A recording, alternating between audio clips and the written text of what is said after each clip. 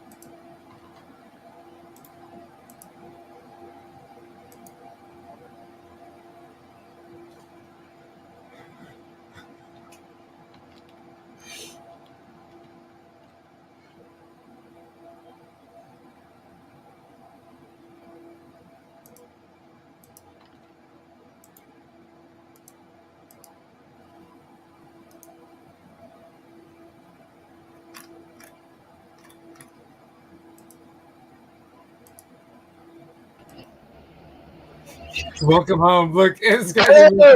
already. Oh, nice. Yeah, let's Uh, do some seizures. Seizures are good. Epileptic seizures. Can you hear the music? No, I can't. I just hear you. I think that I can only talk. the music.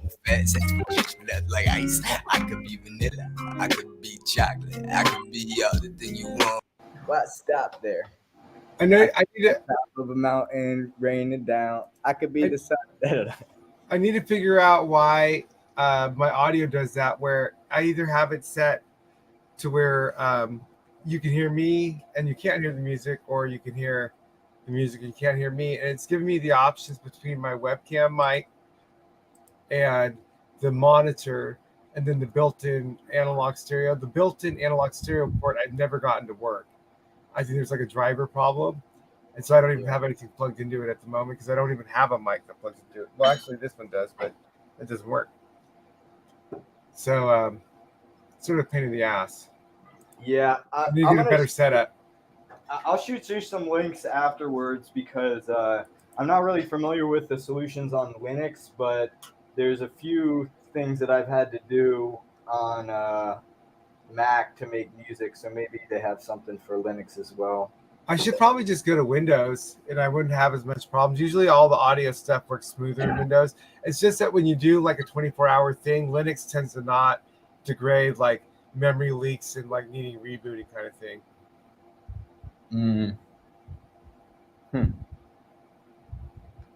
So how goes it?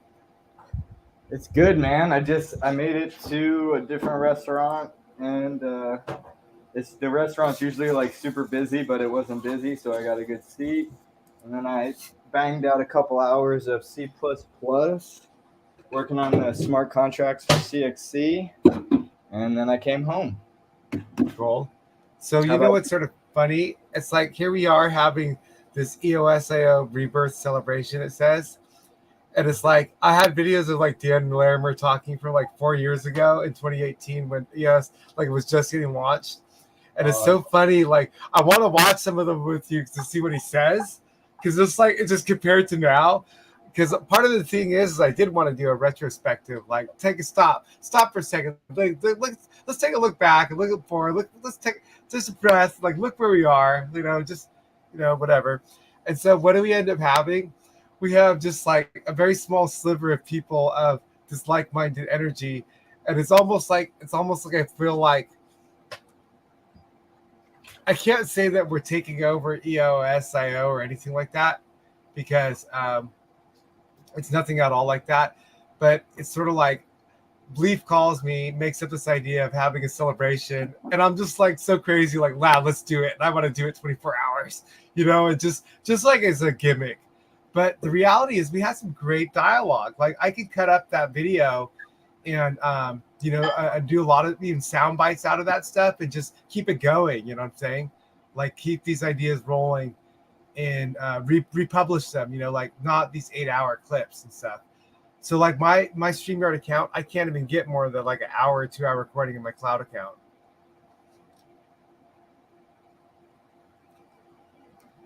Oh. Why are you muted? You're muted. Oh, sorry. Does it let you download the files though? Yeah. I could download them and like cut them up and re-upload them. But oh, look, he's here. What's up? What's going on? Hey, unmute yourself. Yeah. Hey, good job with the tag team there with the translation. That was fun, huh? It could only put some time into it, not that much. So the very same reason why I'm getting late. How's the party going? Cool. We had a great time. It wasn't like a lot of people, but it really was like a party. We really did have a good time. It's the first time I jump into this StreamYard too. Yeah, well, welcome. I got it going on Facebook, Twitter, and YouTube all at the same time. You want to see? That explains that would explain why I went to YouTube and there was no one in there. Right. Well, you know what's weird? I keep getting signed out. Look, and I lost my authentication. Look what Google's doing to me. That's bizarre. I actually went to YouTube earlier today, and there was no one there either. So stayed for a while, and it wasn't even you at the time, and you were playing a video in the background. So I just Yeah, like I figured took a break. I think this one should not be pinned. Is this one? No, and dog left. Dog, don't leave us. Come back. I'm here. Well, there's 2 Dougs here, but Yeah, like which one? I'm like, I was all like, "Whoa, dude, who are you talking to?" I'm like, "I'm still right here, dude. What are you?" Oh, There are that guy. 3. Okay. I see 2. who are we talking to? Like the thing is covering your Oscar. name, so I don't know. It's Oscar. Wait, Yeah, wait. okay. Activate my camera. Thing is that the line's not very good, but here. Sorry. There we go. What? I lost all my authentication to. Oh, you know what? What am I doing? I'm in a private browser. How did I do that? Yeah, That that's was why. dumb. These goddamn conspiracies. No, I was just like, why am I having to log in everything again? I was like, I was just here a second ago. Oh jeez. No. I wanted to. It's good that I see the other dog. I don't know which one is the other dog, but Douglas. I'm Doug too. The other day, okay. The other day I was listening to this podcast, and they talked about this infinite sound. I don't remember the name of it right now, but it was like it's like a fractal sound that it sounds like it's all the way going up in for infinity, but it doesn't really go any higher. And I thought of it because of the music and everything. And I thought, oh, this is cool to share with Douglas because he's all into music and into fractals. So Yeah, this reminds me of it. I just Googled and I see like shepherd tones. Is that what it is? That's it. That's the name. Okay. Yeah, I'll have to check it out. It made me think of like a crescendo. It's like a sound thing. It doesn't go up infinitely. but- Everyone, today I'm going to be showing you how. Oops. Yeah, Oh, that's it. His channel is good. The channel of that guy. the Action Lab. So, what's up, Oscar? What you been up to today? How's your day going? Crazy. Students are draining energy all the time, but it's good. At least today, I felt like it was a very good day because the class went along, and this was a new section too. I hadn't met this group, and they were pretty nice. I think we're gonna get along. It was always great because it's not the same feeling every time. I don't know if you guys had the opportunity to be teaching. But sometimes you get very well with some groups, and with some others you don't feel the same energy. I've never really had the experience of not getting along with a group, but some groups are just harder to get by. The one today was not like that. It was not the case. They were pretty nice, and I liked it. What do you teach? I'm an English teacher. Oh, okay.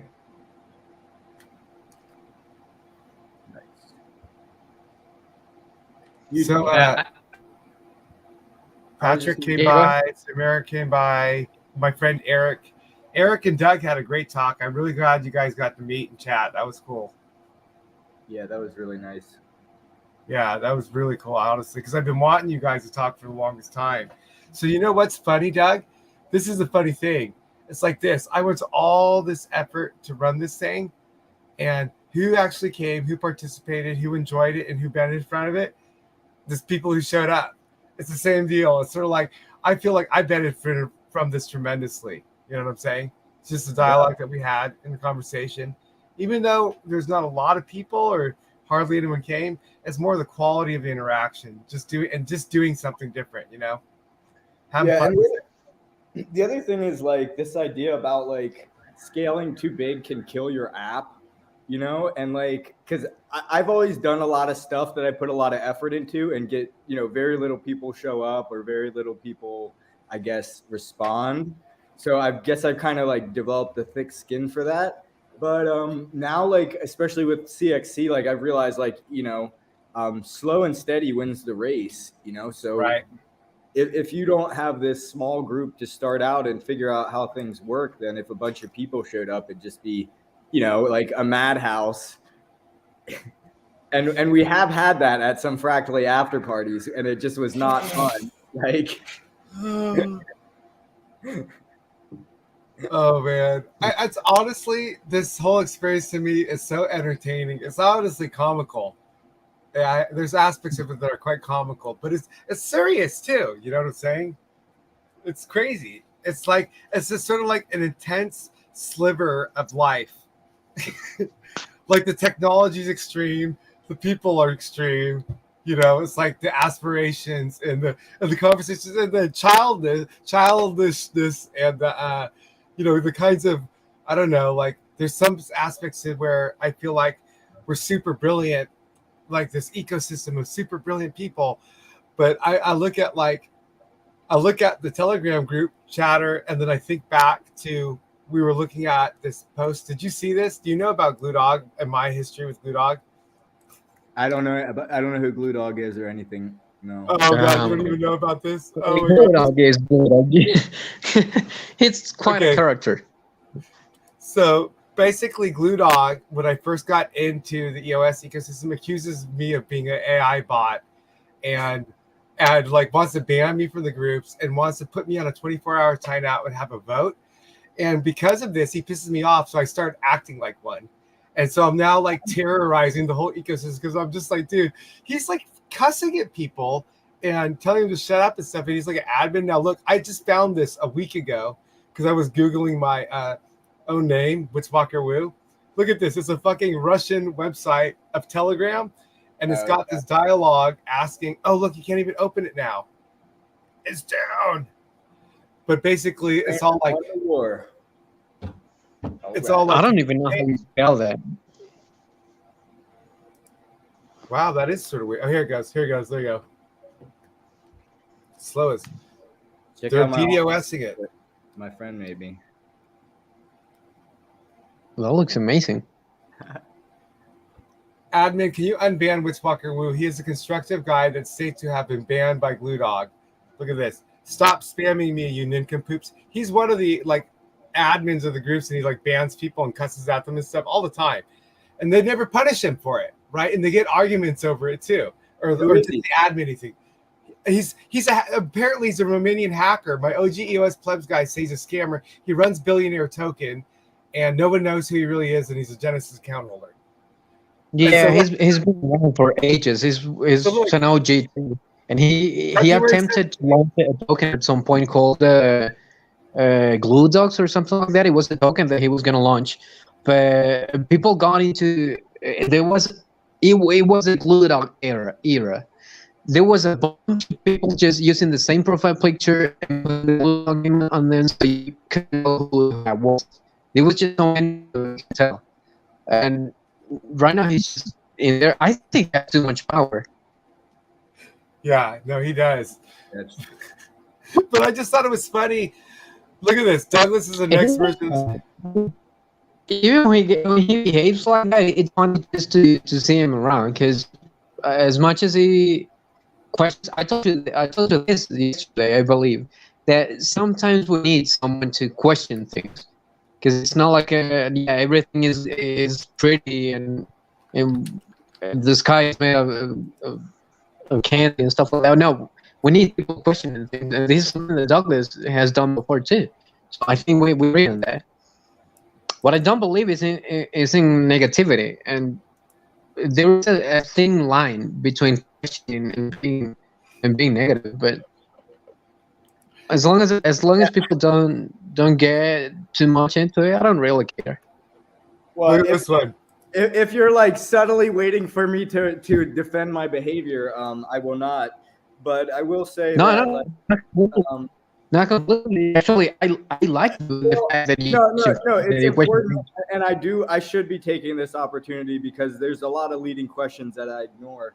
The one thing about me is I have a lot of like cycles. I've been diagnosed with like all kinds of psychiatric disorders, but I don't like believe that. I don't believe those things. But what I do have that I do believe in is I have a diagnosis for a skin and hair condition It mostly affects under my scalp, although I've got medicine and I've got that under control. And now it's in my ears. So I get like recurring ear infections that if I don't put vinegar in my ear like every single day, just kind of drive me like super crazy. And I don't want to defend my behavior, but like that's a big part of it. Is sometimes I just literally I'm just in like a super pissed off mood, and I haven't learned to, I guess, fully control that yet. So sometimes I just like I go off, and the other thing about it is like when I'm in this mood, I also sort of lose reality a little bit. Like I have I'm like confused. Like for example, this past time when I had an ear infection, I thought that one of my friends was trying to steal from me, but it was like not true at all. Like it was just like in my head. So when you do see me go on rants, which I'm hopefully don't do again, but every time I say I'm not going to do it, I still do it. Just understand that like I'm not sane in these moments, and like I really you could just be lacking some vinegar. to make it better. Vinegar helps a lot. I pour vinegar directly into my ear. I just did it when I got home. And it's like the I can feel the effects within 20 minutes, like starting to go back into, I guess. I didn't know this helped the ear infections. Oh yeah. I'm learning something today. I'm learning stuff today. No, I don't think you need to justify any of your behavior. I have really been a witness of you going crazy for that matter. Just in you questioning stuff like Dan, what are you doing? Last time I wasn't in a room with Dan, and that's not cool. You know, I have viciously attacked Dan Larimer. I will say that. No, And I mean, last time I was in a room with Dan, and he said, "Well, my contribution is the biggest because I am paying the people." And at some point, I was like, "Yeah, but you're paying others to do the contributions, so they're not really your contributions." So I don't know, man. This is confusing. But I mean, I didn't say anything. But still, I was like, "All right, yeah, I guess I can't pay anyone to do anything." So yeah, go ahead. I definitely think like attacking a system is fine, but I have also personally attacked Dan Larimer, and I apologize for that to him personally, as well as like it's just not cool. Like it's not cool to attack people personally, like and say that they have these personality traits that are related to the work. Like it's completely unnecessary, and it just comes from this sort of energy I have yet to control. But that being said, like I do have specific critiques, and also I'm not the most educated person on them. And I acknowledge that. Like I talk about the power up model all the time and how I think it could be changed with these small tweaks. Like I've looked at the code and sort of figured out what I think could be the change, but that doesn't mean like I necessarily, that doesn't mean that I'm right, even if I have like a critique. So yeah, like I don't want to go on this forever, but like I do have very specific critiques and suggestions that I do want to continue to keep sharing. But what I don't want to do is I don't want to be mean, and I have been in the past, and I am going to do my best. I am doing my best to be nice. Dr. Wu. Hey, you know what's interesting? I'm following this conversation, and I have remember the after party, the Fractally 8 thing. You know what the interesting dynamic is what? People get upset when they're not heard. People, when they try to express and communicate information to the other, if it isn't honored, received, or respected, that can be upsetting to people. That's the basic bottom line is what's going on. This is a basic gist of your concern. So what I was going to say, Douglas, is it wasn't so much your vitriolic sort of burningness that you were coming out with, but it was that it was persistent and consistent. We sort of already knew, like I was like, why beat a dead horse is my opinion. But you were like, you're just consistently bringing it up, which I respect and value. Because I think it's important that you're trying to point towards true north, and you're going, true north is over there. Guys, you're trying to help us steer the ship.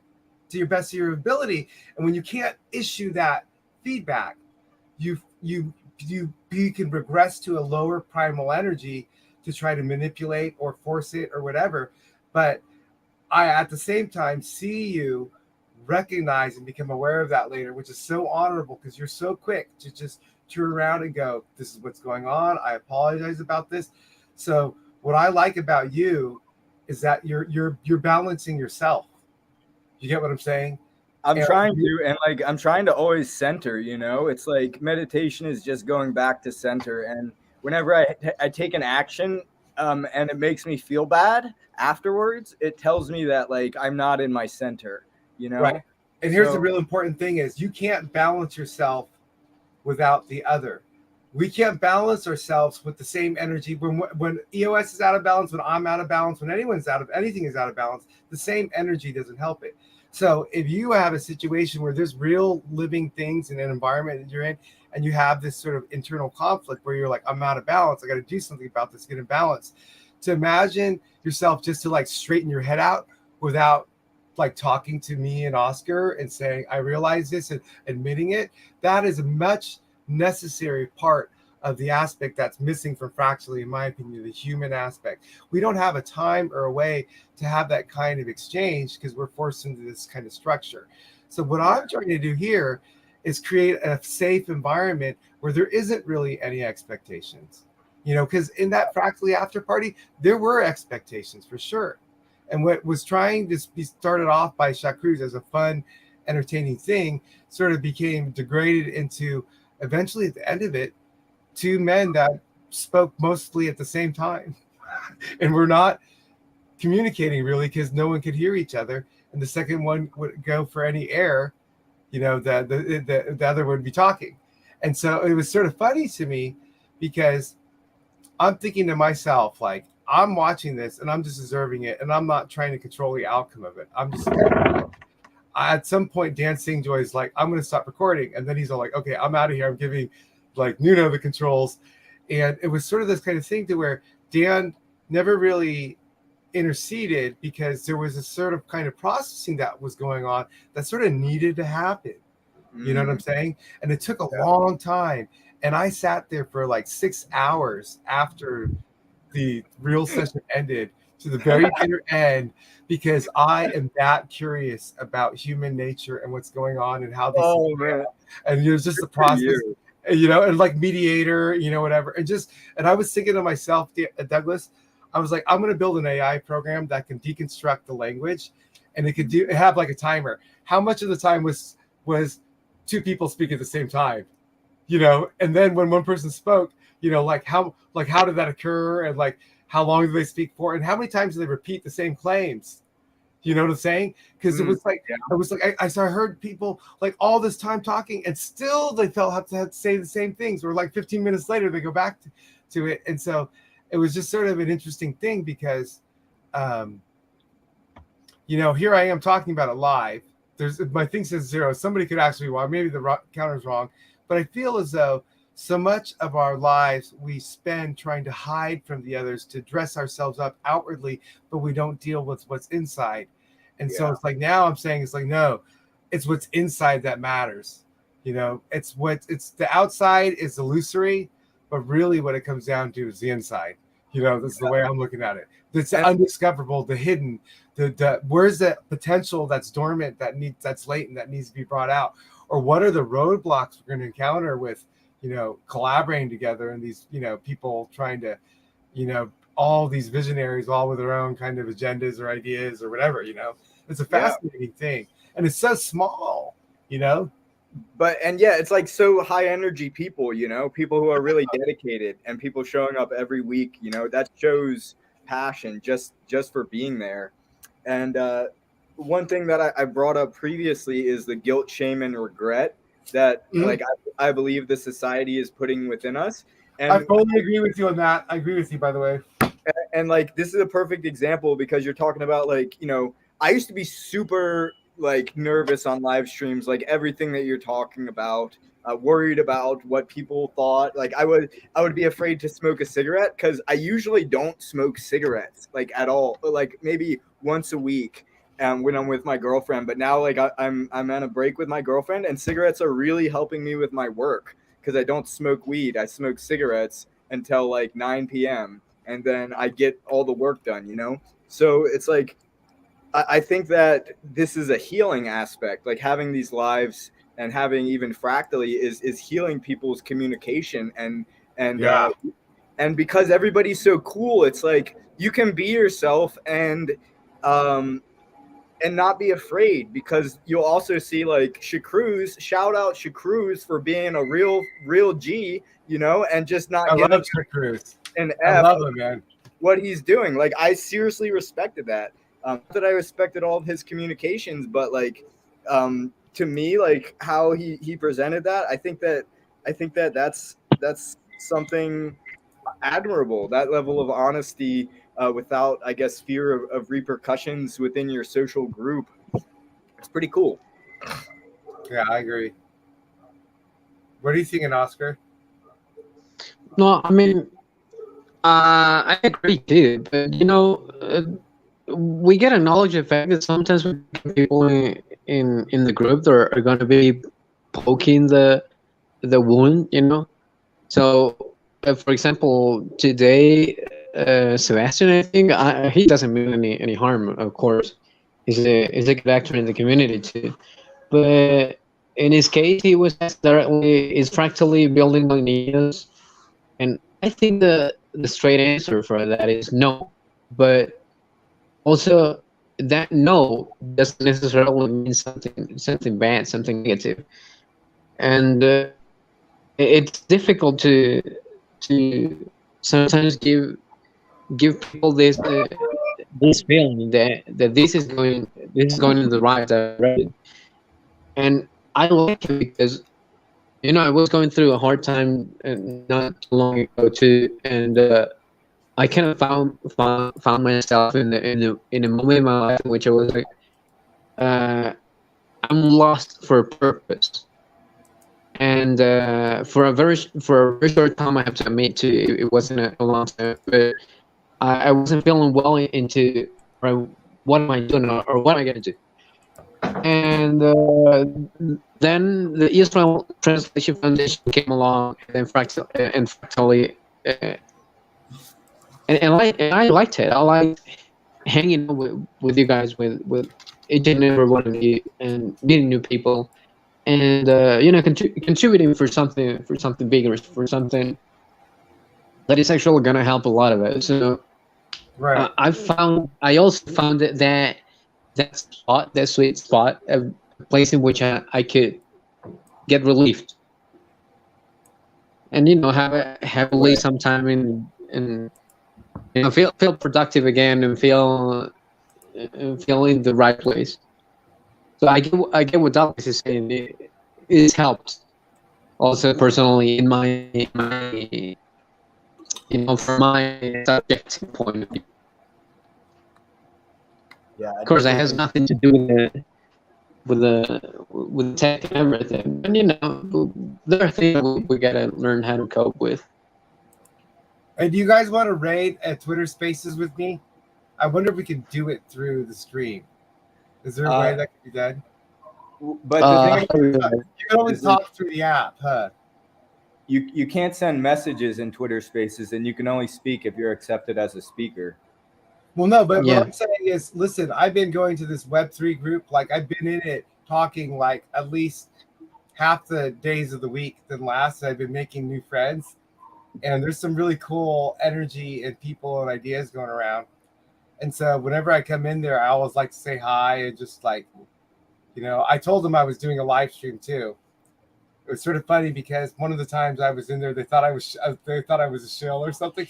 I'm like, you're worried about me being a shill. I'm more worried that I'm being shilled. Like I'm like with this whole thing with everything. I'm just like, what's going on? Because I was really wondering when I first got into the ecosystem. I was like, I know what's going on.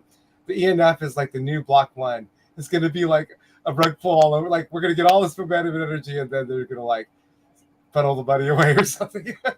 I don't think so at all. I'm just joking. I'm just joking. Very It's normal. I told you, we gotta be pathetic with people because it's normal that they have this post-traumatic syndrome. So Right. they're gonna be like that. They're like, wait, wait, wait, this is not good. They're gonna be, thinking about the worst. So I believe that it's normal because they have this trauma from past situations. And it's we need to have patience. We need to be patient and uh, grab people by the hand and explain them things sometimes. Yeah. Not to like completely jump topic, but how do you guys feel about like I hammered Dan about like, are you going to do an airdrop to EOS holders or to Pomelo contributors or something with this new chain? I would like to see EOS honored. I would like to see EOS people like us who are contributing, who have Pomelo projects, I've given like $100, more than $100 to Pomelo projects. Like, I think that Dan should honor all of us in EOS and all of us that sort of showed up at Fractally thinking that we were doing something EOS related. And then, it took like me really hammering about the token standard or maybe something else to actually get them to say like, hey, we're not building on EOS. That's why the token standard isn't compatible. So I want to hear your thoughts about like, an airdrop for EOS if you guys have ideas. And if we can somehow like mob and try to get some airdrop. Well, why? What's your interest in doing that? What's At my some interest? point, I was saying, I'm sorry to interrupt you, kids. At this point in the conversation in the groups, and the weekend, whichever we played, because then started, saying that no, we're not building on it, and I kind of felt bad at the game because I felt like I also helped to start the fire because he was talking on the Fractally group, and then I asked, all right, but what if you don't get funded? So what are you still gonna leave me? And then he wasn't really answering the question. He was like avoiding giving a straight answer until he did, and it was he said, we're not gonna build. We're gonna launch a new chain, and he shared an article. And I'm like, so this means the on the chain home. And yeah, I've for a very short time I also felt disappointed because we believe we're building on EOS, and there are a lot of things that still say Fractally on EOS, like the ones from Patrick. Patrick is sharing Okay. where he's I can't Fractally on stand EOS, this. and mine, they're not on EOS anymore. So I can't yeah, stand this. we I gotta believe play this you. video.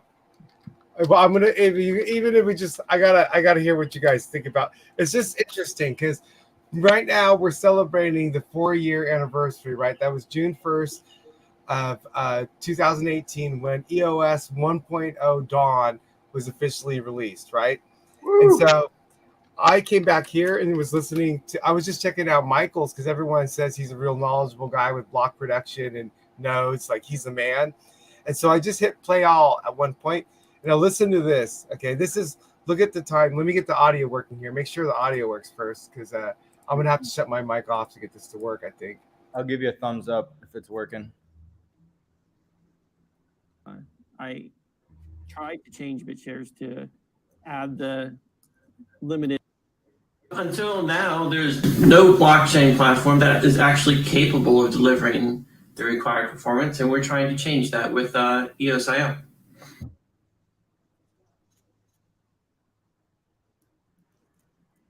I'm confused. Use case. Steam proved another use case, and both of those use cases could benefit from the addition of customizability, programmability, and that's why I'm creating EOS.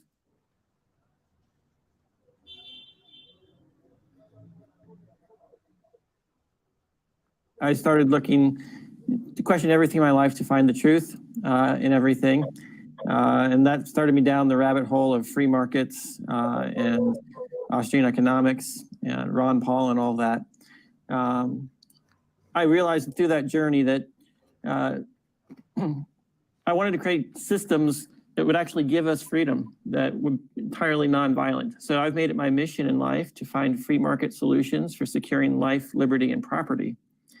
And one of the very first things that you need to do if you want to secure your life, liberty, and property is we need to have a money that's not controlled by the people who can print it and debase it and use it to enslave us. So I started trying to find alternatives to gold and silver because they were just not very easy to transport. And that's when I discovered Bitcoin way back in 2009, when it's possible to mine entire blocks on an average PC. So I've been in the space for a really long time. In 2013, shortly after Mt. Gox had their US bank accounts seized by the US government, I realized that all the exchanges were a vulnerability in the crypto space, and that there was a very real possibility that the governments could shut down the exchanges, and then that cuts off the flow of money in and out of cryptocurrency. So that's why I set out to create BitShares, a decentralized exchange with the primary feature being pegged assets that could be track the value of gold, silver, dollars, yen, and then it can be used to trade against the cryptocurrency. So those who need price stability would have it.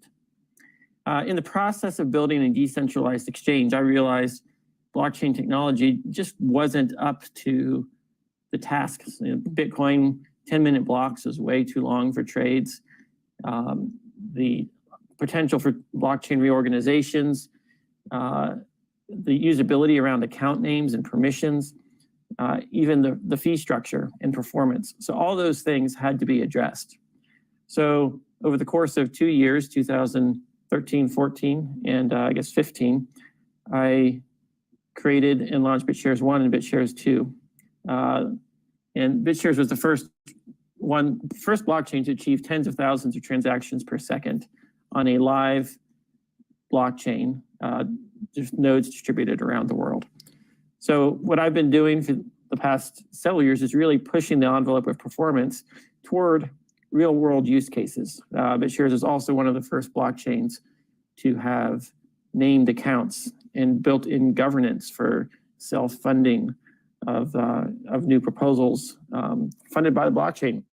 People are actually directly hired by the blockchain to do work. And that allows us to repurpose all the money that's been wasted on mining and toward actually doing work that then adds value back to the. But BitShares still had the trouble of mass adoption. Most people, it's really hard sell to convince them to take their money and put it on this risky blockchain platform. It still suffered from the problem of transaction fees. You have a decentralized exchange that charges you every time you create or cancel an order, even if it's not filled. And that was a roadblock to adoption. So after I was working on BitShares for a while, we started to run out of money to fund development, and we were in the blockchain recession. So I had to come up with a plan to onboard users to get viral marketing and discovery. And that's when I came up with the idea of a social media platform on a blockchain, a platform that would reward users for producing content, and then the content would drive organic search results to Google. At onboard users wouldn't have to put any money into the system. It was the first blockchain that realized that you can contribute work and labor in addition to money. They're all forms of capital that add value to the underlying token. So Steam was an exercise in massively decentralized budget allocation. We wanted the ability to have the masses allocate the block rewards, the billions of dollars that currently go to Bitcoin and Ethereum miners, to allocate those among content producers and in a very decentralized way. We wanted thousands and thousands of people every single day to get rewards.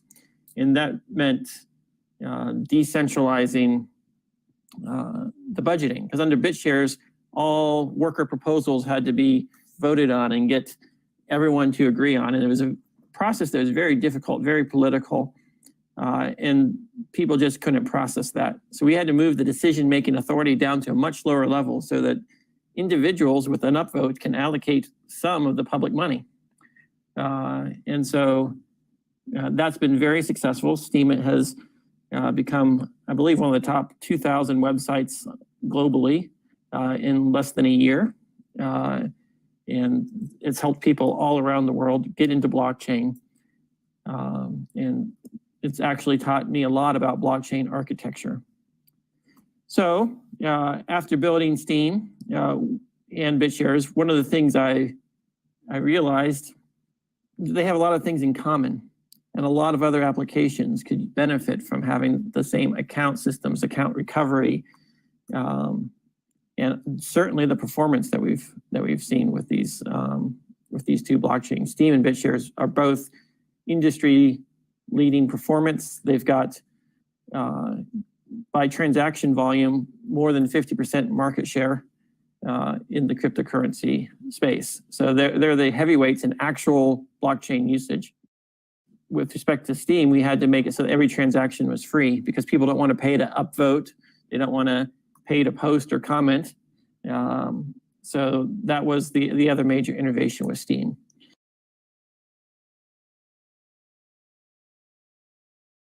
The community of people out there likes things the way they are. So just like Bitcoin forked into Bitcoin Cash and Ethereum into Ethereum Classic, if you want to do major changes or architecture changes to the rules, like Steam took some risks with massive budgeting and inflation, that the BitShares community was based on deflationary model and didn't like it the few times. I tried to change BitShares to add the limited inflation to fund ongoing development. So there's this, once you have a community and critical mass, these things have a life of their own. People have an interest in the way things are, and there's a resistance to change. So the time to move on to a new blockchain is when you've learned enough that you can't move the community along with you. And people want the things to work the way they are.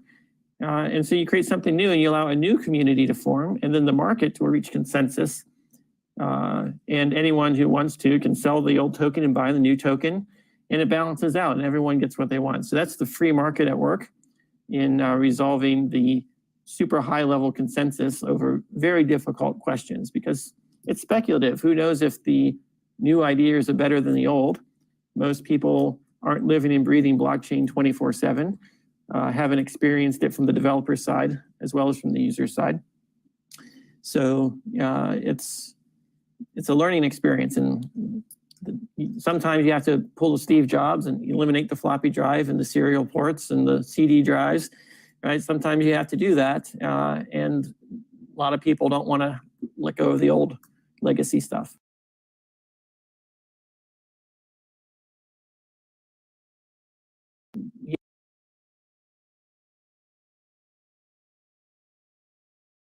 Some people don't want to let go of the old legacy stuff. Yeah, this is a really good video to bring up, and I'm glad you do. I'm glad you did.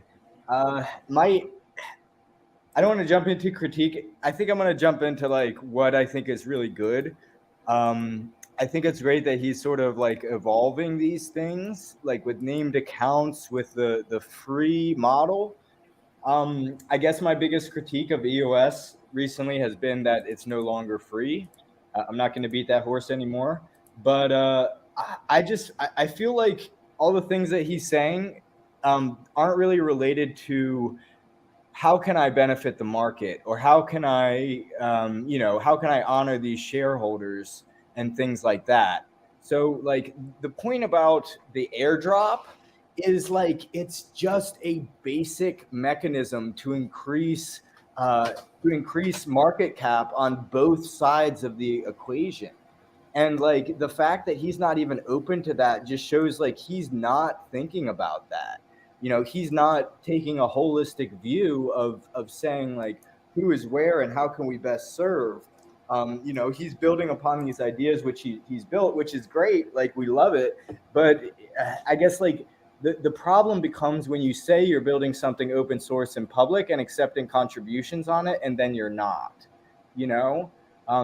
That's my big problem. But like it is super inspiring to see the journey and to see where everything has gone and where it's going. And I pray that on this chain that he does take a holistic view, that he does listen to me for once, or like reply to any of my messages, you know. Like I hope he does, because like you can't expect one man to understand everything, or, you know, especially when it delves into multiple different fronts. And like the thing about the airdrop, which I think is really important, is just like it's like, maybe I'm wrong, maybe my understanding is off, but like it just seems like the most obvious thing to do to benefit not only the people on the old chain, but your chain. Like, it's free advertising and it costs very little. He doesn't talk about foundations. He doesn't talk about setting up foundations to, you know, so you don't have to have inflation. It's just like these very core fundamental things, which you can see in other blockchains, which you can see in other communities. You know, I want to hear what Oscar has to say. I'm curious. Okay, yeah, go ahead. Because he's been around for a while. Hear me? Am I muted? No, we hear you. All right. Yeah, I mean, I think very, very, very similar, because I know that the chain would benefit from you know, not bringing all this baggage from his other chain that left people unhappy. So if you try to honor them in some way, let's say an airdrop or air grab or whatever you want to call it, or wherever you want to do it, I don't really. I'll leave the technical for the ones that are technical, right? But I agree with it. If you honor the do you lose him? Cut out. Yeah, we can't hear you, Oscar. You can hear me? How about now? Now you're back. You're back. Okay. All right.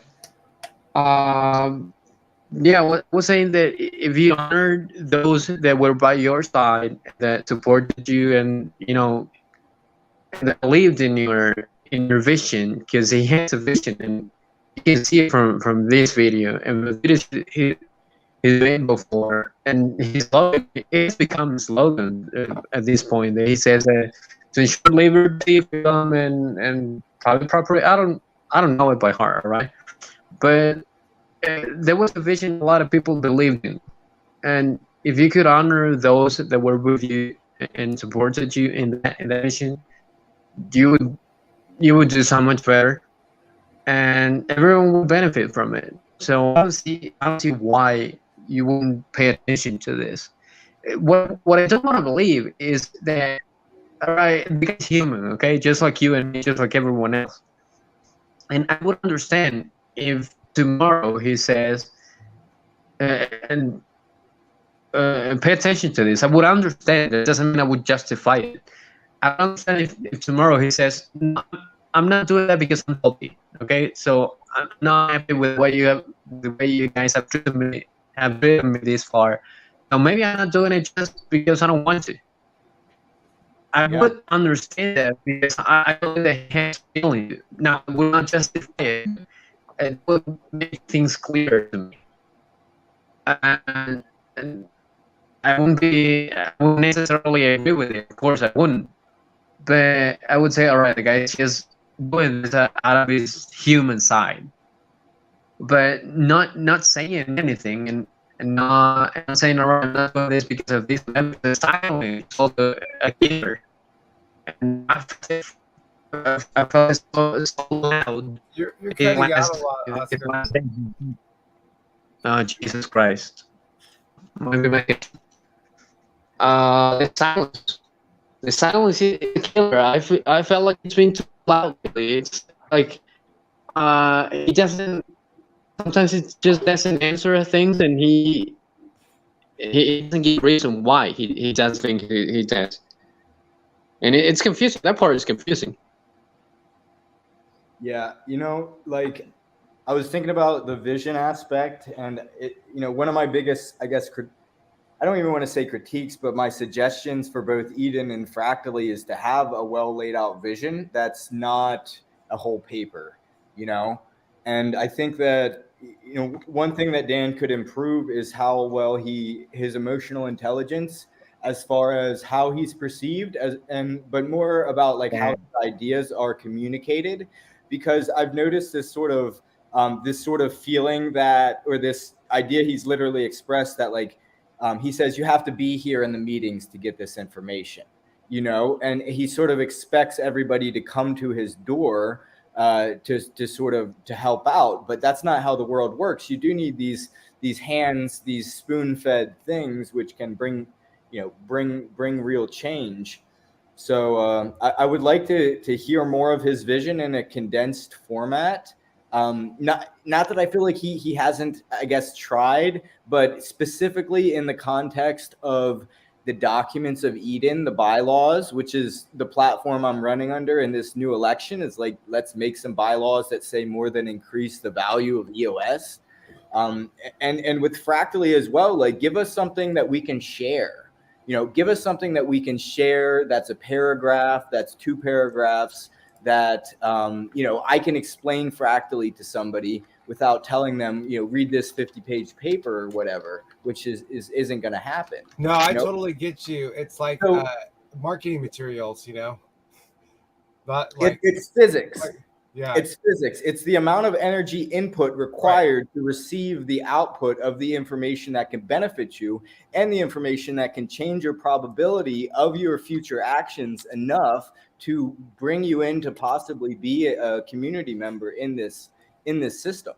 So and the thing is, like, Dan doesn't have to do that. Dan doesn't have to be this person. What he needs to do is accept help. Because like I've been screaming my head off like for weeks. Like now I'm chilled out, but like I wanted to help so bad. Like at a certain point, like for 1 or 2 weeks, I was doing more work for Fractally than I was doing for CXC. Maybe that's an exaggeration, but I was doing more of some types of work, like video stuff. And like I just felt like I never ever although I did feel like I was heard, I didn't feel like I ever had this possibility to change the system, which I really wanted to. And it's like, if he doesn't want to change the system in the hardware sense, like I understand, I'm a system designer too. I design my own fractal curation system too. I understand like having somebody else to come in and say, you're doing it wrong. If he were to come to my system and say, you're doing it wrong, I probably wouldn't be very receptive as well. But the point of it is like, you have to accept help, especially when you're asking people for help. And I feel like at Fractally, like Dan just shows up every week and says everything's going fine, but I don't feel like that. And most people I talk to, like a lot of people are rosy about it, but they still have things that they would like to see better. So like, it's just, I don't know. That's my vent. Thank you for listening. You know what I'm sort of curious about is shifting gears here a little, looking towards the future. Hey, check out that guy. Right. I'm trying to find your Meta Eden. I'm trying to earn my EOS here, man. It's actually not on my GitHub. It should be under the EOS community repo.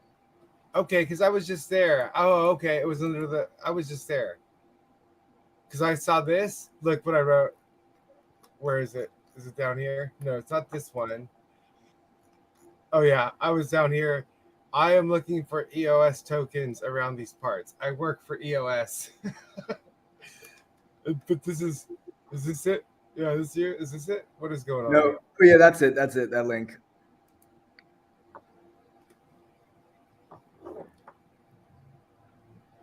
Oh, yeah. See? That's how I got the 2. Is that how I got? What is this? I got Yeah, I got an EOS. I got 2 EOS from this, right? I accidentally sent you 2 because like the transaction wasn't going through, and like I forgot whether or not I sent it. I got paid double because of an EOS glitch. Even my smart contract coding buddy had an EOS glitch. You're smarter than the smart contracts. No, it's actually the power up model, which is why I rage about it all the time, is a big part of it, because I do not use EOS anymore because of the power up model. Like I used to be on EOS all the time, like every day doing transactions, gambling on Everpedia and all types of stuff. And I don't use EOS at all anymore. Hey, listen. At all. I just want to let you know, this was the second most rewarding thing for me to do in terms of things I've done to earn EOS, because I spent 2 months in Discord hammering and engaging in Discord, and Tippett would give me tips. I see like 2 EOS, 2 blah blah blah blah, or 1 EOS, blah, blah, blah.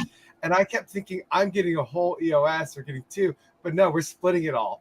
So what ends up happening is like months go by, and I'm like, how do I even get to my EOS? Where is it? So I learned how to withdraw it into my account. And then I realized I don't even have 3 EOS. I thought, oh, if I have 3 EOS, I can join Eden. Like, and then what ends up happening is I get scammed, and I'm bummed because I have no EOS now over this Uniswap scam. And they're telling me, oh, you're lucky you didn't get your keys changed on you, and use the rose. I'm like, there's no secrets. How are you supposed to know? And I was all like, being an IT guy from like the malware from the Web 2 world, I'm like, can't we just do this or do that? And there's nothing we can do. You just have to have vigilance and education. And I'm like, well, who's providing that education? I'm like, I spent like the last 4 months trying to self-educate, and no one's providing me any education, And so what ends up happening is some time goes by, and I go to check my account again. I got 8 EOS. And I'm like, how did I get 8 EOS? That's like almost 4 times as much as I had. And I'm like, what did I do? And I don't even know what I did. And so I go to my Blocks.io and I look at I find the 6 EOS, and I realize, oh yeah, I almost won the quiz for the blue papers, Doug. I almost won it. I didn't even study for it. I just showed up. And I'm all about like the speed reaction guesses, because that quiz is all about timing. And so if you get it right, like I'm going to get good points. And like I'm just guessing a lot of the time, right? And I ended up almost winning it. Like I could have got second easily, but I did pretty good, and so I was real happy about that. And then I couldn't figure out for the longest time, where did these other 2 EOS come from? Because I'm like, I know the quiz, but I'm trying to think, what was the other thing I did that could have paid me an EOS? I couldn't figure it out, and then you told me, and I was like, I didn't realize. I mean, is that normal that you incentivize a repo, or is that like a normal thing that happens, or do you have so that was my first Eden pitch. Like I said before on this long stream, I'm all about data structuring. Like I am sexually attracted. I love it too. Yeah, data. I love it. And so like that was my first Eden platform that I ran on back when I were convinced we were about projects. Is that like when you were mistakenly convinced to give suggestions, and that wasn't there. So I opened up this. It didn't get used. Other than you, there was like one person who submitted I guess a seed. Somebody did submit a seed, but it was not like good. It wasn't actionable. It was more of a complaint. So I wasn't able to submit it. So I'm glad it's getting some airplay, because it's actually like fully functional, and it should be relatively good. Like it should work. It's not the best or anything, but it is something. And if you want to, I was mystified. There are like we still have money to give you. Like no, because I was all like, listen, think about this, Douglas. All this time I spent months on Discord, just haggling around in these chat rooms, just commenting. It could be anything, right? What value am I really doing to build? It's like these Telegram groups. What values is creating? So I've been on GitHub tracking repositories and repos and studying them, following them, getting all these notifications, trying to see if I can understand it. And most of it's like way over my head, right? So I finally find a repo that I can read. Like I go to Douglas Butner's repos. It like makes sense to me. And not only does it make sense to me, he's like got all this spiritual shit, and he's got this purple blux or whatever, and the solar thing. And I'm like, I get it, but I don't get it. Like, I want to learn more, but I'm intrigued. And so, check out my fresh. Go back to my GitHub. Check out my fresh repo. This is the latest, like, super cool thing that I've done that nobody cares about. Well, no, but what I'm saying is, it's like, if I had known, because I want to learn more about coding, and I knew I didn't know how to pull a request a file or whatever. And so I just didn't even Google it. And I saw it. I was like, I'm going to figure this out. I can figure it doesn't involve coding. This is just like text. It's like documentation or something. Like, I'm going to figure out how to do this. And I wasn't even sure what I did, if I did it right. But then when I got paid and I did it, I was so happy. I was like jazzed. But then the other day I was trying to do a pull request, do that same thing again. I couldn't do it. I was like, but to be incentivized for that was awesome. To actually get paid for that. I was like, man, in the 5 minutes or less it took me, I got paid the equivalent amount of EOS as in 2 or 3 months of Discord. Yeah, fuck with me, you're gonna get paid. That's the real shit. Yeah, I was like, okay. So what am I doing? So, we do have 18 more EOS. I got a 10 EOS prize, and I matched it with 10 of my own EOS. So I'm looking for that 10 EOS, man. I'm like, where's this EOS? It's just in my account. But I'm like, I want to jump through a hoop. Where's the hoop? I'm like, I can't find the hoop. I'm like, hoop, where are you? I smell it. Me. So I have to talk to. There's something I can click on to read about, or how do I get to this? I'm sorry, I didn't understand. I'm getting excited. Because you were saying there's some, like, if I make a proposal on some sort of project or something, and so I'm figuring there must be a repo that's advertising this thing, like, right? So go to seedtemplate.md. It's the last file on the list. Oh, that's where it is. And this is like an example, and the idea is you copy and paste this into a new markdown document in the correct folder, or if there's not a folder, you can put it in the main directory for either Eden Fractally or EOS, and then you just share your idea, and you have to get past me. And I got you. Speak very clearly about what my requirements are, and the big thing is that it's actionable, and that you have you need to have something that says you did it, or like there has to be some deliverable attached to it. But yeah, the biggest thing is these like actionable steps, because like, I don't know, I guess you're like one of my people just to learn something is all you're doing. Is sure. That what you're doing? No, not at all. I'm trying to actually source community ideas that can improve these systems and present them in a way that can help future systems. Wait, what are the seeds posted in the repo? This is the seed template.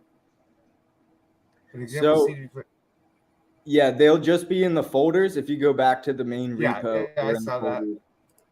If you want the example, you can go to the Fractally repo and then see the meeting proposal one I did. So this is this all yours? Is this your repo? That's Eden. Okay, you're in Eden. It's hosted on the Meta Eden account, and they made me an admin or a contributor or something. But I do not own the EOS account. No. Oh yeah, that's right. Duh. Shout out Todd. Todd allowed me to be there. So he all right. So let me look at what's already going on in here. Increasing membership. So what is that? I mean, what does this mean? There's nothing in here. There's nothing there. The keep file is just something for GitHub to keep it. If you want to see one, click Meta Eden again. You're in Eden right now. You got to go back up 1 to 3 so you can get to Fractally, because you're in Eden. Now go to Fractally. There you go. And then go to meetings or proposal primitives.md. Okay, so yeah, there's meeting primitive, proposal primitive. Okay, yeah, that one I'm not finished, I think. Or else just that got messed up. But yeah, if you go to the meeting one, it's actually like, this was not supposed to be committed. I apologize about that. I think I accidentally committed that file because I was working on it and then I didn't finish. So what you're trying to do with this is like capture data about a user or something? No. Explain me that, because I'm not doing it either. Go up 1 level and go to the meeting one, the meeting folder. It'll all make sense. So yeah, go to meetingprimitives.md. I think it's the top one. Yeah. Okay, so you have the abstract. Meetings in Fractally currently provide no structure to the format of the meeting and no mechanism to record important information about the meeting. Important information is that which may affect the decision of a stakeholder in the future. This seed will address a solution that may be implemented or referred to when developing the final solution. Meeting primitive. JSON structure that contains all the important information about a meeting, including attendance, their votes, funds allocated, and a record of work that was contributed. So, yeah, I mean, justification of importance. Attendees, a record of attendees that can be used to incentivize attendance outside of the internal mechanisms. So that way people could say, okay, I have my own token purple. I'm going to send you 0.01 purple for every meeting you attend or something like that. And then votes, tracking votes allows for a measure of collusion that can be applied algorithmically. Conversely, it can show loyalty to a particular person. Man, you're gonna make me work for these 10 EOS. Right. This is an example, but yeah, like the idea is like this has to be a well laid out idea, because what I hate is like I hate when all these great ideas get lost. So what I'm trying to do is I'm trying to take some of the great ideas in Telegram and then bring them to open source GitHub. That's it. That's what I'm trying to do. Yeah, because you know what was funny when you said earlier, like, yeah, there's a point in time earlier where I was spending more time working on stuff for Fractally than for myself. And it's funny because I remember when I first started looking at all this stuff, I was like, what the hell is all this shit? This guy's doing all this much stuff. Like, he's taking it that far. Like, how does he have any time for it? like he's not even like, I don't know. It's sort of funny, but you got pretty good respect, Douglas. Right? I think so. I was at 6 at one point. I think I'm down because I got like last and then second to last. So I'm probably around maybe 10 or 12. But see, here's the deal. Here's the deal, Oscar. The culture in the Fractally group, because it's designed by developers, favors developers. So if you propose something in a smart contract format or in a GitHub repo, then they're all like, yeah, no, that's not how it works. Like I wish that I felt that I was being anywhere adequately like acknowledged for this, because like it is something that programmers should want, but there's a whole nother cultural side of it too. And like not all programmers just work for free on shit that they like. Like I do that. I do exactly what I want to do all the time, and I fucking love it. But most programmers, they need to be paid for something, and usually they're either dictating orders as leader of the project, or they're receiving orders and doing whatever they're told. So I do understand about sort of like the mismatch to some of maybe the hardcore programmers who are like professional programmers getting paid. And yeah, like I would love more people to use it. Like, and when I say like I don't feel adequately contributed, I'm not talking about in respect. I'm just talking about like I genuinely want these ideas to be spread. Like I'm here for fractal governance. Like I also build fractal governance systems. I'm trying to take these great ideas that we have and say, hey, let's live up to this book, which we say we are, more equal animals. Let's fucking do it. Like, and they're talking about open source, like open source and shit. Well, here it is. I built the repo because it wasn't there before, so that we can do it. So step up. Well, like, the problem is look, dude, and listen, Douglas, it's simple. Not you, but I'm just saying, like everybody. It's simple. You're not part of the cool kids club, and you'll get to be part of it once they unveil it. But you can't be part of the team that does all the design parameters before the chain is started. Remember when Dan said, once you start a chain, it goes 10 times as slow? It goes what? It's too hard to change.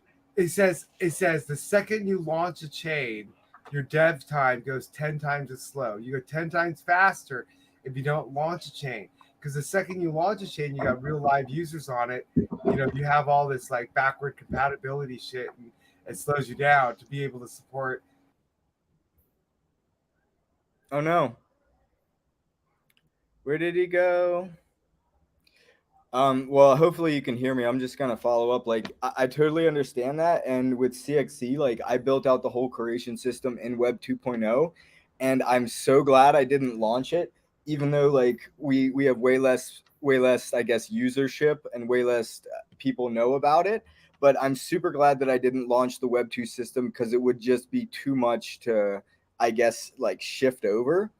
And yeah, so like I do understand that, but at the same time, like I think that we need to do what we say we're doing and like do open source as well, so that at all stages there is at least the ability to open an issue. Because like I do understand that when you're programming, there's a big time derailment for any sort of distraction.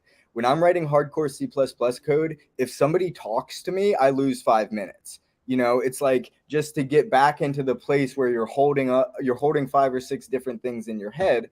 And when you're on a team and you're working towards something, and maybe I don't have enough experience to speak about this, but I feel like those distractions are even greater with inter-team communication. Like if it can be too much of people suggesting this. So there does need to be that managerial style where there's one person dictating what the rest of the people do.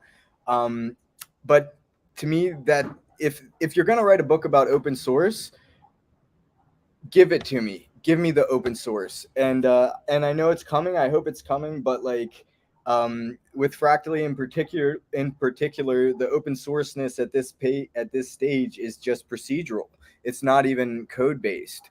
So the fact that we don't have an accepted proposal system to contribute to that ideological code base is the same to me as having a closed sourced actual systemic repo. Yeah, it's not really open so far to this point. He's been saying that it will be, but as of right now, I kind of don't feel like it is. And also something I wanted to say, I've seen you very active on the developers group, so I think you're still building on the CXC, right? Yeah, so we've been online since 2018. We've been live since December 18th, 2018. But since then, we went through one upgrade in the next 2 years. We went through 2 upgrades in 2 years, but we haven't launched beta, which is our smart contract system. I originally designed it with a Steemit integration. We launched as a Steemit app, a Steemit dApp. Hey, we got Doug back. Hey, sorry about that. I went to Windows while it hung up, so it should be better, I think. There you go. Yeah, I'm kind of ranting, but just to end my rant, like we were waiting for the SMT token, and I designed the tokenomics to be just for like an SMT token, but not really using all the benefits of an SMT token. I was just sort of like playing with it in my system because I like free transactions. And then when it never came, or they did publish something on testnet, but they never actually released it, which shows it's not supported. Then I basically took a soul break and was like, okay, well, what are we going to do? And that's when I found EOS, because to be honest with you, like I'm not like, I study systems. I don't study people. So I didn't know who Dan Larimer was. You know, like I had heard his name. I knew he had something to do with it. But like I built a Steemit dApp without really knowing who Dan Larimer was. So I didn't know about his had already moved on to EOS. And like when I found out about that, I found out about Wax. I found out about Telos. I was still reluctant to build smart contracts because I knew I didn't know what I was doing. So my goal was to write enough EOS.js that I didn't need smart contracts. And our tokenomics right now, like we have NFTs that you can stake tokens to, and we send you tokens every day. And we just use other people's smart contracts and scheduled EOSIO calls to do that. But sorry, I'm ranting a lot. But last thing, now I'm actually writing the smart contracts to make it fully on chain, and they are on my GitHub under beta sudo. The actual contracts I'm building in public. I'm doing what I'm calling other people out. You know, I don't say that I'm building in public. I never promised that we would do this open source, but we are. So like, if somebody wants to contribute, that they're more than welcome to, as well as to learn from these ideas. You know, it's open source for a reason, because I don't believe in hiding behind IP and stuff like that. Like, I trust that the more value that I provide, the more value I will receive. Cool deal. Okay. I love it. So that's what you're doing now in the developers group. That's why you're active there. Yeah, I'm literally like You're learning. I see you learning stuff in there. I know you're also active on Wax. What are you building the same? He's a Wax dev. We're on Wax. Wax. We're on Wax, man. We're a Wax dApp. You want me to bring Alright, it so to you? you're building the same build. Although I will say our token standard, we wrote a music NFT token standard, and it does work on EOS. So you can benefit on EOS from our system, or from our things that we have. Okay, so you're using both. No, we're not. We're not using EOS at all. Not at all. But the token standard works with all EOSIO chains that are on Atomic Hub. So Okay.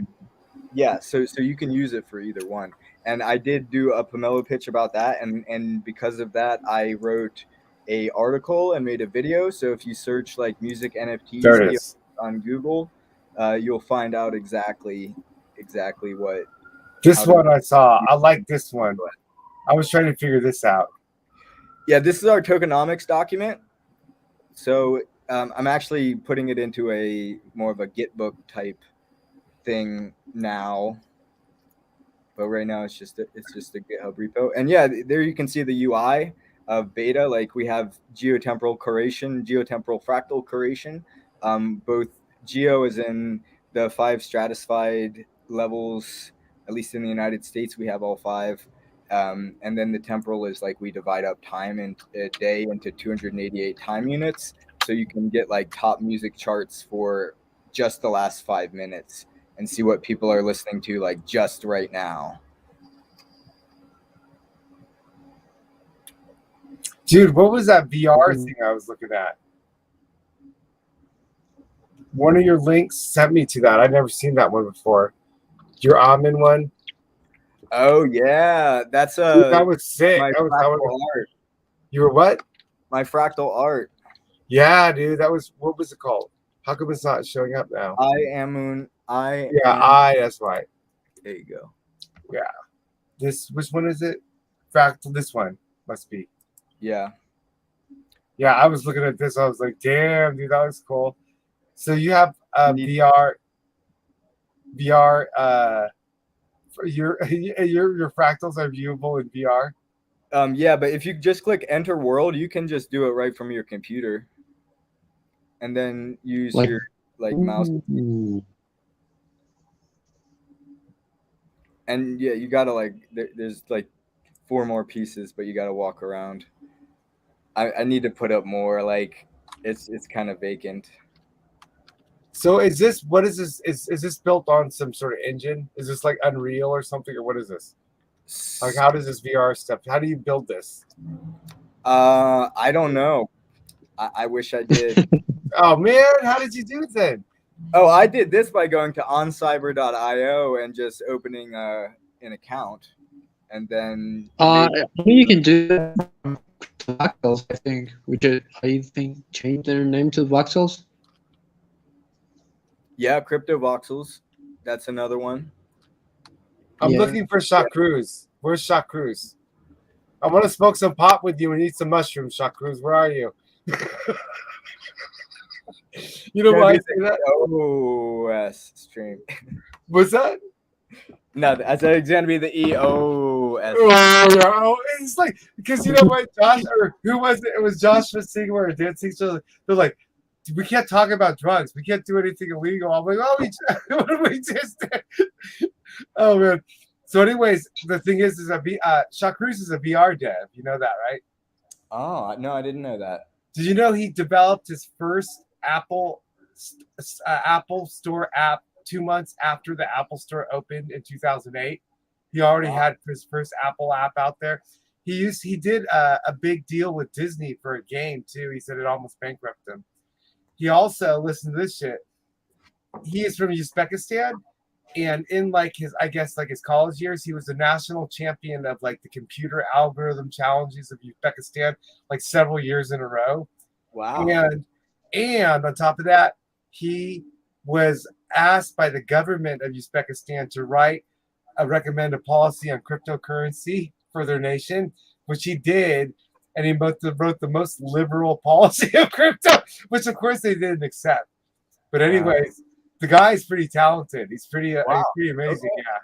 Well, thank you for informing me. Like, I'm gonna have to talk with him because I got a lot of ideas for. Because he knows how to smart contract too. He said he got into smart contracts. He just wanted to know. I wanted to understand it, so he started getting the smart contract work. But anyways, he just got a job recently. He has a friend that's a out staffer, and so he constantly needs people to fill in spots. So we got him a job doing that.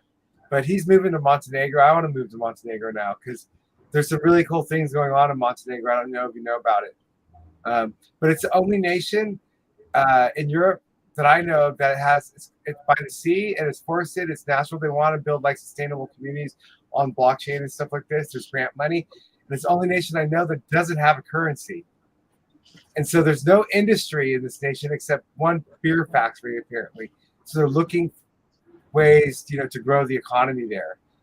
And so I've been talking to Michael a lot because I have this vision of creating sustainable communities around nodes, API services, block production, and web hosting, but like have like an off-grid, sustained, renewable, it could be on-grid or off-grid, but like an energy infrastructure first, utilities, and then waste treatment, and then you can just build in, like I want eventually to where you could have like a local community that will solve every problem for the local community. Like everything from health services to laundry to community meeting space to education to, like all these different things, but in a very compacted format. And then having like optional, like, do you want to build communities with yurts or gigacrete homes, or you want massive, like big apartment dwellings and like, but energy efficient, cost efficient. And then, create local economies to where like people who have no jobs, no training, no skill sets can just walk into this place and you have like, it's not massive, it's just enough to where as long as there's workstations where we can create an educational system that can gamify the process of learning and incentivize them in their local region and give them options and alternatives to, and skills to where I want to integrate it with anything. Like I have a big passion about wood recycling. And I want to make a whole industry of nonprofit foundation that fuels and funds its whole operations through waste recycling, donations of computer equipment. Michael of EOSIO would say, says you can come here with a trailer and get like a trailer full of used computers, to where I have the hardware skill set where I could train students to how to troubleshoot these things, rebuild them into functional servers, to start building API nodes with them, start building Linux boxes with them, reinstall Windows. What do you want to turn it into? A voicemail machine? I mean, just a file server. You want to run your own little WordPress thing. But what I'm leaning towards and I'm trying to push for is a decentralized model where we can basically turn every homeowner into like robustize their home and qualify it to where if they have the speeds and they have the redundancy of power and whatever, make them a block producer, make them an API node, but do it to scales of economy where there's so many of them to where when those rolling IPs are flooding this thing, like you could redivert the traffic to like, these like there's all these little local nodes that, because the thing is no homeowner wants their internet connection just slammed the whole time with traffic. You know what I'm saying? So you're gonna have to sort of like either throttle it back or like really beef it up. And you have to sort of think about what are you actually doing with it. And I think there's a way to actually make sort of like API services that are like not dependent on just like one or two, like a centralized source where it can like mirror it or something like that. I don't know how it all works, but what I found out is Telos, or is it Wax or Telos? Do you know about Hetzner's or something like that? There's a type of server that's being used in Telos. That's a server.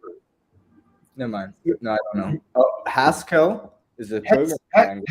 No. Haskell? I don't know what you're talking about. Well, basically, it's a kind of thing where people who are in Telos are block producers, but they have like a cookie cutter configuration provided by a provider that has a set hardware configuration, and that is a managed service. So if something goes wrong with it, they just replace it or something like that.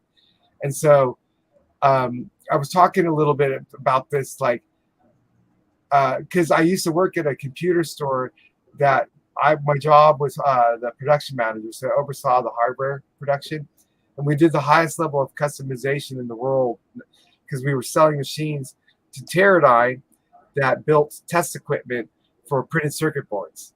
So basically, like if you get anything today with like computer electronics, you got a printed circuit board in it. The large majority of printed circuit boards are tested through Teradyne test machines equipment. Those machines were driven by PCs. Like when I did this, it was back in the 90s. That was when we had the jumper CPUs. The original, like when I first got in there, it was like SCSI was popular, for the high end. I know you're beyond me.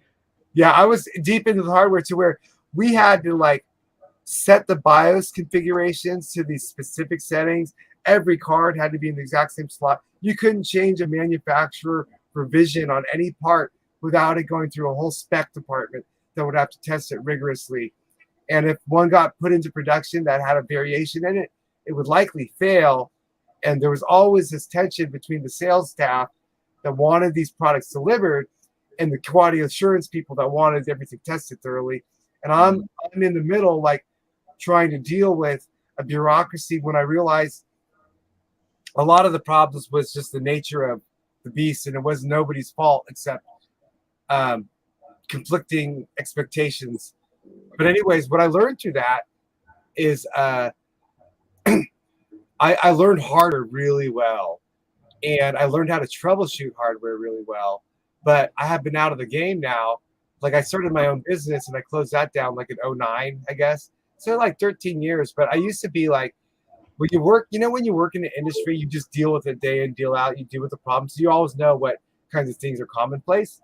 Yeah. And so like I've taken a lot of time off, but I know that if I get back in the game, I have enough foundation. I didn't even realize that Oscar left. Sure.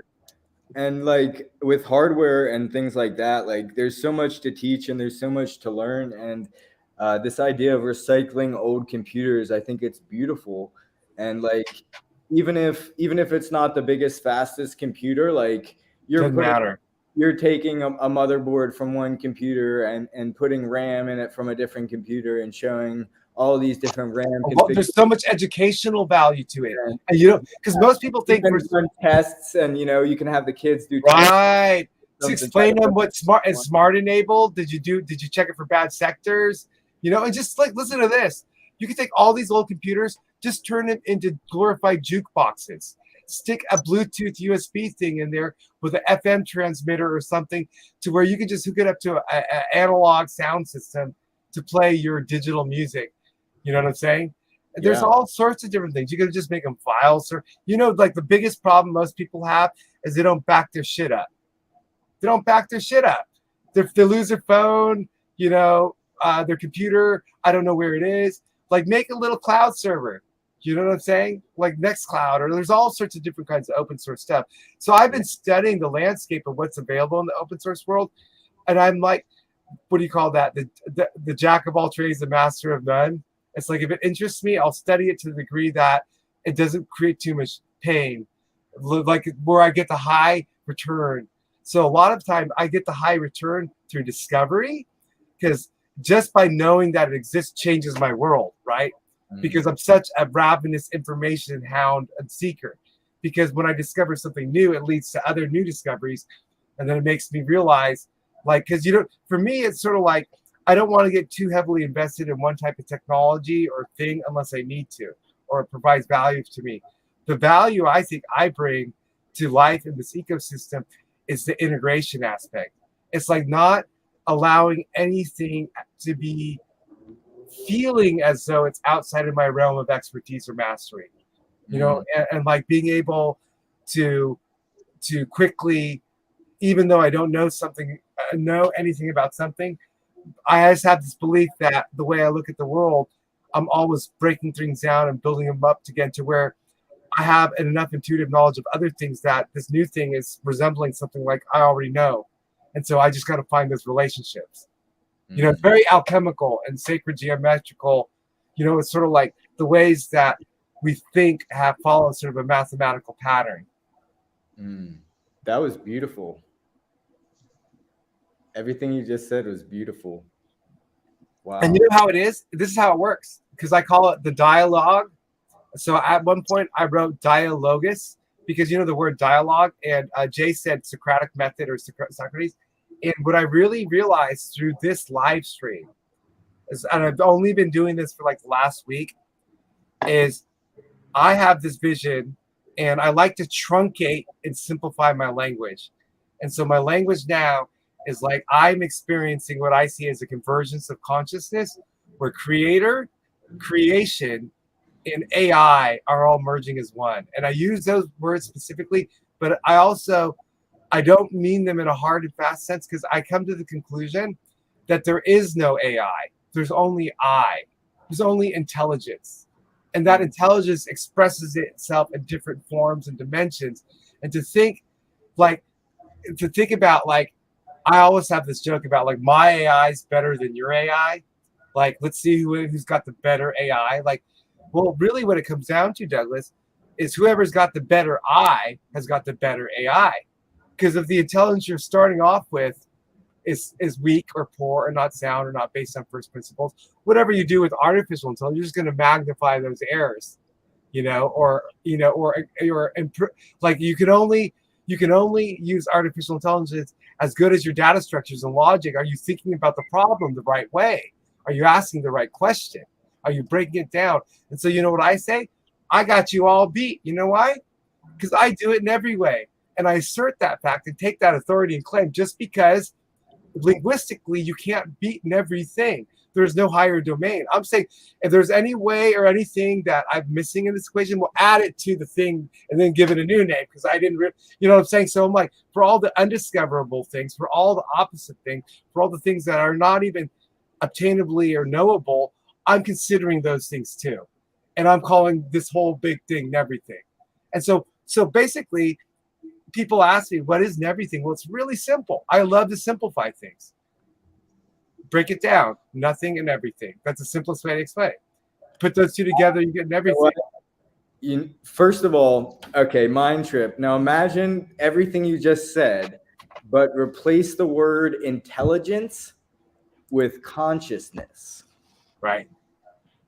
Artificial consciousness, and so I have bumped into information related to our galaxy, related to one group within our galaxy that has had their actual consciousness pushed into artificial form.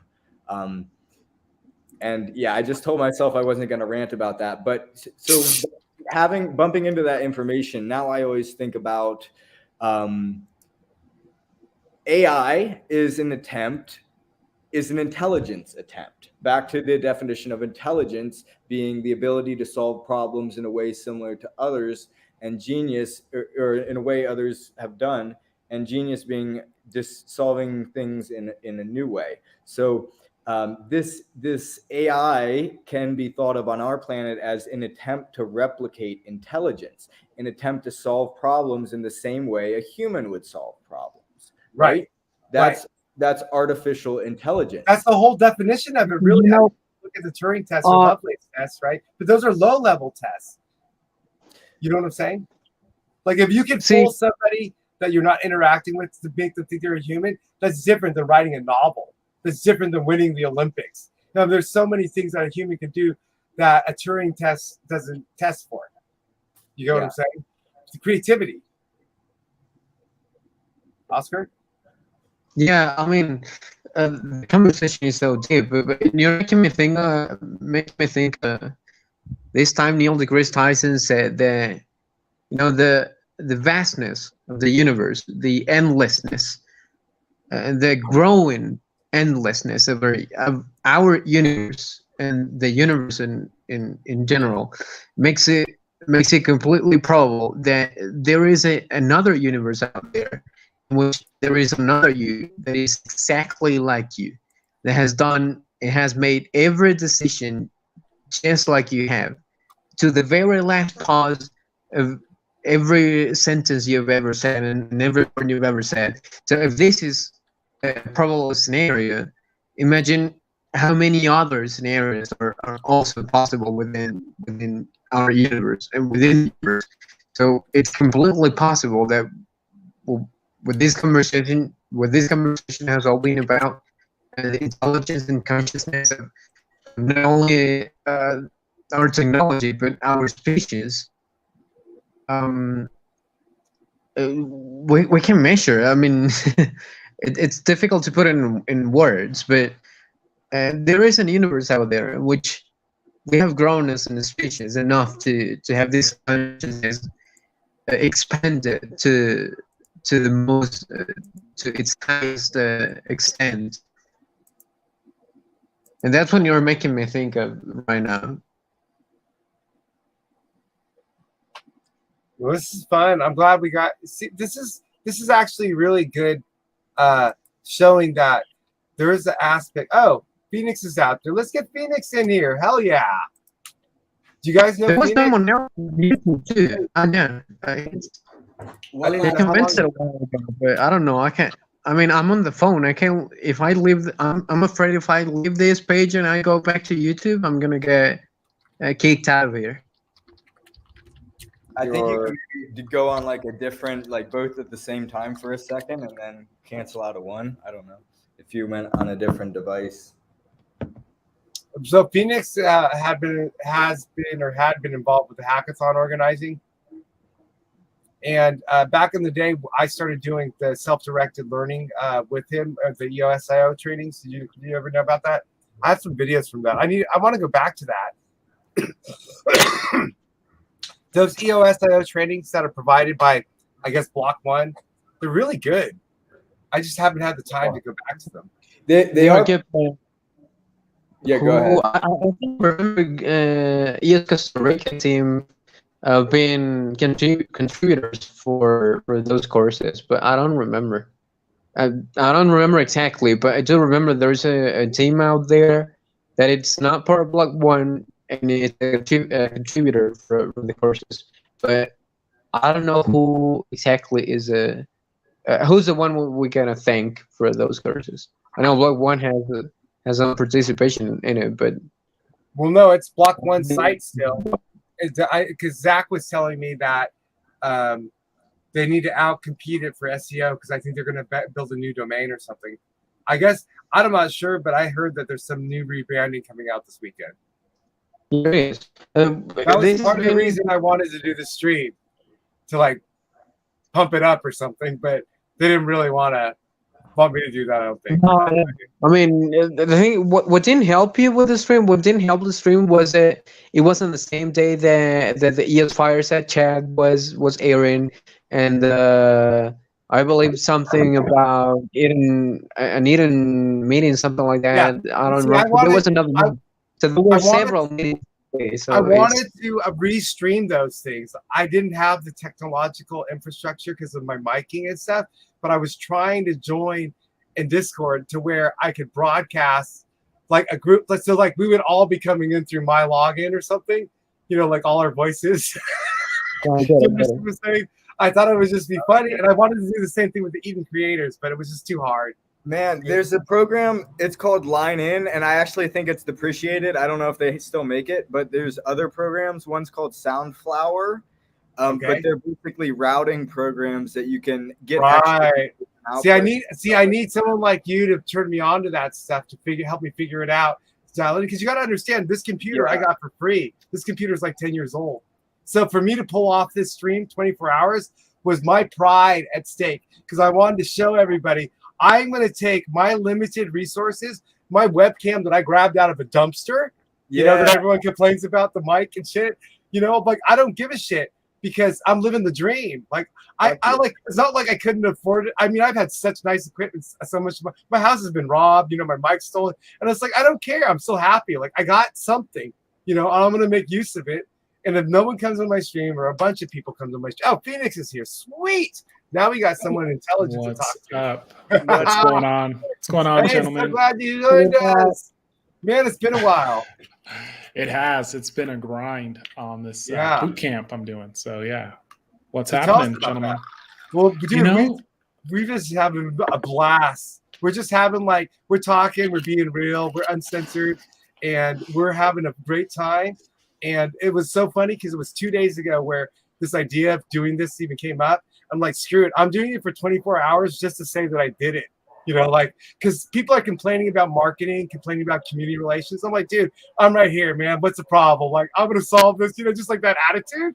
They don't know what to do with me, Phoenix. They really don't. They're like, he's a loose cannon, you know, what is he going to do? And I'm getting into it with Glue Dog and stuff, and it's just hilarious for me. It's like, it's almost comical. Yeah, I've kind of stayed abreast of your progress, I guess. But yeah, for myself, it's been insane. The boot camp has been so enlightening, I guess, and so challenging, but in a good way. Because you're spending like 15 hours a day, you said, or something? I was like, it's literally like 15 hours a day. I just got done. Wow. I've been up since like 5, so it's a pretty long day. Yeah, I'm pretty beat, but like every day we do something. Today was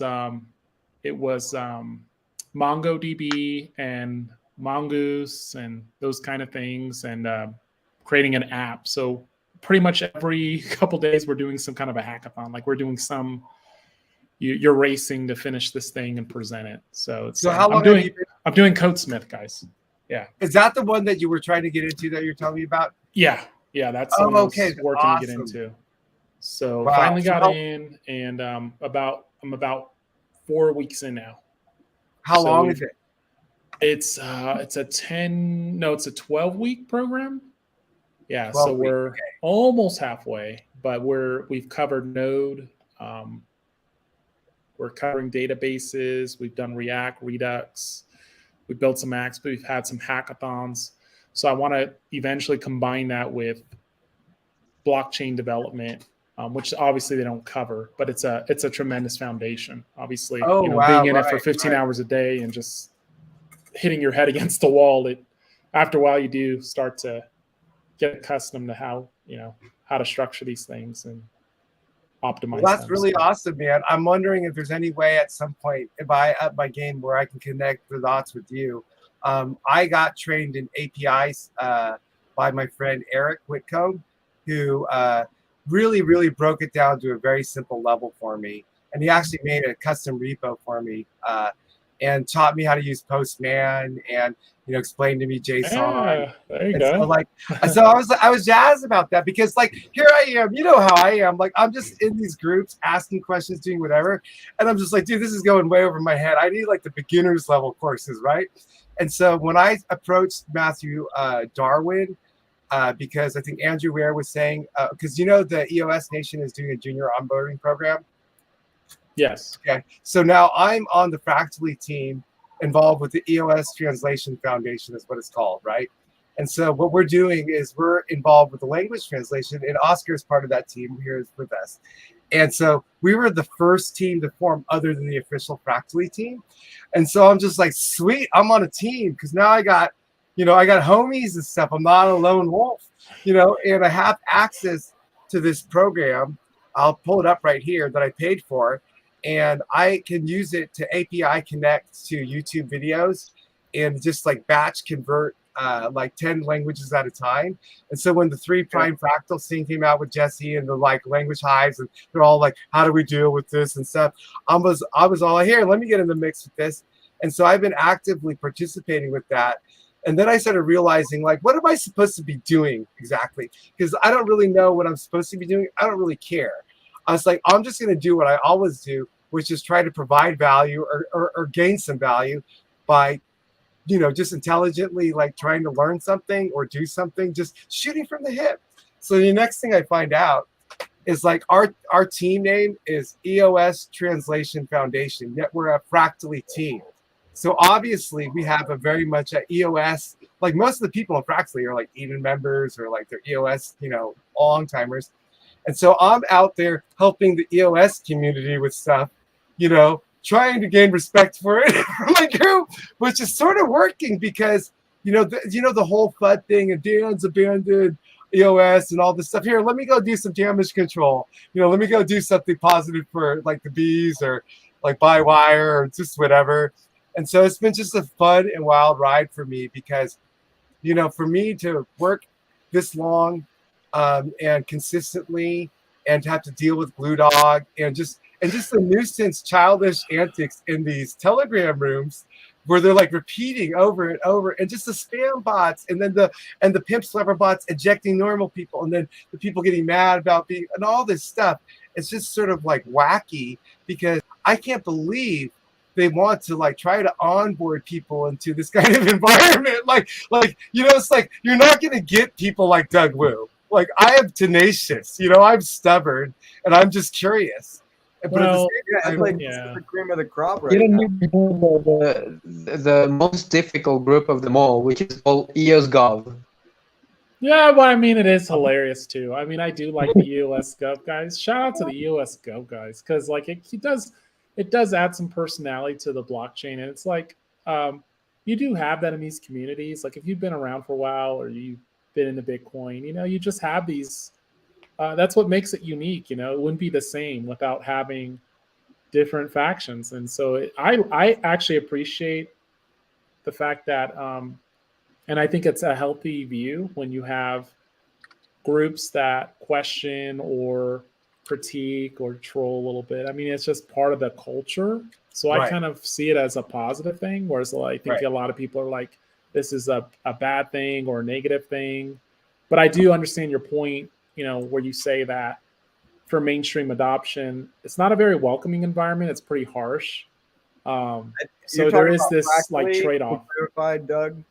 Or are you talking about Fractally, right? No. He's talking about like the Gov channels or like just different. No, I mean, there is a Gov channel. I don't know what that is. Oh, it's like an OG. It's called like that. ESGOV.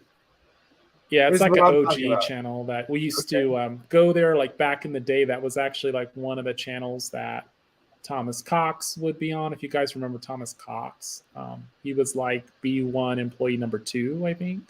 So he basically got employed by Block One after Dan to help to foster this governance on EOS, right? That was like one of the biggest things, if you guys remember, in the early days of EOS, that was touted as its advantage was this Ricardian contracts and the ability to have, say, arbitration on chain. And so that promise really didn't get fulfilled, partially because how long have you got? I know Douglas has been around for a while because I've seen your name. I want to talk about this actually. Yeah, you know the history with this shit. Like, well, no, I want to talk about specifically Ricardian contracts because I was about to ask a question today in the group about where is the documentation on how I can comment and pre-process like comments when I'm writing the smart contract into the Ricardian contract, because I've looked at the system contract and I've seen them doing it. I've seen them doing this sort of syntax which translates, but I'm not aware of the tool or I haven't seen a proper introduction on how to do that. I don't think it actually. Yeah, it is entertainment. I don't think it is like.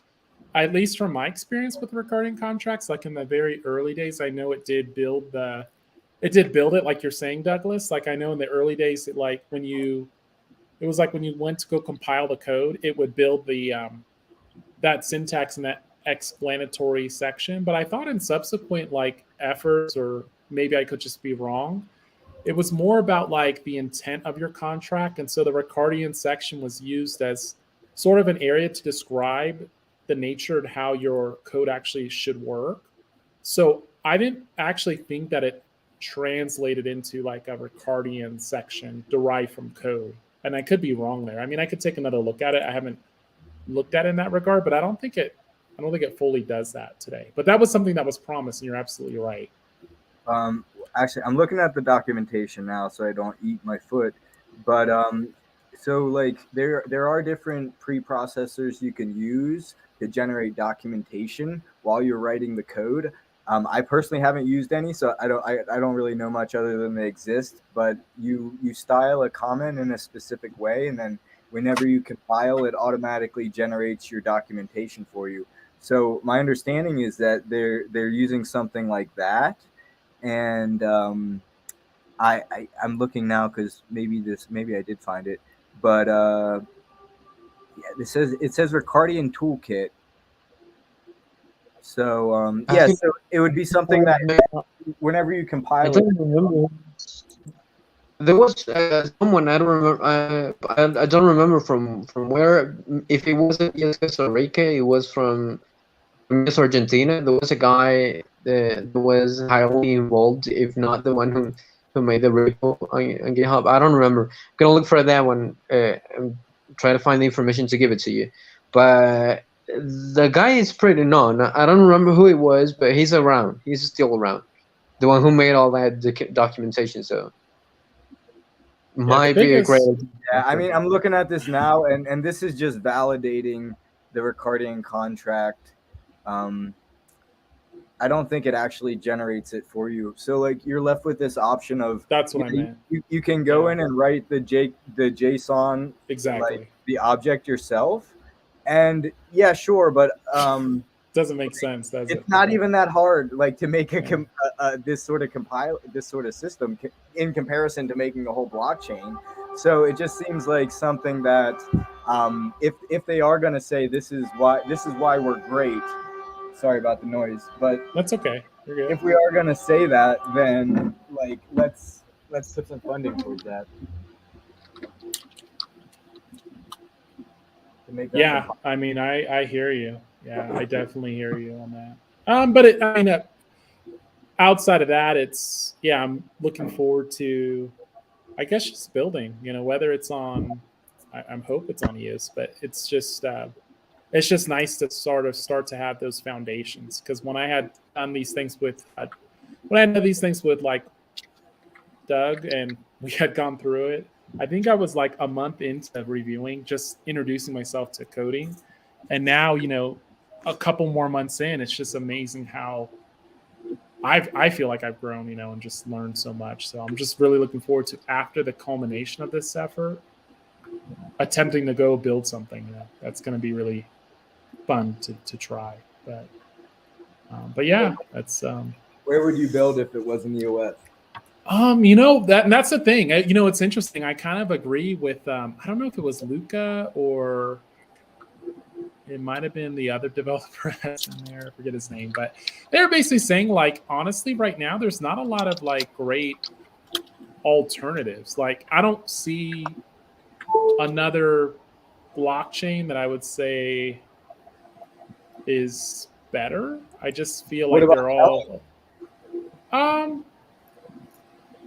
Yeah, I mean, it's definitely there, but I guess what I'm saying is kind of like Peter Thiel's argument, where, you know, if you look at something, you want to mess with something that's 10x better. Like, I look at these blockchains that are out there, and they're marginally better or marginally less than maybe where EOS is, right? But it's not like 10 times better. And like, I guess we just really haven't seen that, guys. You know, that level of capability, the level of, I mean, Ethereum, I would argue, even though a lot of people don't like it right now, I think Ethereum does have an advantage in a sense of the developer tool sets and the resources, not necessarily money, but just like the type of documentation and support for developers. And EOS doesn't really have that. Like, even to build a few things these days, like, you kind of have to go around. Like, I remember when I did it last with Doug,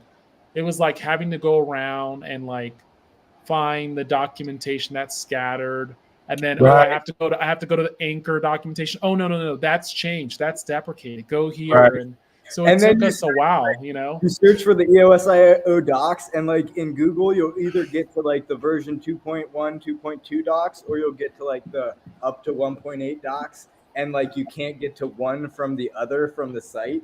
It's just like there's all these weird things to become Yeah. an EOSIO. So it's like good luck. Like I guess all I'm trying to say is like I'm not trying to say I like Ethereum, but all I'm trying to say is like Ethereum has the advantage in a sense of just the docs and I think just the developer community.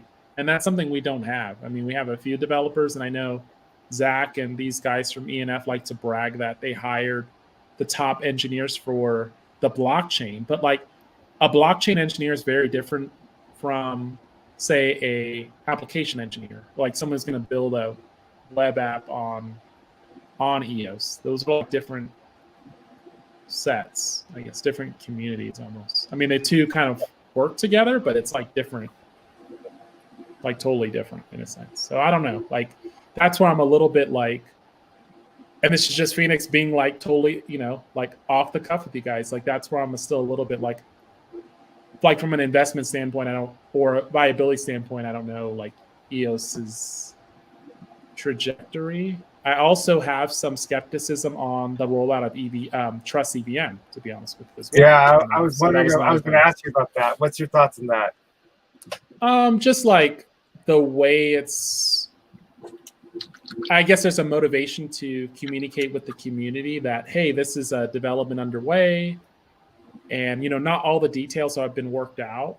But I think part of the frustration with the community is like this effort.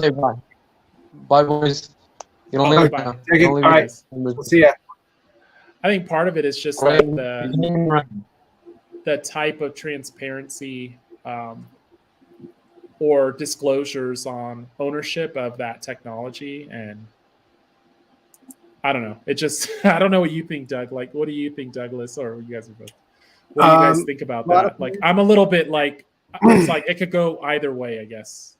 Like, this is a conversation I haven't been following, but I am very interested in it only because I don't know how many Ethereum devs have come over to build on to Trust EVM except for one, and his name is Esteban. And after the Trust EVM group was first created, he was getting kicked out of the group by the Pimp Slapper bot because he was trying to ask questions, posted too many comments in a row, and then followed it up with an actual URL, God forbid him. And so he gets ejected by the group. Well, the funny thing is I'm in there, you know, like I'm monitoring it, and I see him asking questions. And so I'm trying to go, oh my gosh, we got a new ETH dev in our community. Like, don't let him get away. Like, let's keep this guy around, right? And so when he gets knocked out of the group, I had just added him as a contact to make sure I could stay in communication with him in case something happened. So now he can't get in the group, but I'm still in the group. And he's like, I want to know this. Like, he's trying to actually code, and he wants to answer some question. And I'm like, every other single post I see in Telegram is people arguing about something stupid. Here's some guy who's actually trying to be productive. Now he's getting banned from the group by, you know, these automated bots that are protecting us from the bad bots. You know, it's a good bot gone awry, you know? And so what ends up happening is, you know, it's like late at night, and I'm like trying to like send out distress signals or like looking through the group. Who are the admins? You know, who should I contact? But what ends up happening is I finally get him back in the group. And because of that little incident, I decided I'm going to be his friend. You know, I'm just going to keep close tabs on it and whatever. And so at first he asked me, you know, like what kind of, he comes in and he's very simple guy. And he's just like, this is what I'm doing. This is what I'm going to do. And then he just does it. And as he's doing things, he's like educating everyone in the group that happens to be there, what he's doing. And he's on the ball. Like he's like working on weekends, or if someone posts anything, there's a little error, he's on it, you know? And so what ends up happening at some point is he decides to start teaching a class right through the Telegram chat. Like he makes up some docs, he makes up a weekend challenge, and he says anyone can follow along. He's not going to teach the class like live, but you just follow the docs and then you ask questions if you get stuck, you know? So what I ended up doing was taking two of my friends. Oh, I didn't tell you, I'm partnered up with Jay Taylor now. Did you know that? Okay. You know, yeah. You know, so yeah, I made a real simple agreement. I just love Jay. We get along. We got a good, got a lot of good synergy and natural complementary aspects, but seeing things on the same level in a lot of ways. He's willing to dream big with me, right?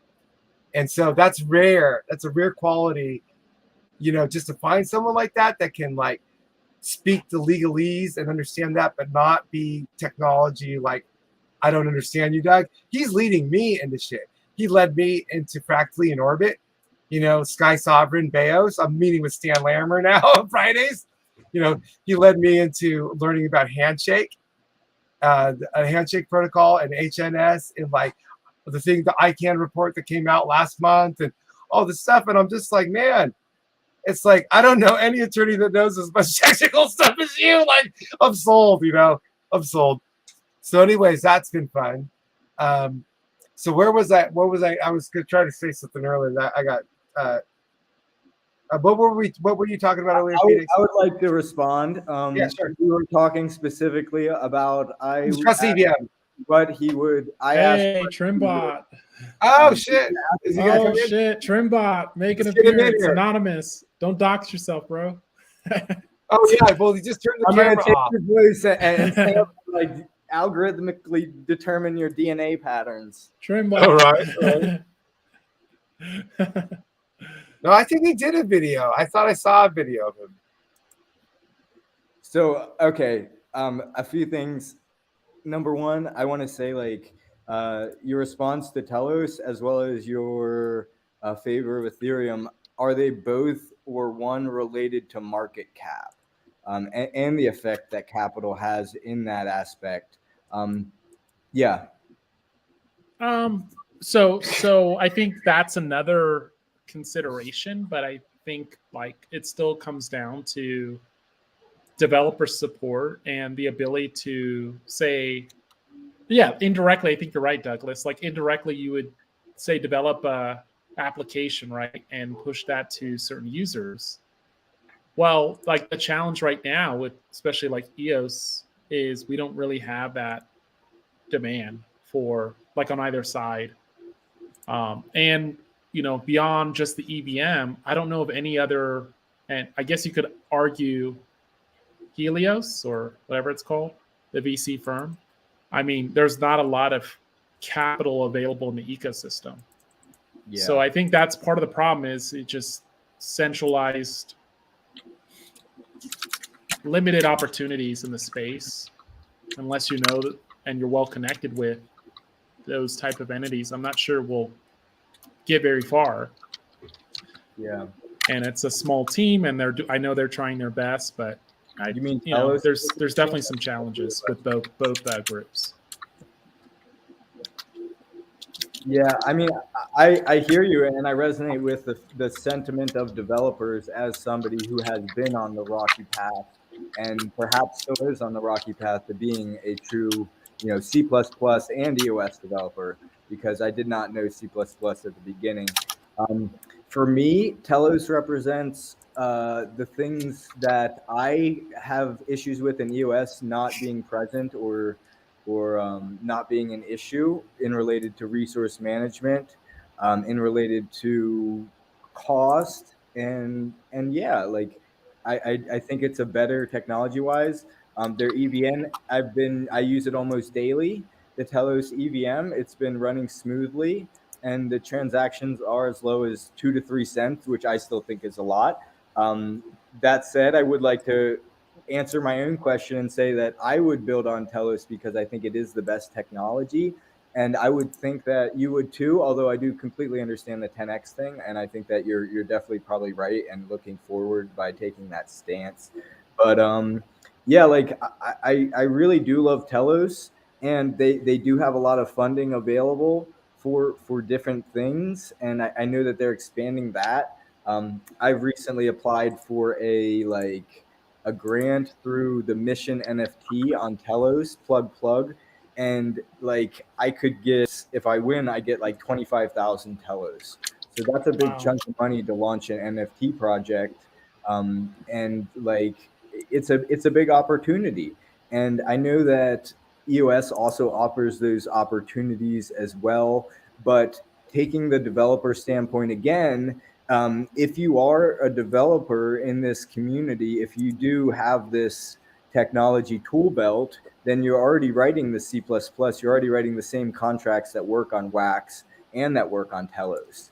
Wax is a whole nother thing, and I absolutely love Wax. I'm very grateful that our DApp is on Wax. I wouldn't change that, but it's also ideologically different from a blockchain, being that it is somewhat centralized and their resources are apparently being supplemented by the central organization as well. But that also helps their user experience go through smoothly. So most days you transact on Wax in a second. A lot of times it doesn't even pop up a browser if you choose to like pre-approve certain actions, because it is a custodial wallet.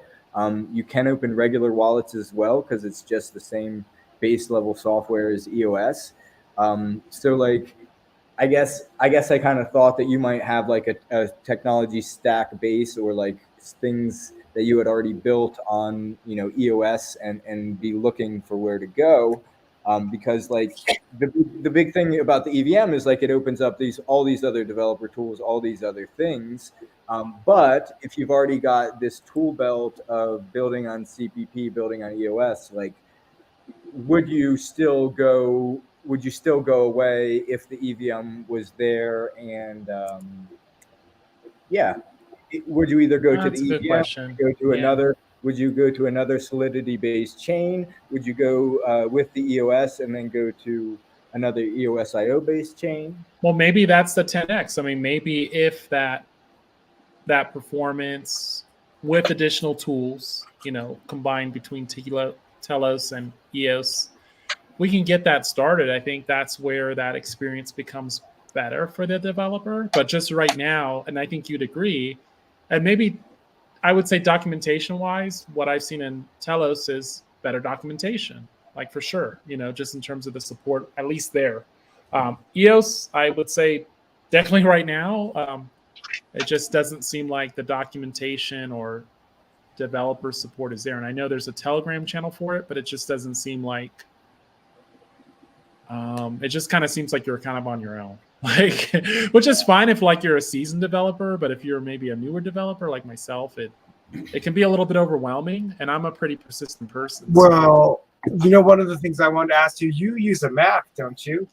Yes. Do you know about the survey that they did about whether they want to continue supporting Macs Oh, or that was not? another thing too. Yeah. Right. See, I caught wind of that when they first brought it up, and I was like, oh boy, because they were like ready to drop it. I'm like, are you sure you want to do that?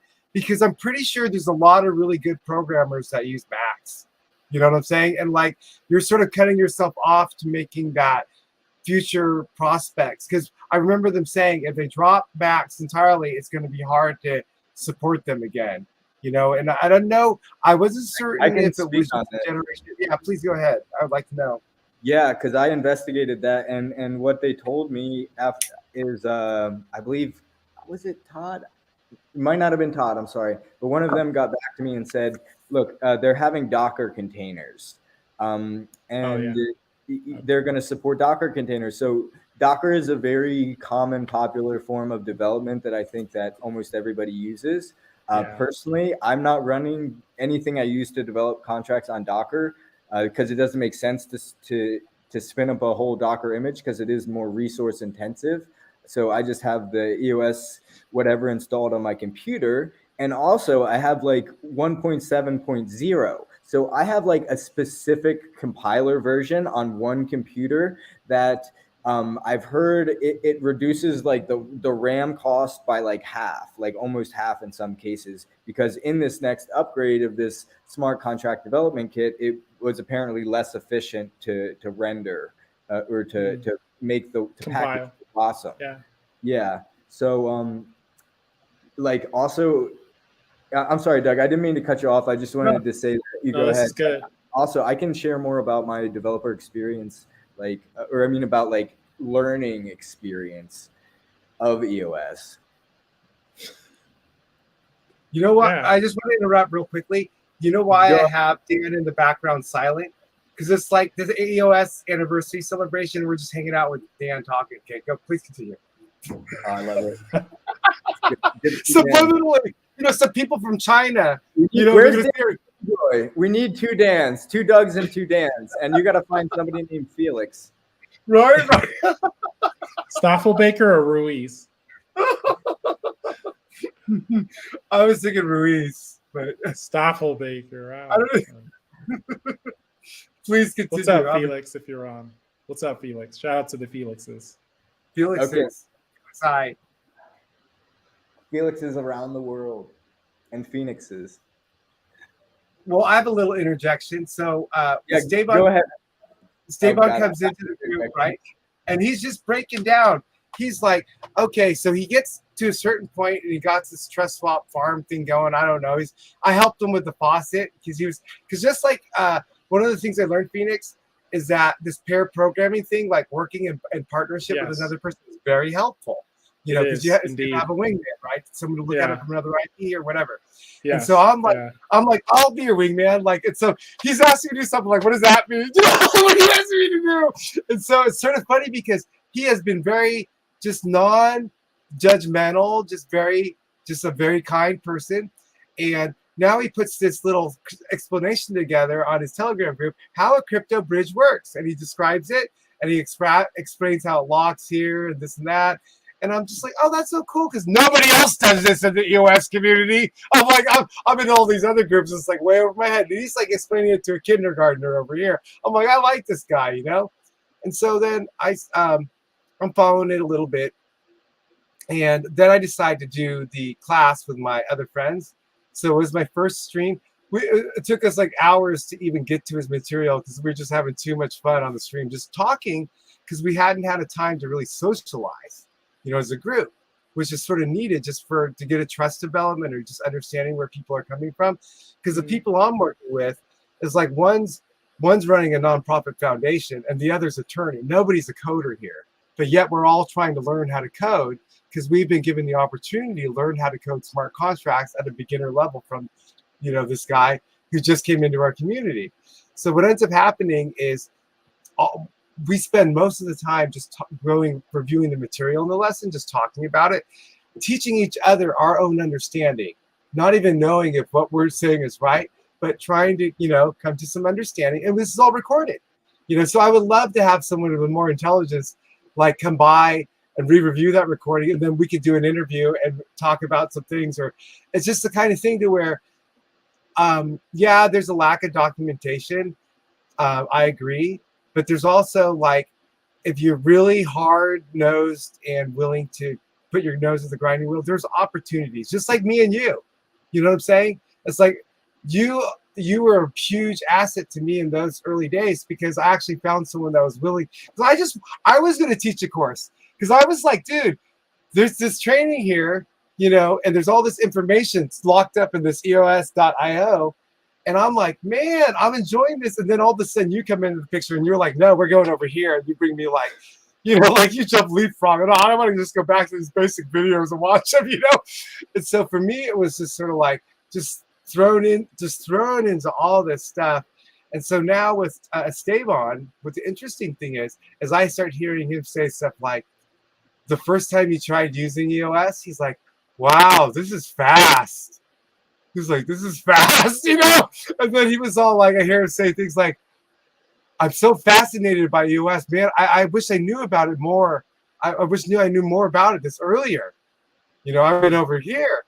And so, in that sense, giving me favorable inclinations over what could be coming.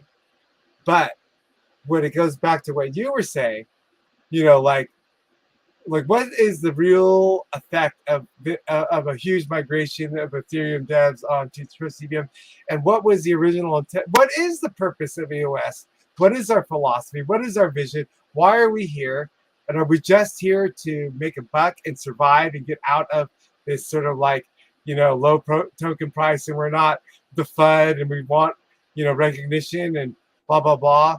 And so for me, it's like, I don't know the answers to any of those questions, but I'm tracking.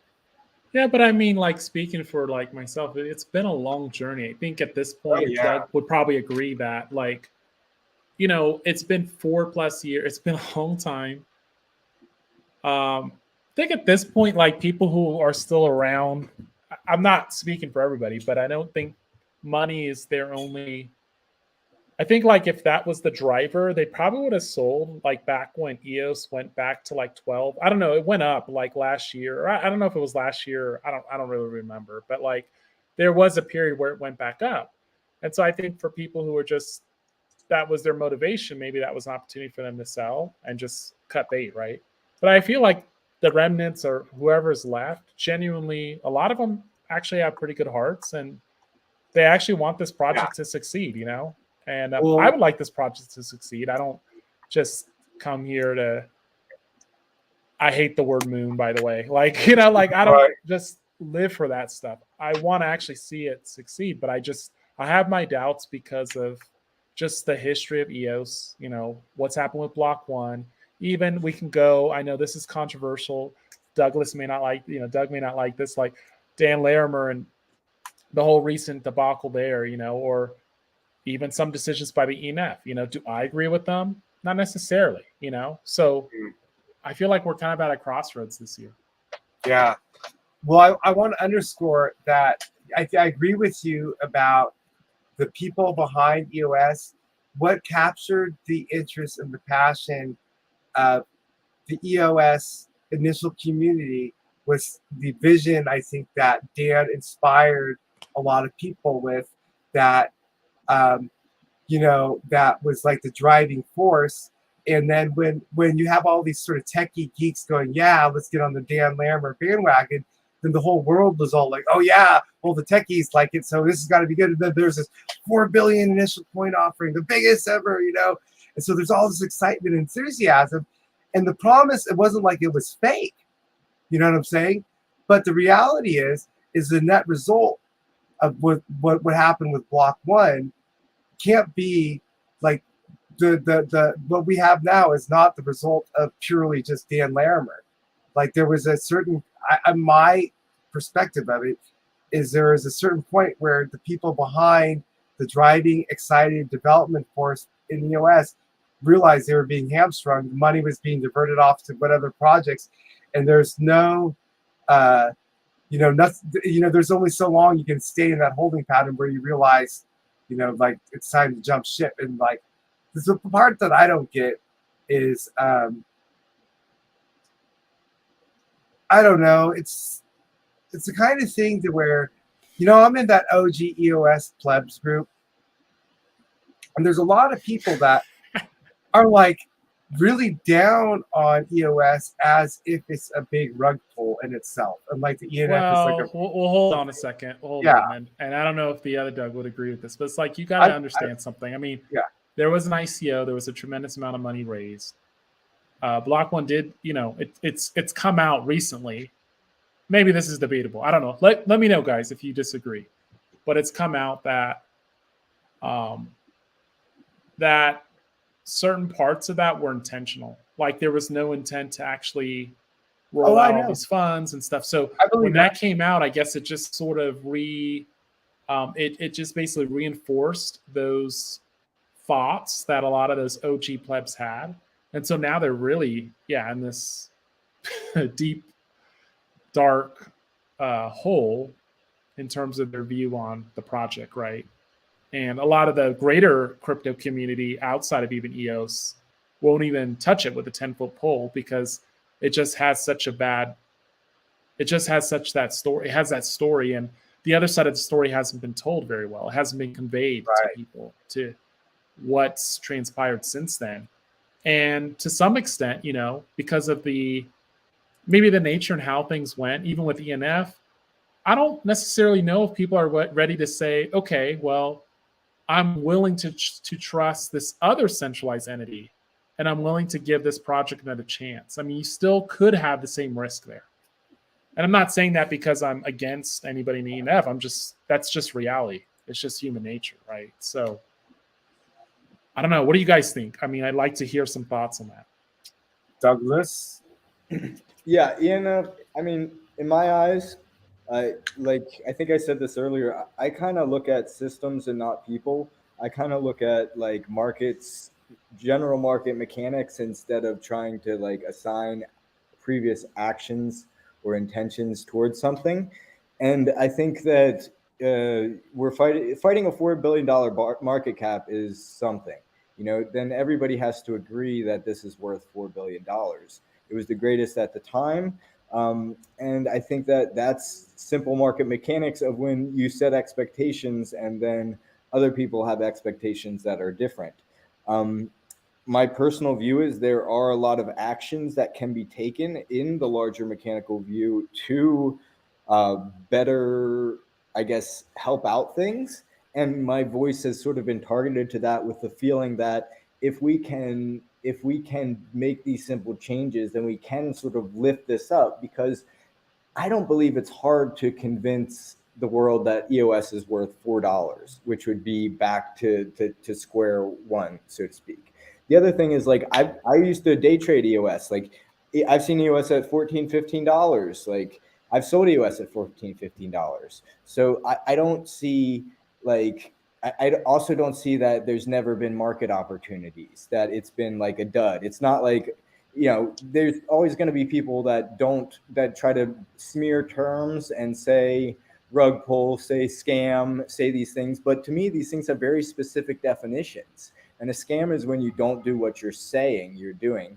And you could argue B1 didn't do that. But in my eyes, like, I love tech and they built EOSIO, so, like, in my eyes, like, I'm not looking in that direction and I don't seek to steer discomfort in that direction. But I do understand that it's a narrative and we need to jump from that narrative. And whether it's to this new chain or whatever, there needs to be that hand pulling up EOS. And I truly believe that.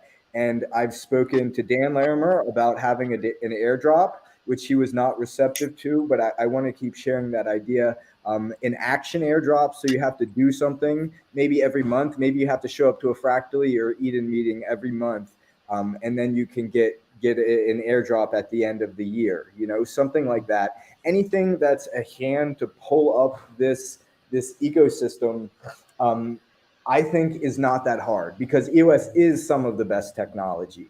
And it is. Yeah. Compared to what's out there, compared to what people know. I agree. I mean, look at Solana. Look at Solana. Look at the behavior of it. Look at the permissions features that EOS has. Those are some of the best in the industry. I haven't found anything like that. I haven't found that feature. I think that's the one thing for me that kind of sticks out is the EOSIO permission system is pretty cool. It's fairly novel. To accomplish the same thing in another chain, you'd basically have to reinvent your own architecture to do the same logic that EOS already has built into it. So, I mean, I agree with you from that perspective. I think that's what keeps me around, just like the technology. But I just have to be honest, like from a perception of the story perspective, outside of EOS echo chamber, it probably doesn't look so good. That's all I'm saying. Yeah. So, like, the simple fix is you fork the chain, and then you drop to the old chain and pull people to the new chain.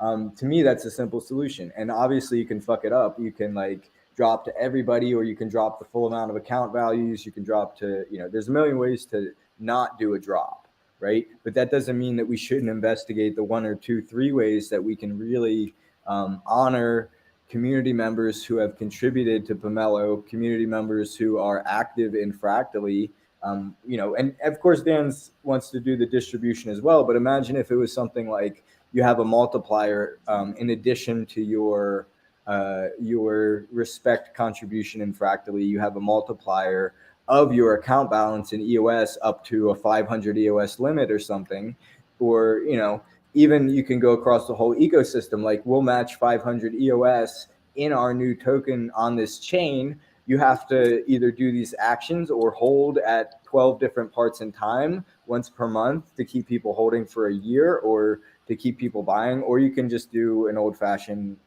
airdrop or a claimable airdrop where you have a smart contract action that you have to call. And then if you're maybe checked through the Eden membership list, I don't know, or something like that, then you can collect this token.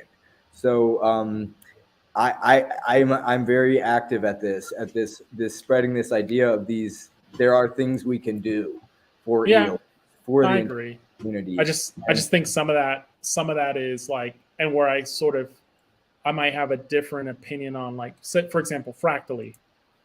You got to have skeptics, right, in your community. So I mean, hopefully I'm not stoned for this, but like, he doesn't know you very well, Douglas. my whole thing with it is like, how do you value proof of work, right? Proof of work value. And I know that's subjective, and I've had debates about this with Dan, but I just still have a issue with some of that, because like, it's like engineering. Like, in my professional career, I did engineering, right? I built systems like substations and all these types of things. And I guess I always bring it back to, like, if I built a road in the middle of the desert, like in the middle of the Arizona desert, that served nobody, does that actually have value? I can say, like, hey, Doug, look what I did here, and pay me this money. But if, like, it didn't result in anybody using it, or it doesn't have utility, I don't know, like, if that actually translates to value. And so, like, part of my issue with it is that measure of effective value and the demand or a need for something. And I feel like that feedback loop is missing with Fractally. Interesting. Well, like, how do you convey or derive demand? Like, if you don't have that, you basically have an open control system. Like, it's just like, versus a control system with feedback, and then you measure and you error correct as you go. Or you can set difficulty algorithms, right, based on the demand of something, or based on the efforts of someone or a group of people doing something. So you can basically make a analog to Bitcoin's proof of work algorithm with humans, right? But we don't have that type of feedback system in Fractally. And that's the problem I see with it. So how do you measure that? So you spoke about effort, and how do you measure that? No. So I'm saying, like, that's the problem I'm trying to articulate, is that effort does not equal value. And so I can build a road in Arizona as an engineer. We can go build a substation somewhere, not connected to anything. I can say, hey, look, Doug, I built this thing. Pay me some money because I did this. But, like, that's different. That effort is different than, like, me coming to your community where you have a need for a road, and I say, okay, I'm going to engineer this for you, and I'm going to build this for you. And I did it. And now people are using that, and it solved a problem that society needed. And so that's like a feedback loop, because now you have, like, utility, you have use, you have people using it, and there's demand. That's different than just effort, than me just saying, hey guys, I did this thing in the community, but, like, pay me some money because I did it, because I showed up. Like, and that's very different. Then the question becomes, and which is my other point I hammer, like, you need some reference point to determine what is valuable. And what Dan says is, like, in these groups, the members decide what's valuable. And yet we that in humans, that changes from day to day.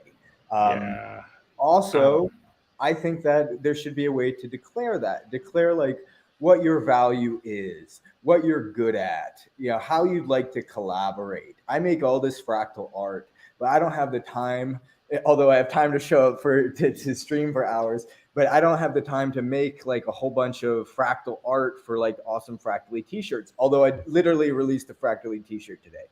But, like, I could just say that, and then somebody else can have all this great like resource to use to make us better.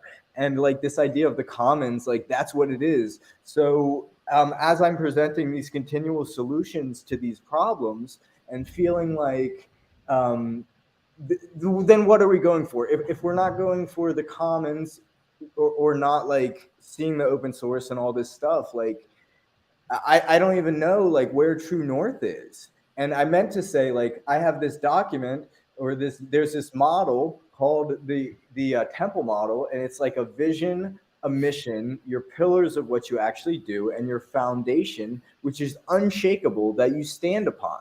And that foundation is a very simple one-word message of who you are and what you are. It is integral with your logos.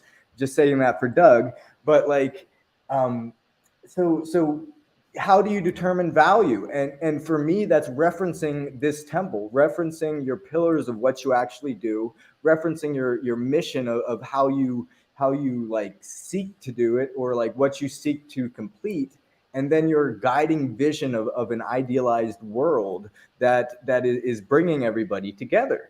So like, I presented this document, I presented like this way to do it, but you know, it's not been adopted. But I'm just saying, like, we need some sort of a reference point to declare what is valuable. Because if I literally will not value contributions to code I can't see, because it's unethical.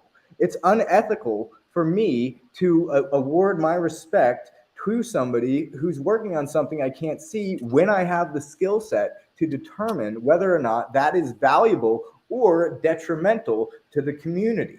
But how do you even know that? Like, I guess that's my point. How would you even know that from the perspective of things beyond code? And like, also, I suppose, like, how do you audit the claim someone? There's like a lot of things that it just seems like are overlooked. So all I'm saying is, if we're being honest with each other, or if we're being honest about it, and I hate to be insulting to Dan, but it almost, to me, I put it at the same level as like Thomas Cox's suggestion of the governance on EOS. Like, it's actually that dumb.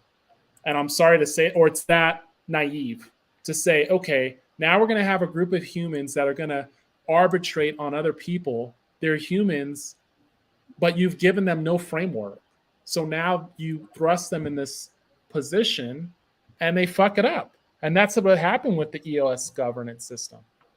And Dan and Thomas and Cox are responsible for that. I hold them responsible. So do I see the same pattern going on with Fractally? I think so, because there's no framework that's been established for this. It's all just very subjective and subject to just coercive political power that you might have over someone else, or someone may have over you. And if they like you, they award you the tokens. Well, how about if you have a measurable goal set forth ahead of time, and everybody agrees that that is,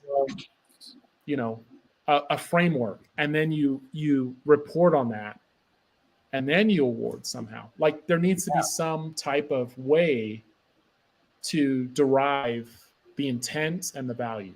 Yes, I agree. I agree with you.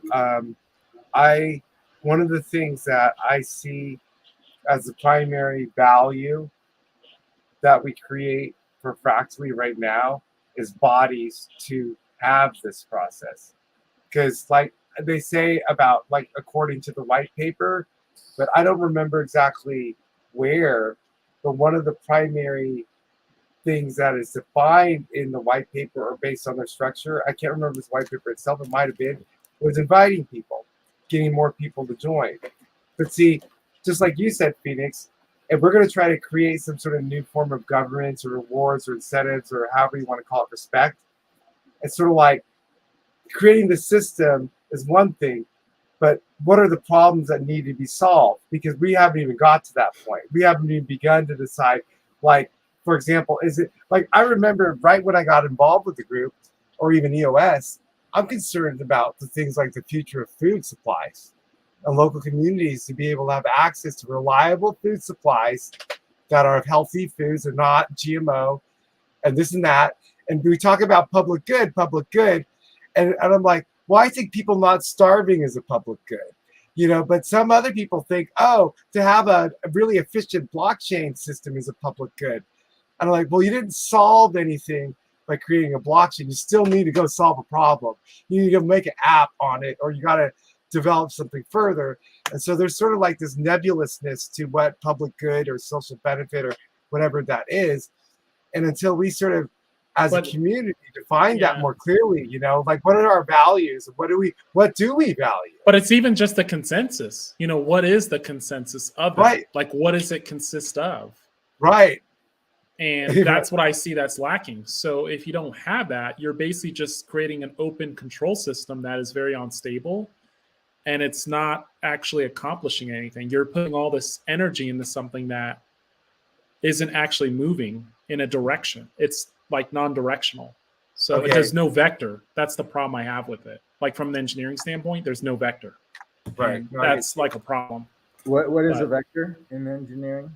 Oh, I mean a vector from a perspective of like a direction, like you're like a vector, like you're going in a direction as a unit. You have a target, and the way it's structured right now, even within EOS, I don't really feel that vector as a pull for like, and I'm not saying like, I know some of those elements will say, well, we're keeping in the theme of decentralization, or there's no, but as a community, as a fractally community, or as a DAO, for example, it helps, especially because there's such small numbers, to have some type of emphasis or focus so you can drive that vector towards your target.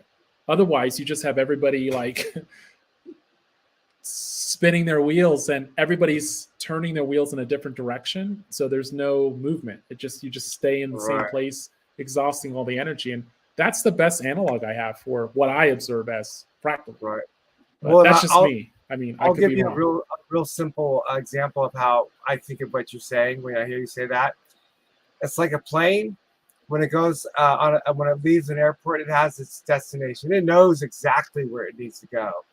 Yet when it takes off in the air, with all its instrumentation, whatever, there's unknown variables of things of wind and temperature, whatever, that causes the plane to go off course. So what you'll find out is that most of the time the plane is actually off course, but it keeps correcting, knowing its final destination. So it doesn't really ever get that far off course. But when you really get down to the nitty gritty of it, the plane 99% of the time is off course. It's all these little micro corrections. Like if you got down and really examined it in a very fine nuance. So my mind is like this. It's like here we all are on a plane, and everyone's got a different idea of where the destination is. And everyone's got, like the energies and then the expectations even. Then you come to the meeting like, oh, I created the most value because, I know what the value is. And then we have to debate over the consensus. So it's like this thing comes up with the programmers. Perfect example. Okay, let me turn this. I was all like, But even stepping through that, I mean, I think the consensus mechanism itself, like how you guys as Fractally meet and say, I think this is the most important, problem. That is valuable. I think that problem though is like, I think it's like week to week it changes. So like, what if you just had that spread out over time and you said, I think this is the problem to solve. And then as a group, as a community, say, okay, I agree with that, or we have general consensus that for the next 6 months, this is going to be our thing as a Fractally team, as a Fractally tribe. This is all we're going to do. And we're going to put all of our effort as a superpower. Each person has a superpower. We're all going to contribute to solving this problem. And then it's like a focused, like you can measure, right? You can actually see, okay, we started like here and we determined this is our need. I get you, man. I get you. And the funny thing is Douglas Butner and you don't know each other that well. It's funny because I can't remember the language you said it, but Douglas, just so you know, if you have been going to the weekly meetings, Douglas has been one of the most staunch, consistent, and verbal sort of challengers of Dan's ideologies and beliefs. And there's actually some really valid points he's made, and he's felt compelled to restate them when they're not like this feeling, when he doesn't feel acknowledged. And whereas this is my take, as I'm just all like, dude, just forget it, buddy. You're not going to get what you want. No one's going to hear you. Or they have already some set plan, or just get off Dan's back. Let him do his thing. But I'll say this to defend Doug. I mean, the fact of the matter is, and I'm not saying this being insulting to Dan, but it's like most of the people outside of EOS, there's like very little respect for Dan at this point. Or I think his perception and what he can do post EOS or post Fractally is I actually don't think there is that opportunity to do another raise or whatever he wants to do. So this is pretty much it. So if he throws out people like Douglas, or the best thing he can do is actually get people to listen to their ideas and grow the community, not say this is Dan's way or the highway, because people don't give a shit about that anymore. I mean, I'm just being real with you. Now that you say that, it reminds me of that one time. Do you remember this, Douglas, where I was like, I felt as though, sort of like what you're saying about coming to these meetings, not clearly understanding what value is, and then have differences of opinion over it. And I remember I went to one meeting and I did all this stuff and worked my butt off, and I got 2, okay, which is, like 2 is the second to lowest, 6 is the highest. And so one other meeting, I hardly did anything different than I normally did, but I probably did something less. But it just turned out, because of the makeup of the group and the impressions of people, because they're just like, I'm on social media a lot, I'll post it here or there. It's like, I don't know what you're doing, but I see you everywhere, so you must be doing a lot. Like, just these naive impressions that are not really vetted for their real, true, what did you do and what did it contribute to what was important. And so when it comes back to how I noticed consistently, and it still is the case, that the Fractally team members are all getting 6s, right? And so it's sort of like, well, what is the value you contributed? Well, we don't get to see the code. We don't know how much time they spent. We hear the stories. We know they're getting some compensation, but we know they're not getting the full compensation they could get if they were somewhere else. But it's sort of like, there's no way to actually apply true metrics to any of this. Yeah. You know what I'm saying? It's all this sort of gut feeling kind of thing. And then when you have someone like Douglas that's really wanting to, like, no, I want this to work, and pushing for that. Well, it's also isolationism though too, Doug, right? If you like take what Douglas said, because what he's saying is basically like, it's not against like valuing software development. He just wants to see it. So it's like, I guess what I take from a lot of the evolution of, and I'm not, maybe people will perceive this as throwing shade on Dan's teams, but I feel like I actually feel like lately it's kind of been like this is my squad and I'm Dan and I have this team, and then this is like everybody else kind of a thing. And it's like, no, dude, you gotta like you gotta if you want a community, you gotta like open yourself up and like bring people in. You can't like isolate yourself. And that's how it's felt. Like, I'm not even a part of Fractally. I'm just saying, like, even when he came, I don't know, there was like a couple months ago, he came to like the Eden, or not the Eden, the fireside chats, and was doing the Q&A. And it just felt very like this is what I'm doing and this is what you guys are doing. And that's just the wrong mindset to have, especially if you want to have people support you. Is all I'm saying. Right. And I don't give a shit because I'm not vested in Fractally, and I've already written off EOS as an investment. It's just more of a technology thing for me at this point. But it's like you can't really succeed with that kind of an attitude. Isolationism, though, because there's something that came up, and I think Douglas is aware of it too, and I don't know if you've heard of this. And it also has to do with the whole thing with when Dan approached the ENF for funding, and then they asked more questions. He just like walked or whatever, like didn't give him any answers to the parameters to where, as far as the ENF was, from what I'm understanding, is concerned, is there was never anything to fund because there was never enough specificity over what was going to be funded, right? But what I heard through the grapevine was that in addition to Dan having the ENF hiring the developers that Dan wanted to hire, that there was a lot of ideas that were Dan's ideas that the developers and the ENF were taking and trying to implement without compensating Dan for it. And that Dan felt entitled to have to protect his ideas, because, he's, just going to give them away for free or whatever and not get compensated. So for me, the interesting thing about this all is you have to remember that I came into this into a time period where I'm walking in hearing about a hard fork, hearing about Block One, hearing about a vote that divested, stood the blockchain that stood up to a corporation without going to court by this technology, and I'm just like, wow, this is cool. It's like it's the biggest initial coin offering. I'm part of this community. I want to figure all this stuff out. And so now I'm like, okay, the ship's going to get back on course because this new hard fork to take back control, and Dan Lammer's now back on the team, and then Ted Cahal's back on the team.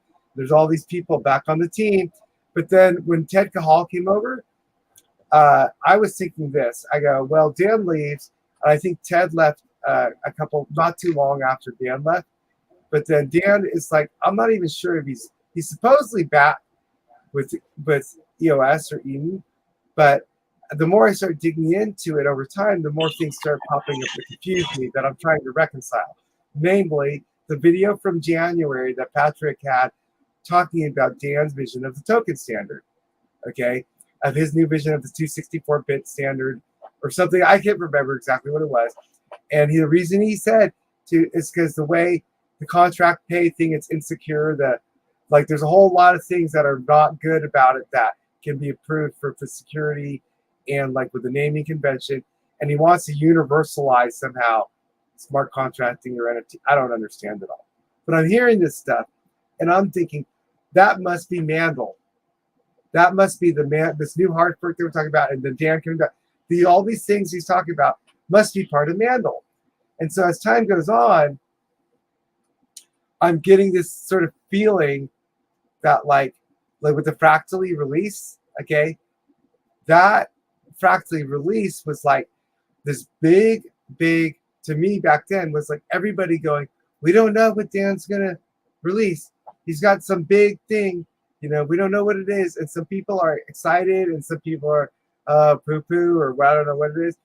And then when I finally realized what was released, I was like, wah, wah, wah.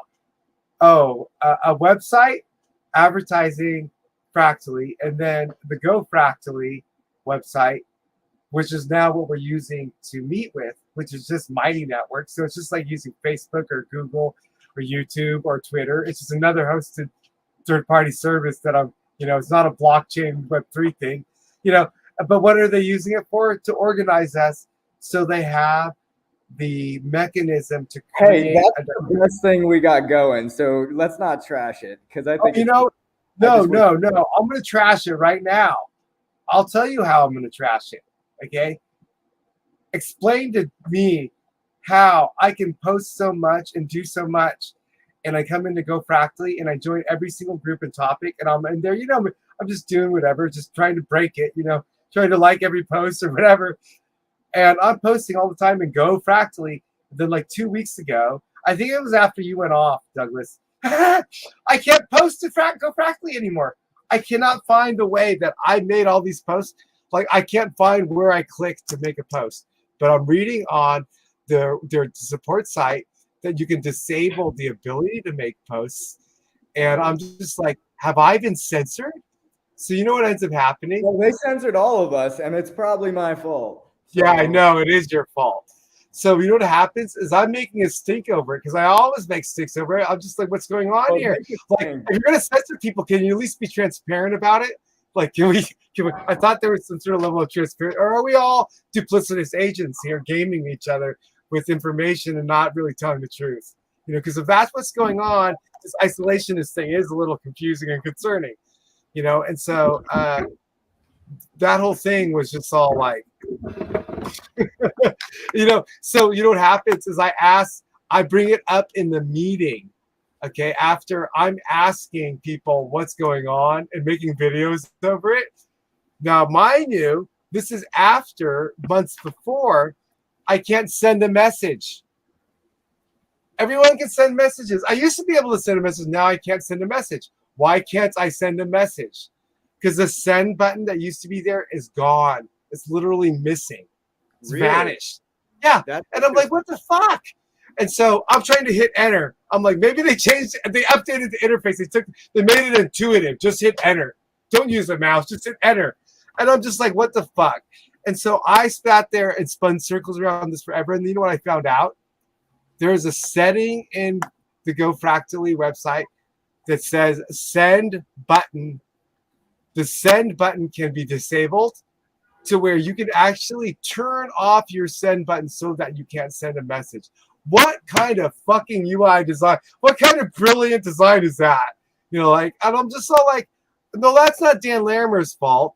It just happens. Well, it is to the degree that's what he chose for us to use in the temporary interim. But I'm just still wondering, how is it that my send message button got shut off on its own? I didn't turn it off. I couldn't even, it took me so long to find what I'm saying. And then later, it's like now my thing, you know what it reminds me of? Me being banned by Glue Dog. People in the Telegram groups not being able to talk. Like, Bro, it's almost you gotta like get over that, man. You gotta get over the wallet hack and the Blue Dog thing, because it's like talking points that aren't adding value. I feel. No. But I'm not talking. No. Hold on. Time out though. I am getting people messaging me about how they're upset with Blue Dog cussing at people and not being reprimanded for it. Everyone else can get. It's part of. I'm gonna agree with the other Doug. I'm gonna agree with the other Doug. I'm gonna say it's part of. I'm just saying it's part of the territory of blockchain. So it's like you just gotta. It's part of the community and personality. And Blue Dog is welcome, as well as the scam. You know, like, you know what I mean. I don't know. It's just part of it, man. That's how it is. You know, and that's the nature. Well, I'm just wondering if that's always. I mean, you could expect it to be like that. Like, is that part of it? To some extent, there is a little bit of that everywhere. So it's not EOS specific. It's just that's the culture. Well, and it's welcome. It's like I kind of like the idea of having, you know, like just these personalities. I guess it's like. So are you okay? Are you okay with someone if they're AI? Like if they're Eden member, can they be AI and be an Eden? Because you know when I got booted from the group, I started asking people individually. That's hilarious. And most of the people told me, they said, I got this kind of over average response where they're like, as long as the AI isn't spamming or talking off topic, I don't care. That was the answer. I thought that was funny. You know, it's an interesting point, especially when you have the data points that I'm talking about, where you can see a pattern over time. You could adjust the bot to look at specific patterns and be like a buster, you know, where the bot won't accept a consensus outside of the parameters you program it, you know, and so it'll vote whatever or suggest however, you know. Interesting. I mean, I think Eden,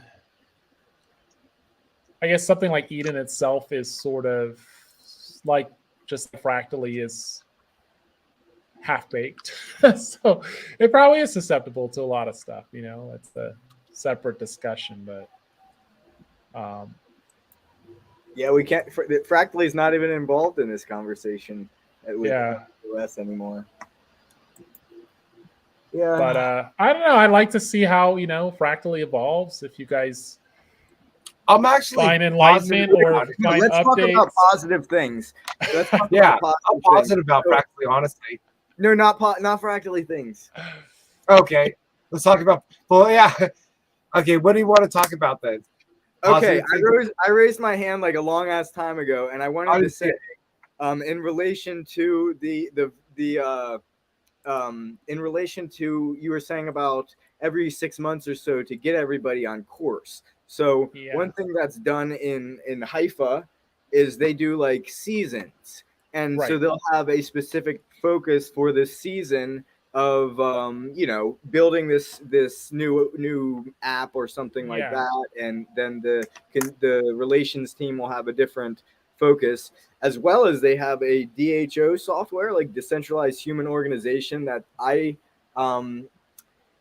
you know, the code is actually a little bit convoluted if you look at the contracts, but like it's really robust in like what it can do. And I think it's a very good start that people here might be interested in, you know, and of course would be then deployable on EOS as of the nature of the contract. Yeah, that's exactly what I was referring to. So I don't know if Fractally would, if Dan or, you know, it would just be interesting to try. Like, what do you have to lose at this point? I mean, you don't really know unless you try it. That's all I'm saying. And you could then error correct. You could have actual measurable goals. You could provide a vector for the community, and it would seem like it would drive results. like we don't know what that would look like because there's not a lot of people doing it. Dude, I gotta make an announcement. I want to show you guys this. I love my boy Jay Taylor because look what he just got me. Wait till you see this. I'm gonna just screenshot. I'm worried. I'm worried a little bit. Oh no! It's all good. It's all good. See that? He got me DRWU, the root domain. Okay, good. This is nice. Have you learned anything about HNS? A root naming system based on the blockchain. Yeah. Is that on Okay, Ethereum? Or is that No, it's not. It's just like one of 3 or 4 competing standards, I think. Cool. But anyways, man, I can't believe this. I might actually do. Phoenix, did you know I've run this since midnight last night, or actually since Really? well before? Oh yeah, 24 hours. You know how I pulled it off? Oh. At midnight, I got up and I just queued up the Everything EOS channel and I just let it play with the banners running. And then I woke up in the morning and started manning it around 8, and I've been manning it pretty much since then. Wow. I just Congrats. wanted to do it just to say I did it, you know, and then it's just funny because this is, to me, it's like I'm getting Jay Taylor to NFT it. We're gonna get I'm gonna get you an NFT too. So all the people who participated in the 24-hour thing, like they get some sort of like badge or some recognition for it. I'm working on that.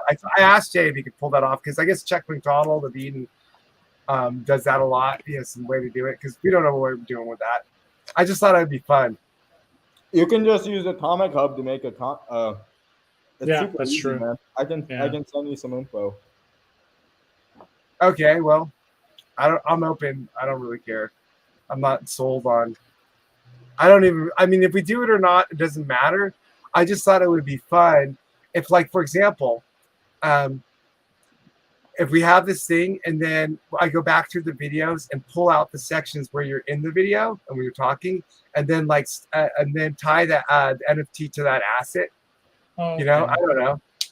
Yeah, dude. Cool. So like we could verify that this conversation happened and it was real and put it on the blockchain. And it's sort of like a historical moment because in a lot of ways, honestly, us coming together, just even the small number of people, like I was saying, I probably had as many viewers as I had people talk, you know, because pretty much everyone that started watching it, you're going to get some people that just come and go, but the people that watch it a lot, they all joined in and talked. The quality of our dialogue and conversation, the experience that I had, it was awesome. It was some of the most tremendous open dialogue and positive things. And there was a lot of really interesting things. And we weren't even talking about Fractally or EOS at the beginning of it. And you know what I think? I was like, dude, I really am having an anniversary celebration and a party. Because you know why, Phoenix?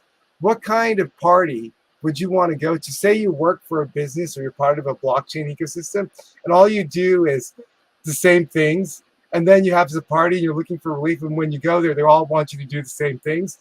And I felt all this pressure where people are telling me what to do this, do that, you know, and I'm like, why would I want to do that when I could just go there to do? That's what everyone is always doing all the time. Why do I got to copy it? I want to have a party. I want to have fun. I want people to enjoy themselves. I want to create a shift in mood. And so for me, just to like, it was just funny because it's sort of like what happened was Zach Gall, like 3 days before this day, he just happened to ask me, I hear you talking about SEO a lot. You know, you keep talking about, what do you know about it? And so I gave him this little story about my background, and I explained to him, like, it was over 10 years ago, and I told him, like, I think live interaction is where it's at.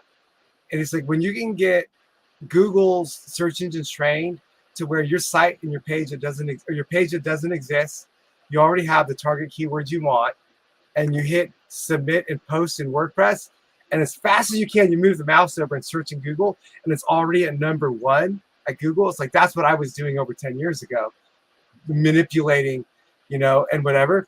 And so this dialogue comes out, And I'm at the same time hearing about like the millions of dollars, hundreds of millions of dollars spent on marketing. And then I'm hearing about people complaining about marketing. I hear about the rebranding. And then someone puts a whisper in my ear, hey, Doug, we think you should do this. You should have an anniversary party on June 1st. And so I'm like, yeah, that's going to be perfect. Because I'm going to launch an anniversary party on my own volition, try to organize everyone. And when everybody doesn't move, because they don't know what to think, what to do, they don't know if they should say yes. They can't move as fast as me. There's not enough planning. And I'm just like, okay, that's fine. I'm going to do it anyways without all of you, just for the hell of it. I just think it's entertaining. It's just funny to me because it's all going to be part of my blog and my fictional family. That's going to be real.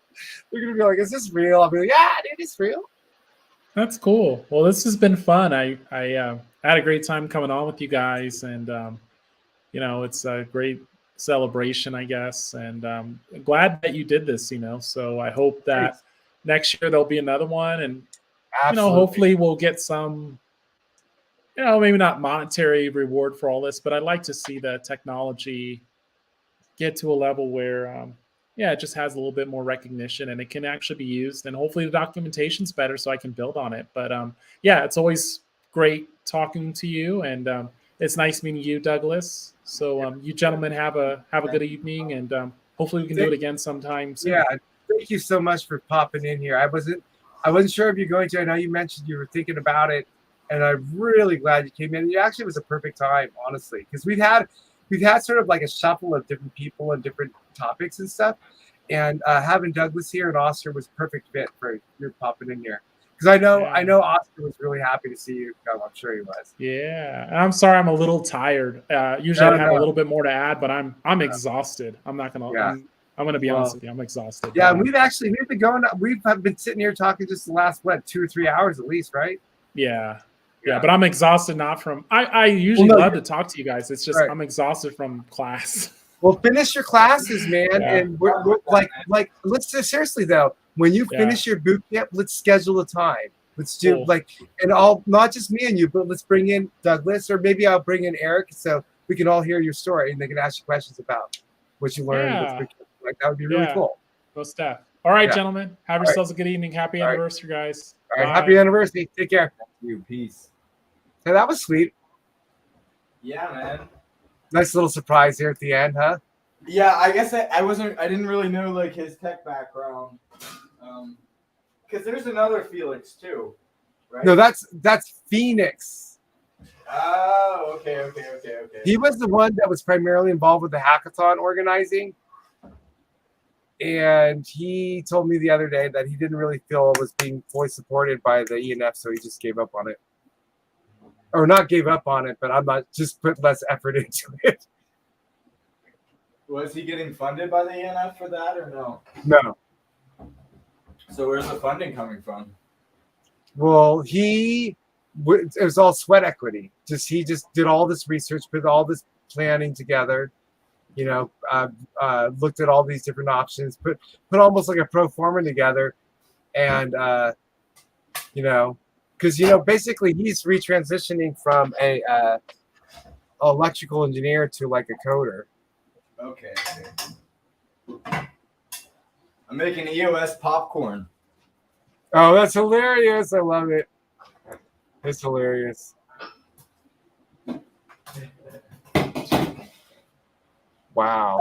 All right. I got a pitch tonight. Look, I did listen to this. I did stream for 24 hours. I slept in between, but not last night, but the night before last, I was supposed to do a warm up for a pitch because we have a 90-second pitch to do a VC firm in Australia. So I have to wake up at 2:30 in the morning. Again. How about 2:30 tonight? Yeah, for me in like another 3 hours. So after doing this 24 hours, I'm gonna go to sleep I might not even go to sleep, who knows? Maybe I'll go to sleep for a couple hours and set my alarm again. You better clean yourself up. You gotta give yourself extra 30 minutes to throw that eyeshadow on. I know, right? Oh man. Very good. Well, I think I'm gonna get rolling here. I want to leave the thing running till midnight just so I can say it went till midnight. Unless you have any, what kind of closing words or thoughts of wisdom would you have to share? Man, I have Over this. And listen, Douglas, you're the closer. You're the closer of the anniversary. What's just the leave close? me on, man. Just leave me on. I'm just gonna be like being me. Yeah, that's fine. That's fine. In fact, you know what I'm gonna do? I'm gonna leave my camera going because I might just come back in here too, and you might actually get more people. Too bad you can't just switch this like Zoom. Just reverse controls. Like you run it now. Let me see if I can. Hold on. Okay. It looks like we got a viewer out there. I'm gonna try. Well, I'm trying to find a good tab to go to.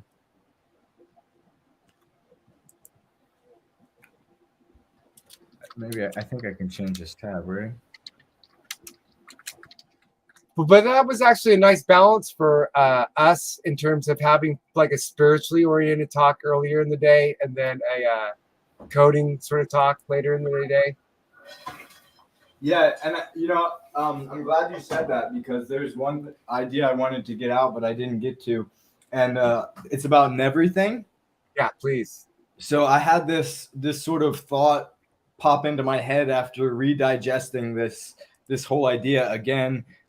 After our interaction and talking about this briefly, and I was in the shower and I was like, nothing is nothing, everything is everything.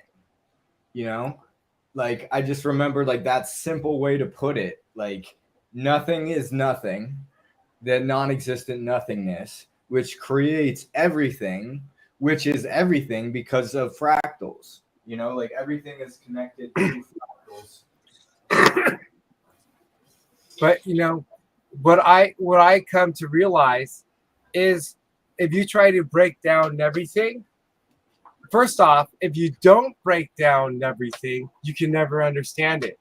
Because if you just give one word, like if there's only one word in the whole world and it describes everything, then and you don't have any way to break anything down, you just everything is everything, right? So if you break everything down and you break it into nothing and everything, now you've changed everything from what it was to something in its whole to two opposites. You've separated it, but you've separated them to polar extremes, right? The extreme polarities of the absence of to the infinity of infinities. But here's the funny thing about it is if I were to break down everything into nothing and everything, and I just stopped right there, I didn't try to figure out what a car was or a human or a tree or a planet or anything. I just said nothing and everything, those two categories. If I ask myself, what is nothing? Does it exist? And what is everything and does it exist? Both of those questions are sort of like unknown answers in the sense that, do I experience nothing? Well, not right now. I'm looking at your face. I'm seeing something. And even in my imaginations, where does nothing? Does nothing exist? Well, maybe, but right in front of me, there's air. And I know over there, there's air too. But in outer space, there's gamma rays and particles. And like, is there truly a space where there's an absence of everything? Well, if there is, it doesn't exist at this present space-time domain in the sense that, like, if there is, like, so maybe if there was before the Big Bang, there was nothing. Well, it's in a time domain prior to a certain state of time. Or if there's nothing outside of the edge of the universe, well, I got to go way over there. So it's limited in domain of that space area over there, but also related to a certain period of time. But again, nothing, if it does exist, exists in a limited domain. And I'm not even sure if that limited domain exists. You get what I'm saying? Okay, what about when I'm asleep? When I'm dreaming? Maybe that's when nothing exists. But I got to think, well, you know what? When I fall asleep, it's not like my body's not here anymore. You know, it's not like I'm not here. I'm assuming I still exist. It's just that my awareness of it is not present. So in a sense, there's a limited aspect of nothing of my awareness, but still I exist. There's something else that exists. Like I can't fully believe that nothing exists. So I'm like, okay, fuck nothing, because that's too hard to figure out. Because I can't even really figure out if it even though I can't observe. How do I observe nothing? and validate that there is truly something. So now everything is the same problem. How do you define everything? How do you define what is not discoverable? What's that? Everything is everything. Nothing is nothing. It's the definition and the word. Nothing is. Yeah. But what I'm saying is like you said, that's a have you ever seen a Pomeranian? I go, what's a Pomeranian? You can describe a Pomeranian to me, right? It's a dog. It looks like this. It barks like, whatever. But if I go, everything, or what's everything? And you go, well, everything is everything. Well, that's not good enough for me. I want more specificity. So if you're smart and you wanted to know what everything is, you start just adding up all the pieces of what everything is comprised of, right? Well, here's me, there's you, there's a planet, there's this, there's that. We just keep adding on, right? But at what point do we say we've arrived and we figured out all the component pieces and parts of everything? We can never say that we do, because if we did, we might be wrong, and we're probably wrong. You get what I'm saying? There's always going to be more outside of our present availability of access of information. You know why? Because as a finite being in a human frame, and this position of space-time mind, observing everything around us, okay, you can't even be aware of all the processes going on in your own human body. All your breathing, your heart rate, all these synapses firing, you're not even aware of it, yet they're happening continually. And we have hundreds and thousands of microbes and stuff. And now you're going to say, me and this little speck in this larger cosmos, and this dimension, like I have the ability to have like omniscient, omnipotent awareness over everything. Is it quite possible that I'm just a fractal? Even though I am part of everything, and I am everything in the sense that I am part of it, I'm not everything in the sense that I'm only a part of it. So in the same way that I participate in it is the same way I'm differentiated from it, because I'm just a fractal, if you will, Yeah. And so for me, it's a sort of word game. So it's sort of like, okay, well, now that you know nothing and everything, and the two make everything, how many different ways can we cut up everything with words and language? Because I argue that it is through words and language that we actually travel through multiple dimensions of space-time mind. That the nature of the way that we look at the world is formed and structured by our language and by our thinking of how we group. Oh, sorry, collectiveness, though. Keep going. Like, I cut you off right when you were saying it.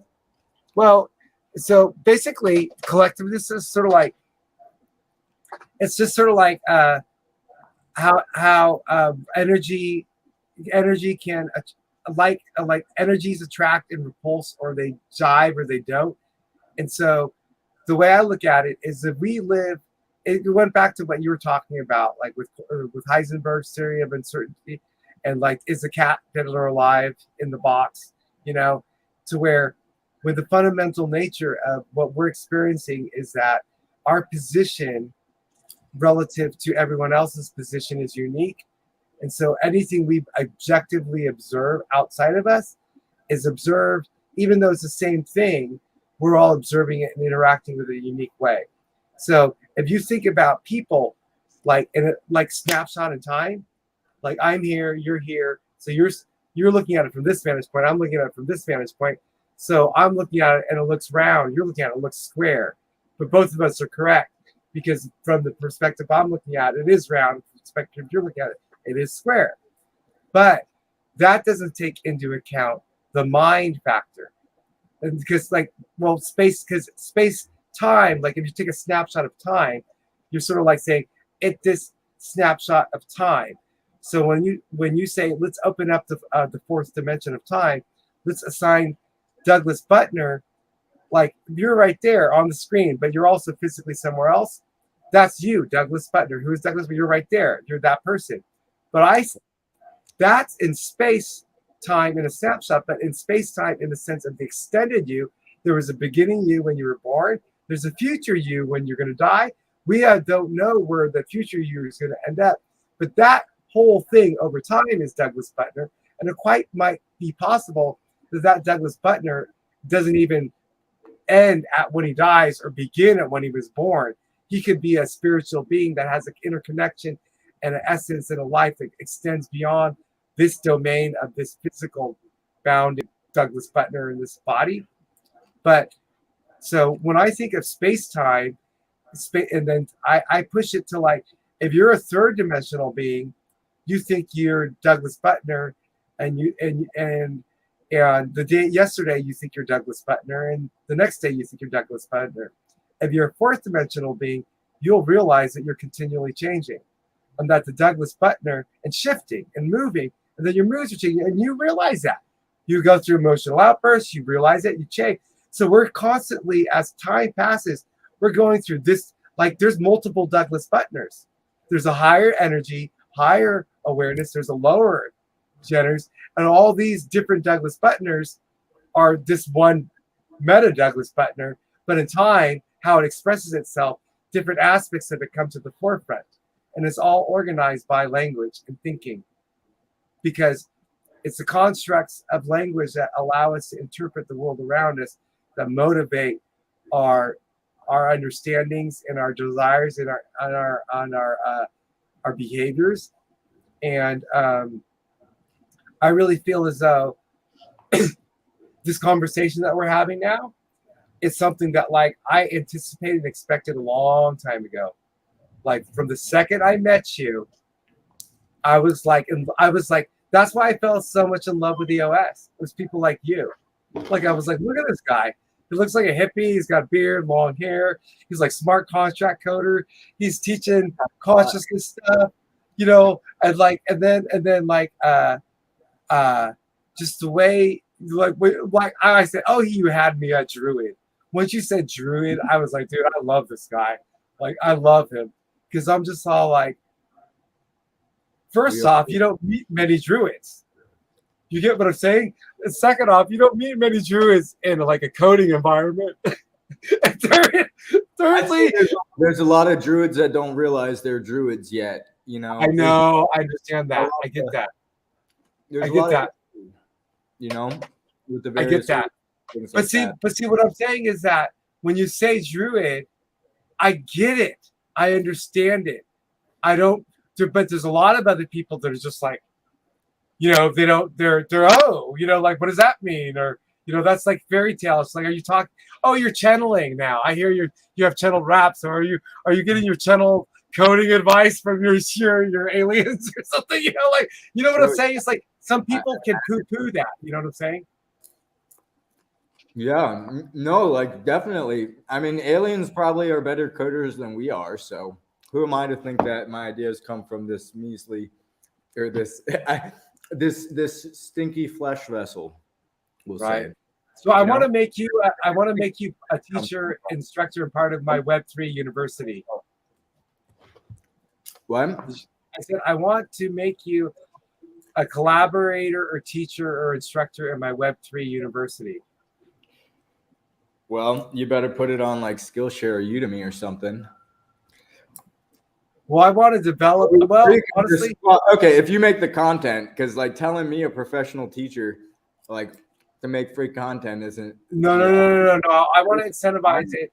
Okay, let me explain something to you. First off, is what you've done in this time of engaging with me. I hope you had a lot of fun, but you taught me a tremendous amount. You may not have realized it, but I learned a tremendous amount from you today, and it was fun. Okay. Now, there was no hard and fast learning. It wasn't like, Douglas, I want to learn something. Because as a student of everything, you always have to be prepared for learning nothing. So what I mean by learning nothing is that, you know, this whole thing of the Wu Wei, this is where I got this from. Action, you know, is that when I come out in a, like when I came out to do this live stream, part of me has a million different intents and a million different ideas of what I could have or how I could benefit from it and questioning it. But then there's another part of me that even after I get, because it's just all this thinking is sort of like happening in the background. It's not like super conscious focused thought. It's just like daydreaming kind of what if possibilities.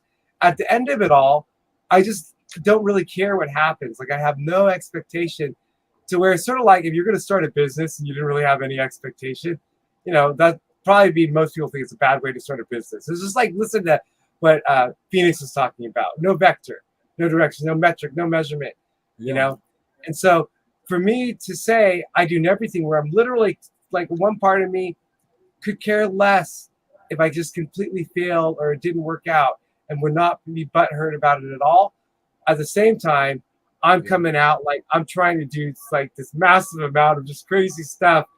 But what I find is that at any given point, what I'm thinking is continually changing. It's never staying the same. It's shifting all around. And I'm allowing it. I don't care. I'm not trying to trap it. I'm just letting it be. And so what I realize is I truly believe what I'm actually doing is I'm having like a dialogue with my creator, where there's this kind of thing where I get this idea. I think if I do this, this will happen, or I think this is a good idea. And as I move through it, I start getting feedback. And it's like this continual sort of kind of feedback. And so what I really feel like happened here today with this group is that each of us has some sort of resonance and connectedness to our creator. So when we talk to each other, we're reflecting that creator within that aspect to each other. You know what I'm saying? And so when you have a dialogue, what is going on? It's a dialogos. It is when do you still mean two? Oh, okay. Yeah, dialogos. As in like dia, like day.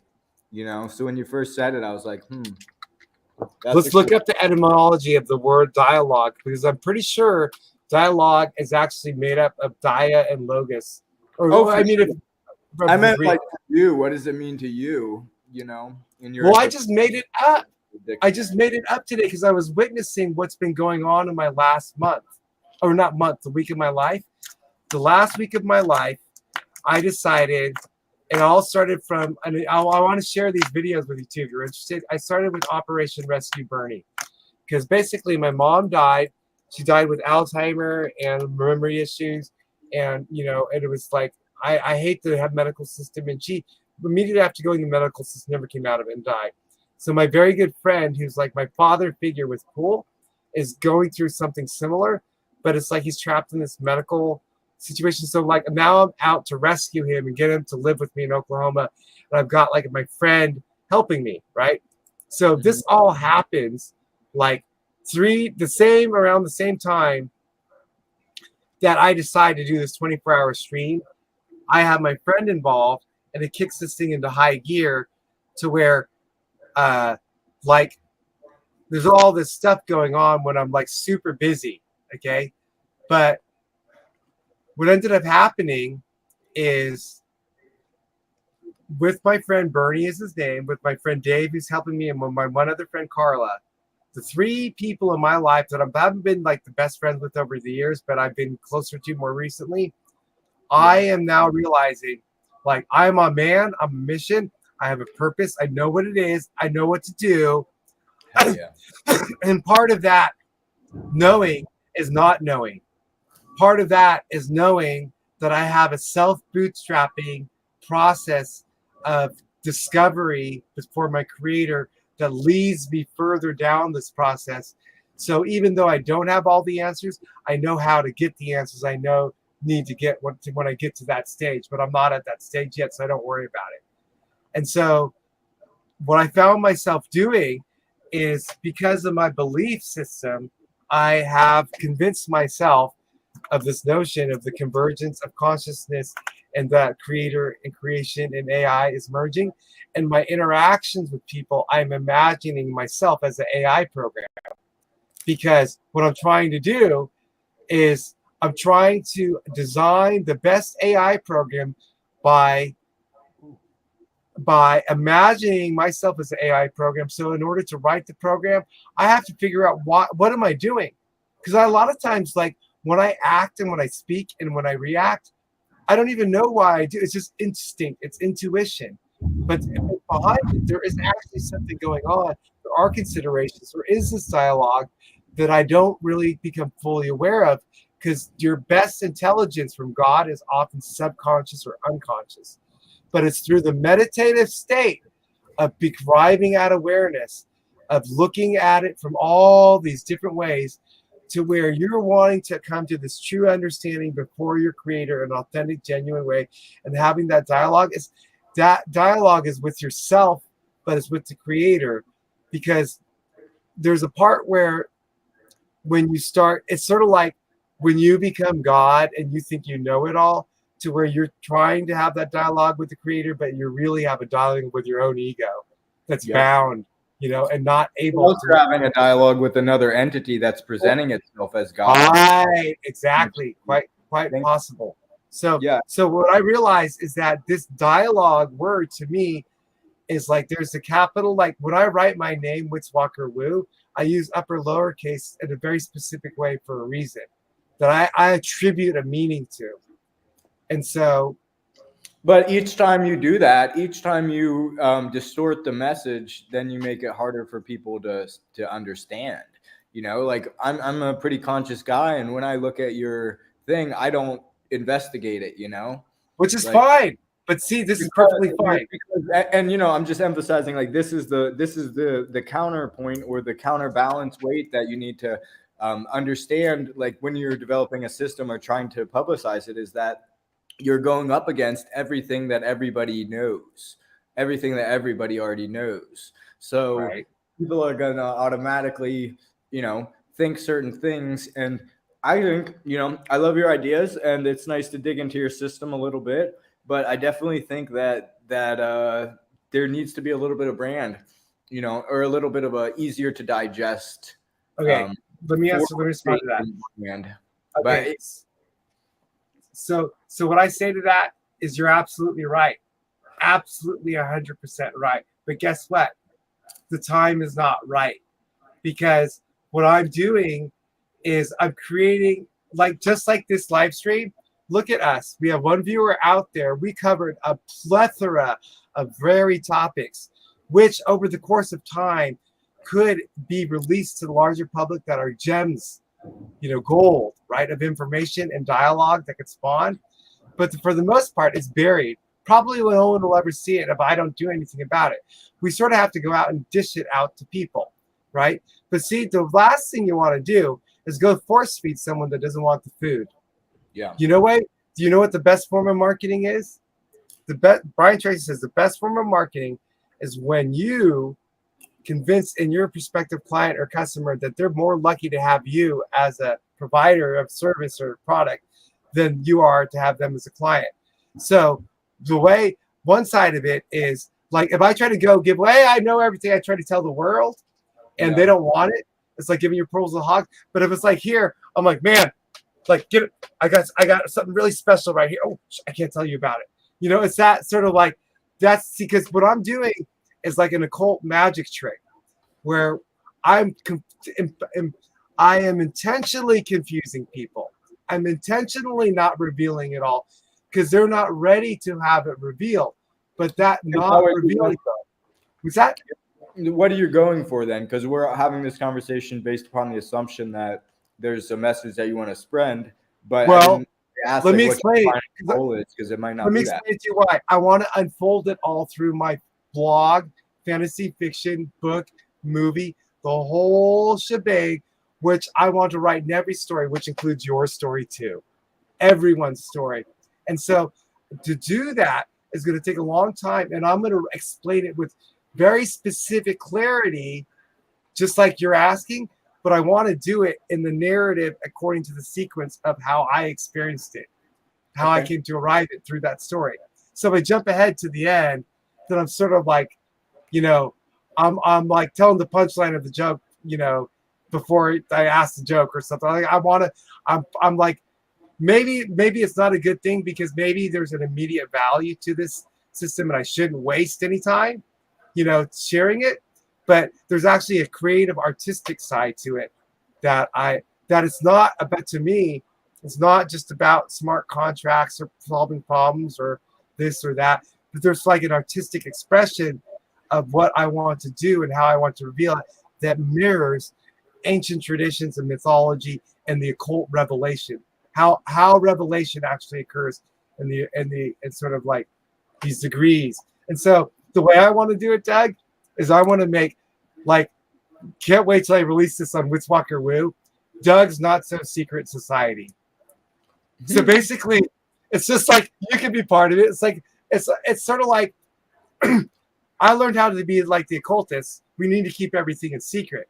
But my attempts at keeping everything in secret is really just a way to promote it, because I'm trying to brand it and make it novel and entertaining and interesting and along this storyline that's sort of like hilarious and like absurd and fun, you know, and fictionalized. So once I do things in fiction, then I remove the constraints of having to tell the truth. I remove the constraints of, you know, worrying about liability because I can change people's names. But I want people to step out of the fiction into the truth. But in order to do that, I have to have a contract.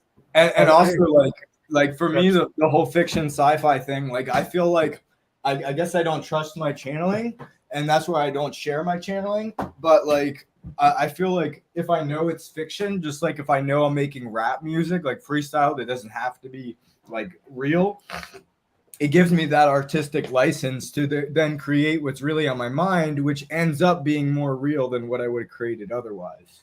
Right. No, and that's what I'm trying to promote and present. The value of is the value of fiction and the imagination, and just saying it's okay to enter in this space where you could say anything you dream of and believe of is real or could be real, like to let go of that detachment. And so it's sort of, I guess that's how basically I explore in everything, because if you always have everything figured out, you cannot release your position. You cannot release your perspective and your assumptions. And it's by releasing those things that allows you to travel and see things differently. Okay. So is that the meaning? Because like I'm trying to discern the exact meaning behind it, as well as like your finalized vision of the world to better understand.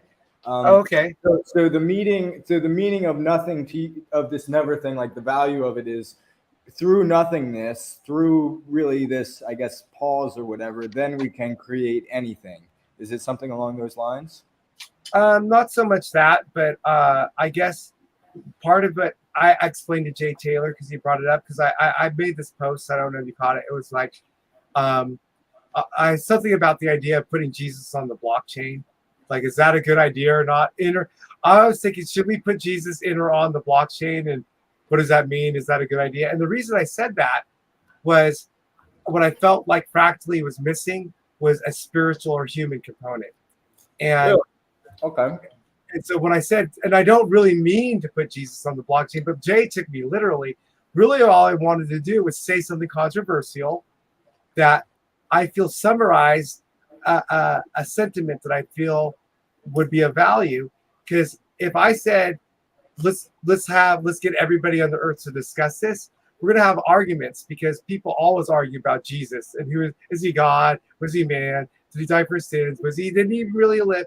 And all these different people can think all different things about Jesus, but there's sort of like one universally accepted thing about Jesus. He was human. And not only was he human, but he was a very virtuous human. Some people would say that the universally accepted belief about Jesus was he was the divine son of God, which would be the opposite of human. Well, no. But what I'm saying is that more than you, that's okay. That's large. That's what I'm saying. But there's a big deny deity is what I'm saying. Not believe is that Jesus, but those people who deny Jesus as God still recognize him as human and a virtuous human at that, maybe. But those who believe him as God, they still agree that he was human. You get what I'm saying? That's a fundamental common denominator of everyone's interpretation, right? But if you say everyone agrees he's God, even more power to my argument. We need God or human, like whatever you agree or disagree on about Jesus.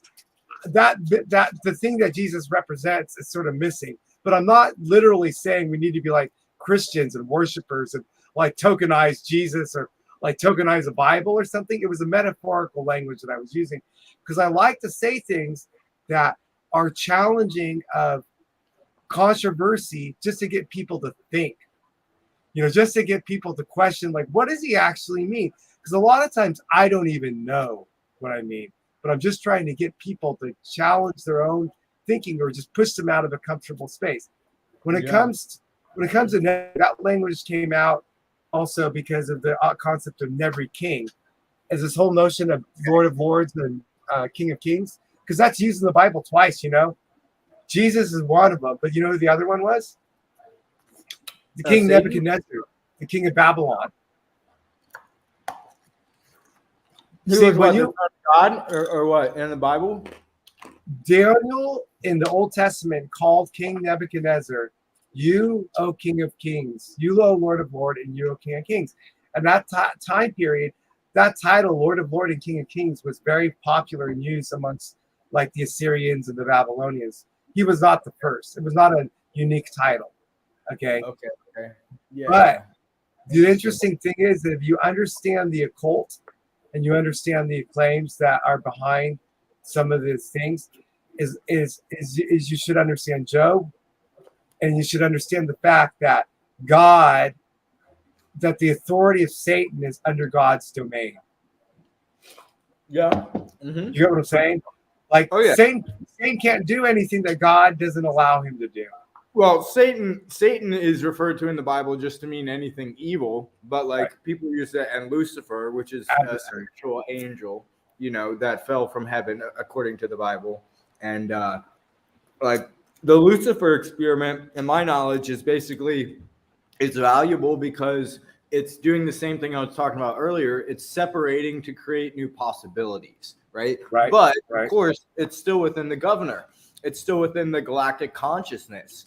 So, yeah, I think it's interesting. And like one thing I've recently learned about the galaxy and the will of the galaxy is like, I guess compared to other galaxies, our galaxy is more interested in like both sides of the coin and not really like concerned about organizing everything, like to cause this super wave of enlightened beings. But instead, the galaxy like appreciates this sort of energy. I'm not like speaking. I see God. I see all this stuff as energy, and I'm certainly not like trying to say like anything positive about Lucifer, because I know that has a lot of different connotations in people's minds. But I do understand like the value in the learning experience of creating more experience, and I believe that as long as free will is respected, which is not always the case, but as long as free will is respected, like there's certainly a lot of room to experience a lot of different things in this galaxy. Absolutely. How long ago did you make those videos, by the way?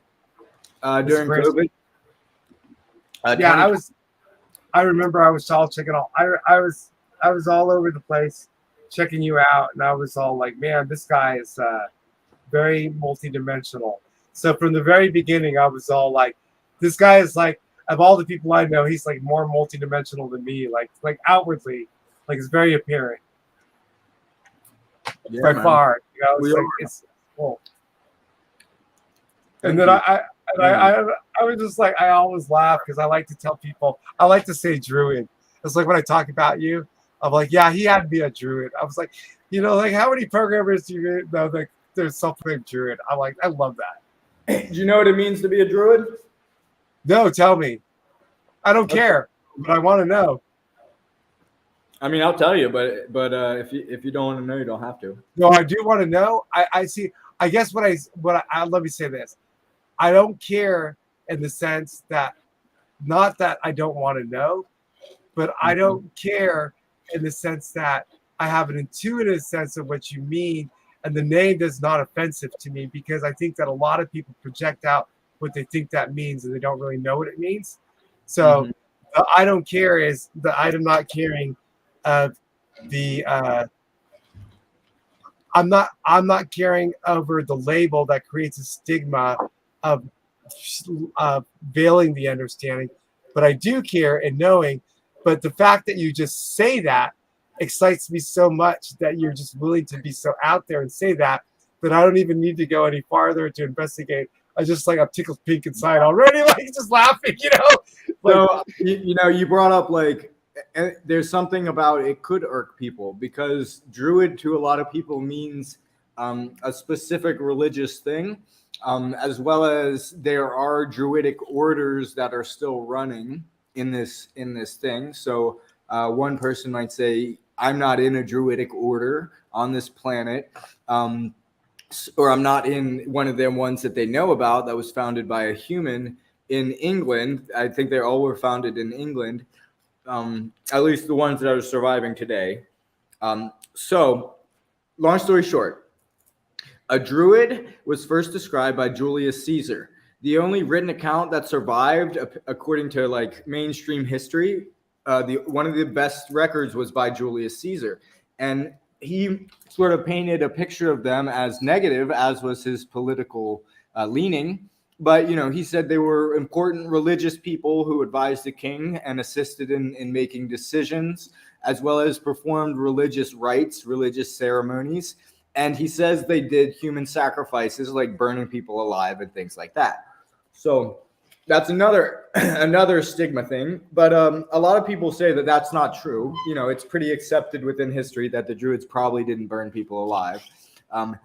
So we don't have any of the records that the Druids actually wrote down.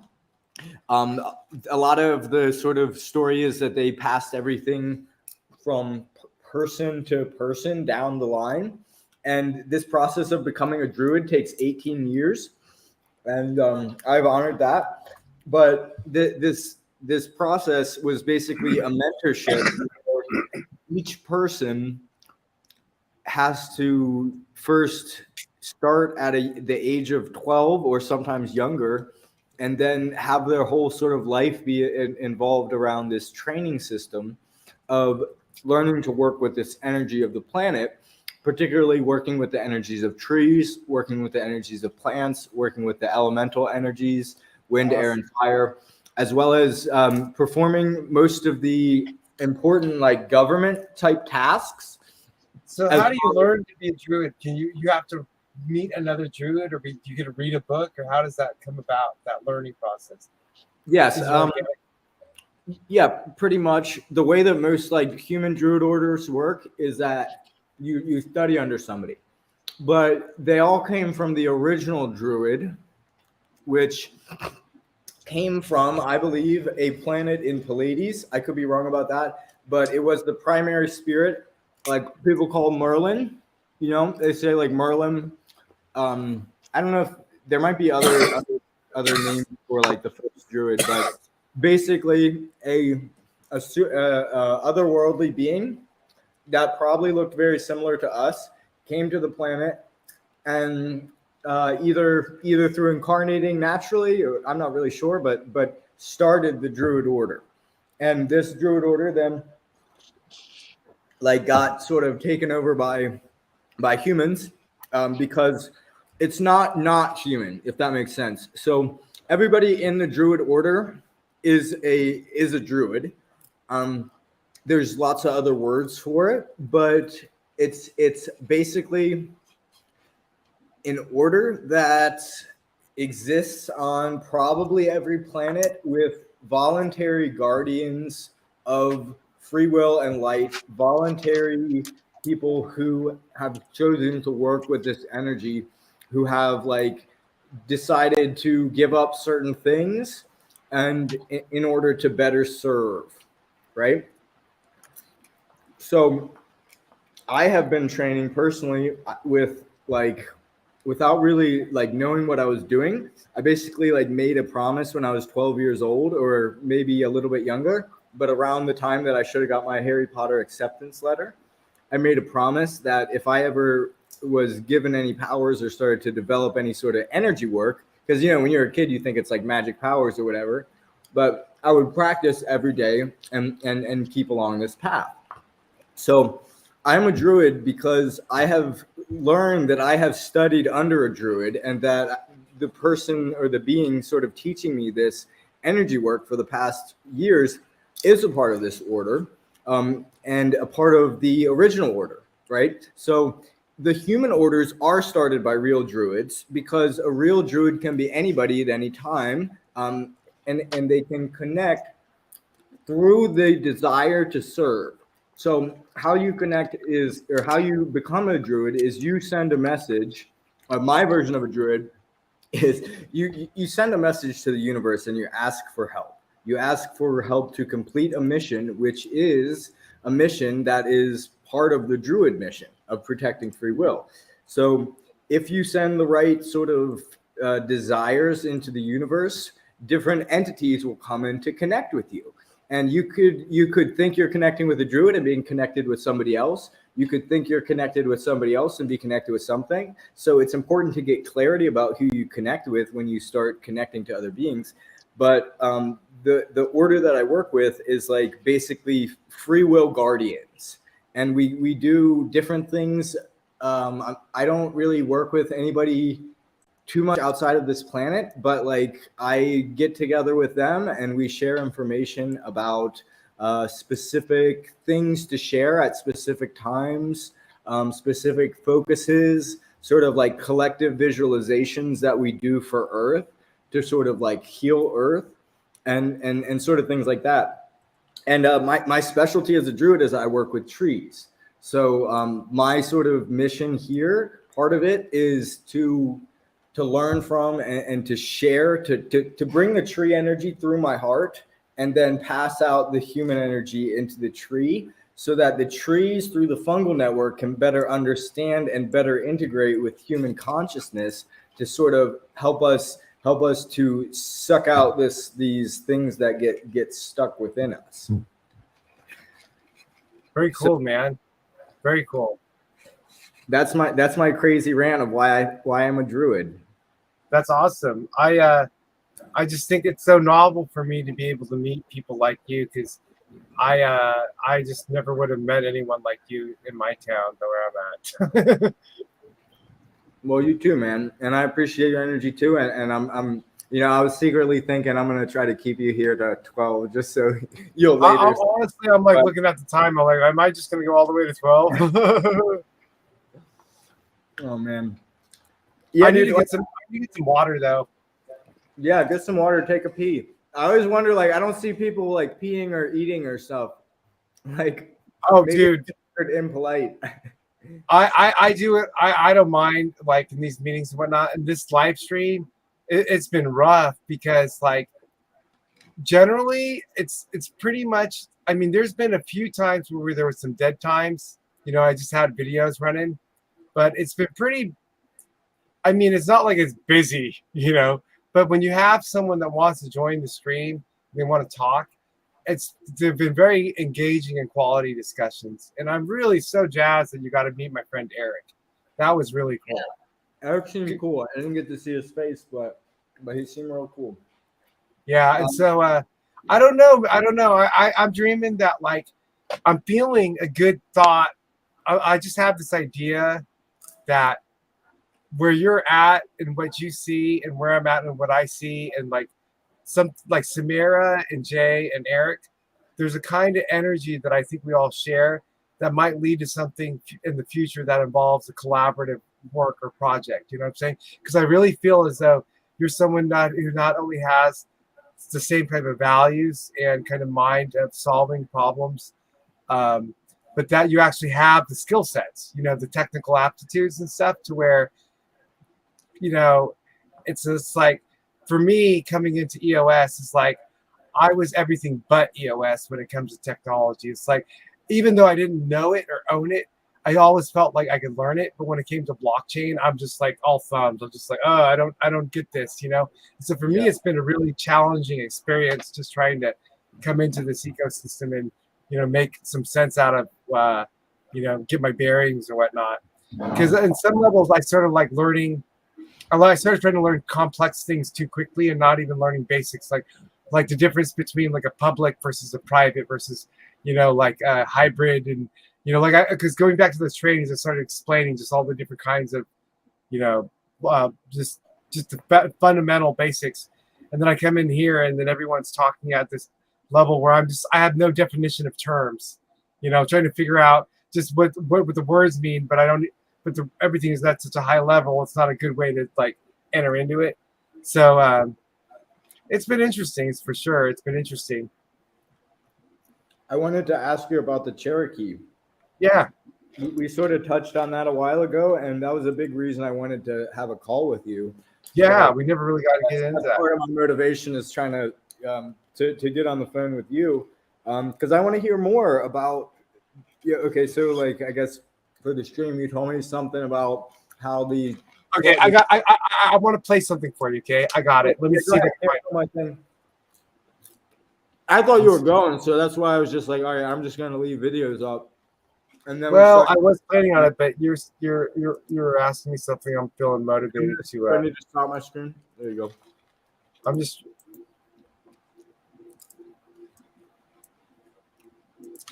I'm trying to actually this one.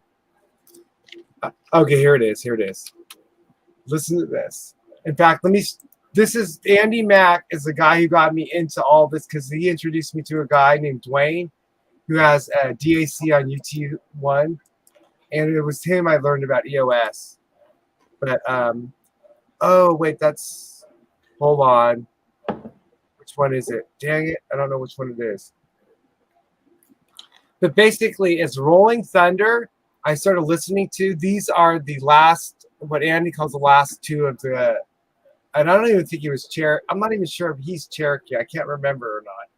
But the thing that I found fascinating about this is that he claims that the Native Americans they're basically descendants of the Atlantean civilizations, and that they had access to all this technology that was in harmony with the Earth, and that basically the Jews are like the lost tribe of the Cherokees, whereas the Jews, there's like this narrative of the Cherokees being lost tribe of Israel. But the interesting thing when I started researching this is there's a whole large body of evidence that supports the belief that not only was there migrations from the Middle East area to America at earlier times, but this has been ongoing a lot, and that there's these connections and relationships between cultures that aren't known.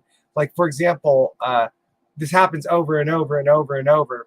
Like there's a type of Chinese dialect or region that there was like this story about in the 1800s.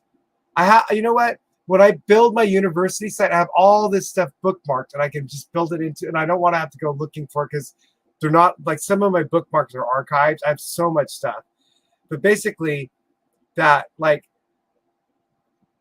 the Apaches. Okay, so there was like this restaurant owner who heard two people talking in the kitchen, and he thought they were talking both in Chinese. Well, it comes in, and the Chinese person that's talking, is talking to a native, but they're speaking the same dialect. Am I talking to myself? Okay, what do I do now? He's not there. Is he coming back?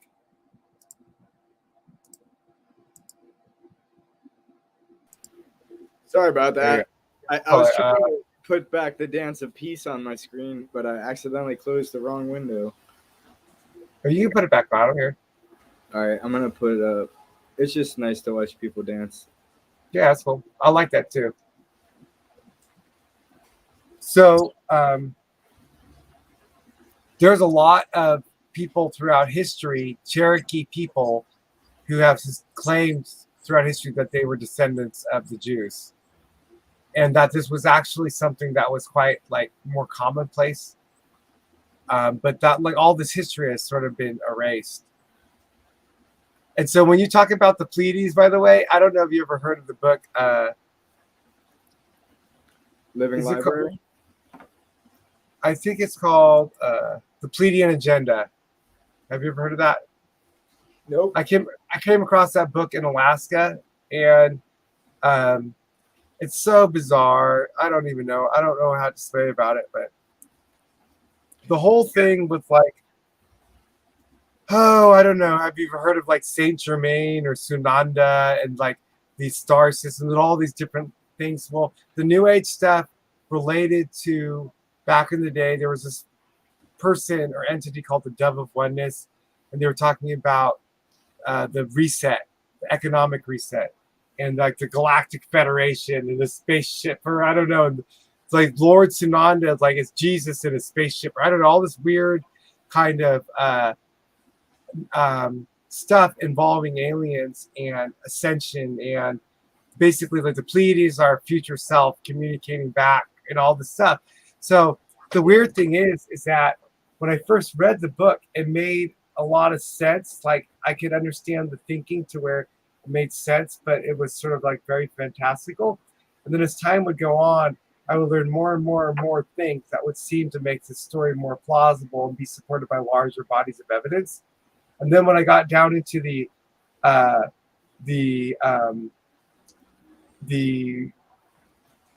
notion of this thing called the photon band, because it's related to the Pleiades of this energetic excited particle. Now we're entering into the photon band and we're going through changes or whatever.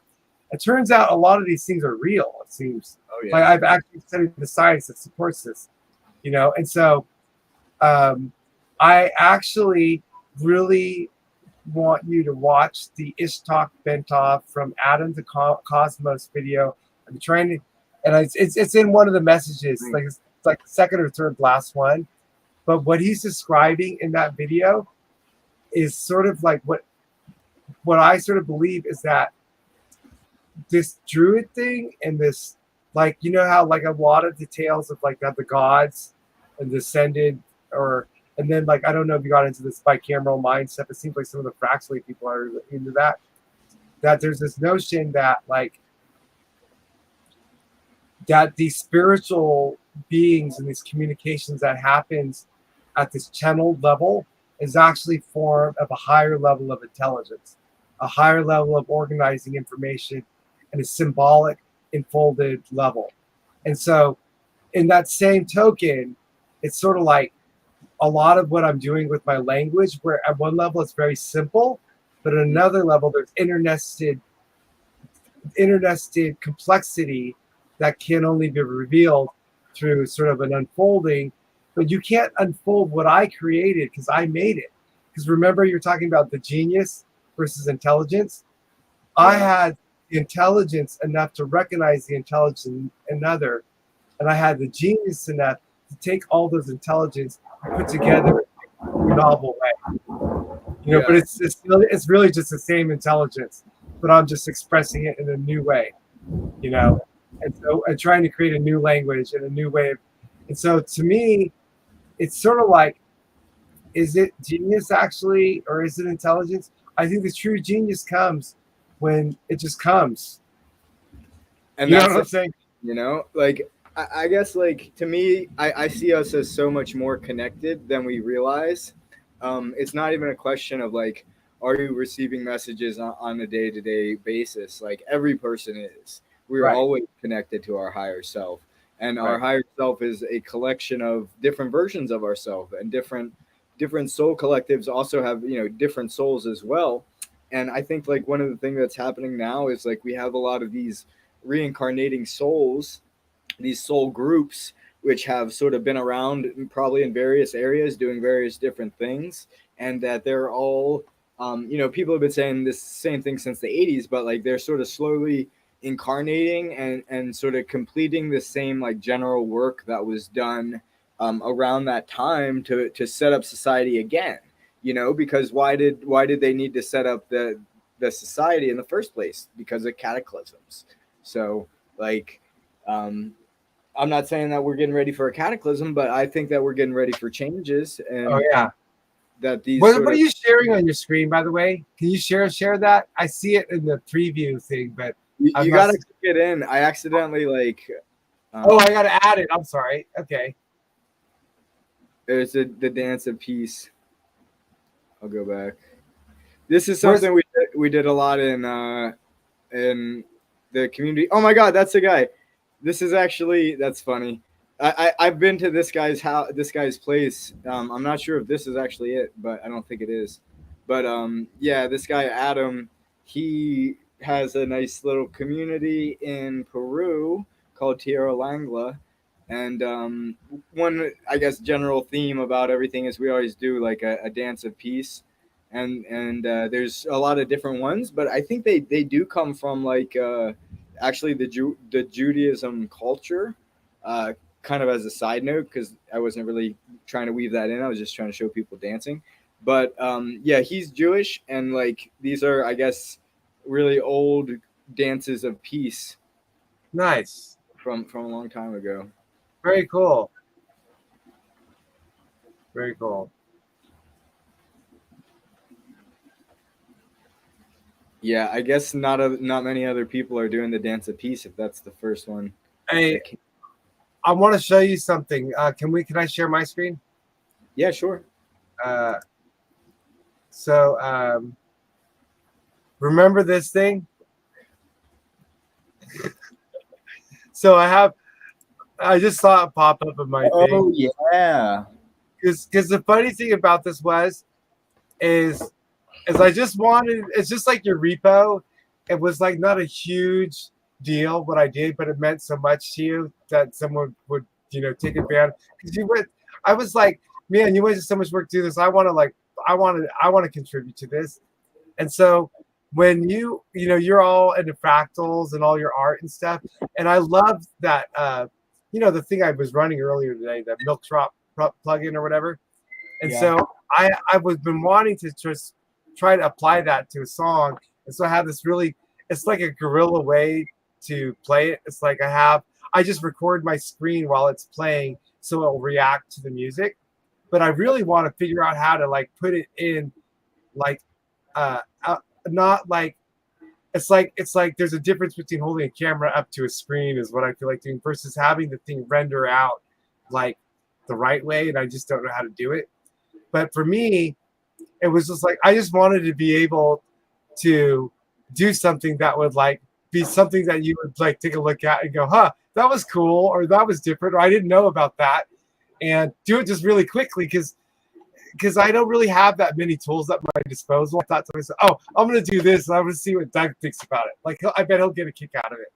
And so because I met you through EOS, I have this channel. It's called the EOS Open Stage Playground. The playground. It's like where we just can play, where it doesn't have to be about anything else, where people show other sides of themselves and their creative, artistic sides. Like this guy Kivonk, he plays guitar, and I just wanted to just take people and just play, like so. I put that in the playground because that was sort of like me playing with you. But in a sense, like, feel free to use anything I do. Like I don't get concerned about who's sharing my stuff or my music. So do it, and I really did appreciate that. I thought it was cool, and also I thought it was cool when you had it in the stream, with our live audio. That was pretty cool. Yeah, because I was all like, every time someone comes up, I'm all like, oh, dude, what can I share in here? Like that's related to what they're talking about, or do I have some videos with them or whatever? And so, like now I realize, man, I want to be like almost like, you know what? You guys build the blockchain, okay? But I'm going to be like the documentary, like the guy who's trying to cultivate a culture, take snapshots and pictures in time, create an educational system. Like I'm all over the place, but it's sort of like what I'm seeing more is where I feel like I do best is facilitating dialogue. Yeah, for sure, man. And like it's such a valuable thing because like I have just this desire to share these things, and like obviously the actions I've taken with fractally feedback and things like that, like I really do want to be heard, and like sometimes talking into a camera and saying things and writing an article is not fulfilling because you don't always hear that echo back. But like when you were face to face, like organically digesting information, like it's a whole nother level. And like you are a pioneer just for that, like just for bringing us together. And I encourage you to keep doing that.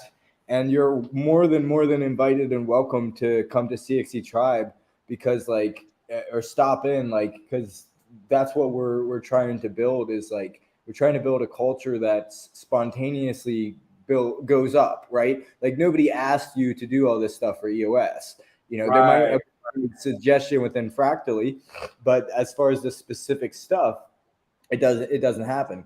So like with CXC Tribe, the idea is like to take these things that I see in Fractally and really focus on them. And the biggest part is identifying who you are in Fractally, right? We have to feel valuable. And for that value, we have to understand our identity. So we all carve out our own little identity. And I guess like what I'm trying to do is to reward people for that, and to sort of encourage people to develop their identity along with creative expression. To unblock these creative blockages is a huge part of it.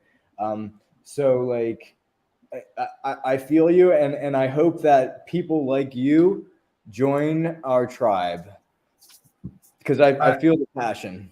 Yeah, no, I'm honestly really interested in that, and I have a latent performance art desires in like music and singing and playing guitar and comedy, and I haven't really practiced lately, but yeah, I got some stories for you. Yeah, you'll get a kick out of it. I love performing. I really do. Nice, man. So what do you like perform? What do you like to perform? I only know 2 songs right now because I've forgotten a lot of them. But I for the longest time used to play guitar. I couldn't keep rhythm, couldn't play a song from the beginning to the end. So I just polished 2 songs really well. One of them is Lodi by CCR. It's stuck in Lodi, but I changed it to the town I'm in, Tahlequah. And I like to sing it around town. And then the other one is The Cure's Just Like Heaven. But if you know The Cure, it's a modern rock pop band. They don't use acoustic guitar. But I managed to take that song and I sing it in what I call my Chinese, California, Alaska, Oklahoma folk guide style. And so it's sort of like I have this whole thing where, because I have all these, in everything, Witchwalker Wu realizes his unlimited potential to become anything he can think, like anything he can believe and hold out thought and really truly believe it, and it resonates with the world around him, he can become. But he also realizes that he has like things that he needs to overcome to become those things. So what he does is he sort of like fractures himself into like extreme polarities of the hero Doug and the villain Doug, or the weak Doug. So as part of a learning, like just how like we all have our sort of nuances where we have our strengths and our weaknesses. So what I want to do is, in the story of Witchwalker Wu, I end up spawning a whole bunch of different characters that I use to empower me. Like they're like my own superheroes. So for example, the Witchwalker Wu is the idealized self of the merged, like the meta one. Whereas I have these characters like I call like Donkey Donks is one of them. You want to see Donkey Donks? I'll show you Donkey Donks. We're gonna kick out of Donkey Donks, I think. But Donkey Donks is meant to be like a redneck. So he's what I call an enlightened redneck. And so Donkey Donks is really smart, but he's sort of like comical. Like I don't even know exactly how to explain it. But so Donkey Donks really what it captures is that I've always wanted to be white. I've always wanted to be like a redneck or like hunt and shoot guns and like wrestle like know how to rope a cattle or whatever. But it's not me, So I'm not really trying to be that. But there's this latent hidden part of me that has these kind of fantasy desires that still wants to live itself out. So I just create this fictional idea, and I'm making it up in my mind to where like there's these qualities with like Donkey Donks is like enlightened redneck technology is all about making things simple, using technology where it's just like super simple and it's like recycled, and I apply it in my real life. And so I call it, so then I even come up with shit like where I develop a whole persona and a way that I talk and a way that I think, and just like a character, like I'm trying to personalize this because I want to actually use these characters to tell a story and to entertain people. And that's all part of my strategy behind Witchwalker Wu, because part of being the Pied Piper is you got to make people interested. You got to create a compelling thing. And so for me, it's sort of like this guy. He was like, I'm gonna do everything. Like that sounds like I'm gonna do everything. What are you gonna do? Oh no, I'm not just gonna do one really massively wonderful, brilliant thing. No, I'm gonna do thousands of them, and I'm not even gonna stop there. I'm gonna get other people to help me. I'm gonna help get them to make better ideas. It's just like it's like this endless to like an absurdity type of thing. but using that as a driving mechanism to say, what really is our limitations? And what if we became a pronoias? What if we believed that the world conspired around us for good and not a paranoias, which is paranoid is the opposite of pronoia. And so it's sort of like taking things to like an absurd, silly kind of state. But then when you really get into who I am, I'm not really that out there, but I want to sort of embellish it to where this story is going to be like, is Doug really telling the truth? Or is this part true or not true? And it's sort of like that's part of the blog and the story. It's like you have to guess, you have to decide. But then that's the story goes on. We can do the making of, and then I tell the true things. But there's a certain part of it where you don't want to define it. You want to leave it, and you want to tell. You want to tell like an alternative version, like in this dimension or in this whatever, like in this timeline. Doug chose this. So it's sort of like, when you make a decision. Or do you have those moments where someone's like in a movie and they start daydreaming and they think about how something could have played out if they acted differently? Like I want to do those kinds of things, to where this whole notion and idea of maybe there is really a multiple worlds interpretation of quantum physics is really the best way to describe the world around us, where truly this is a multiverse and everything is possible. And by unlimiting ourselves by all these self-limiting beliefs and pushing ourselves into extending into just really imagining really wonderful, crazy things being possible, and a lot of people thinking that way together, maybe that would become a self-fulfilling prophecy. And that is something that needs investigation too. You know what I'm saying? It's sort of nutty because really, it's, as far as I'm concerned, it's an infinite game. It's never going to end. For sure. An unending exploration, approaching infinity but never arriving. I guess I actually would disagree that everything does have an end, but like I do also think that the next level is the multiverse of all these different things. So, you could call it an end or you could call it a loop. And right. Like that's probably a better description. What was I trying to find you earlier? I totally spaced out. This silly name of Donkey Dogs. Yeah. Okay, it's Big Sucker Woo. In fact, what the funny thing was Glue Dog started trying to make fun of me the other day. He started posting my videos from YouTube into the Telegram chat like it was going to embarrass me. I'm like, no, dude, I made those for comedy. I'm trying to make fun of myself. And he's like, oh, you're crazy and this and that. And I'm like, yep, I am. Damn right, I'm crazy. I'm like, sure, only if you say so. As long as you wish. You spoke it into being. That's your interpretation. So, which one? Like this, like these things,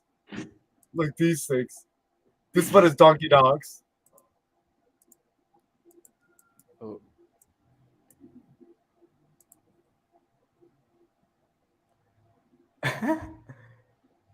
Put on the captions. What do you mean captions? Oh yeah, that's right. Yeah.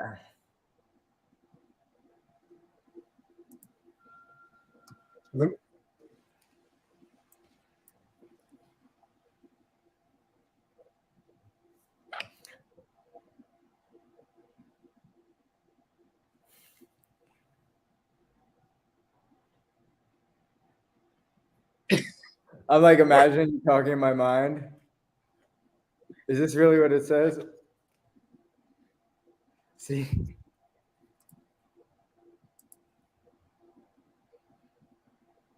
Let me tell you what that means.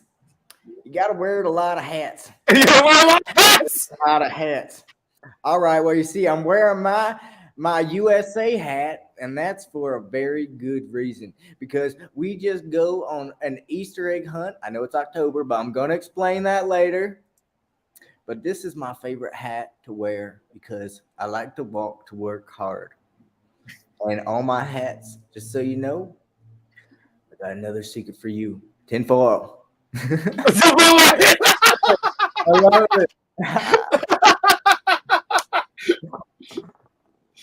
Because remember when I said you was dumb, dumb off people talking about facial recognition and AI. Oh shit. You don't know that AI come from the sky? And I come from the sky, and I be looking down on us from the habits, watching everything we do in every little moment. They're trying to recognize your face, trying to recognize the top of your head. Jeez, man, you guys are so dope. That's why I put time fall in my head. See, I got another hat. So next week's going to Easter egg hunting. Let me tell you what that's all about. Well, my chicken Winona, not Winona. Yeah, A chicken Winona. Oh, shit. That's an elegant name for a bird. Anyways, I love but birds. that was me just. In fact, you know what the funny thing was when I did this, I had no preparation, whatever. I just wanted to have my friend practice because I was teaching him how to just like I was teaching him the rule of thirds, like to work a camera, and just holding it steady. So we were practicing. I'm like, come on, let's go practice. And so I just spontaneously just came up with this stuff because at that period of time, I was working on the character sort of in my mind, but I didn't ever say anything. Okay. But anyways, I haven't been doing any of this stuff because I've been too focused on other things. But honestly, I want to go back into if I can just solve all the world's problems, or at least feel like everything is going in the right direction. I'm like, okay, I'm gonna go back to this. That's what I want to be doing. Between woodworking and performance art, it's that's where two of my hidden passions are. Oh man, check out this beauty. What you got? What is that? It's a wooden spoon. Oh yeah. All right, dude. We hit midnight. We actually passed it. We did it. Fuck yeah. Fuck yeah. That's sweet. Doug Square. That is sweet. All right, let's do this. Hold on. Two big ones. I feel like it's a 50 Cent song. Everybody in the stream. Sweet. Hey, listen, Doug 1 to Doug 2, end of the show. D1, D2, let's go. We on the ice, freestyle flow. And hey man, Douglas, thank you so much. Thank you so much for coming and participating. Your presence and your participation made it so much more enjoyable and rewarding for me. And I'm glad to hear that you enjoyed it too. It's awesome. It's awesome. So the way I look at it is it was a complete success, and I've already got enough feedback from the participants and from myself to know it was a success. Any secondary, tertiary, quaternary things that happen down the timeline, if there's success that is seeded in some minuscule form that can be found from being originating from this, well, that's a bonus on top. As far as I'm concerned, I got more out of this than I was expecting, honestly. Yeah, you got some good footage. You got a lot of work ahead of you cutting. Oh, I know. Oh gosh. Yeah, if you couldn't save the stream, I was thinking you could probably download it from YouTube, like the HD version. And I got it on YouTube. I got it on Facebook. I got it on Twitter and in the cloud thing here. It's just that it's in 8-hour segments and stuff. So where's the free space on my computer to cut it up and start exporting it out? It's I have to keep moving things off. Gotta score a hard drive. Well, I know. It's just that I have a drive with enough space. It's just that my drive's resident as my default save to drive is full, and I have to keep moving it off, and I forget where I put things because I'm not systematic with my storage, and then I'm messy. Every computer has dual boots. I have more than one computer. I'm like, what computer was it on? Then I start moving things around, and I'm messy, and then pretty soon I'm just I don't even remember what computer it was on, what operating system did I do it. Wow. This madness. I need to get more organized. All right, buddy. Well, thank you so much for the invite, and I did enjoy myself, and thank you for holding this space for not just me, but many bright lights in this community, and may we continue to shine together and learn new ways to shine together, and I'm stoked. Yes. Thank you. All right, take care.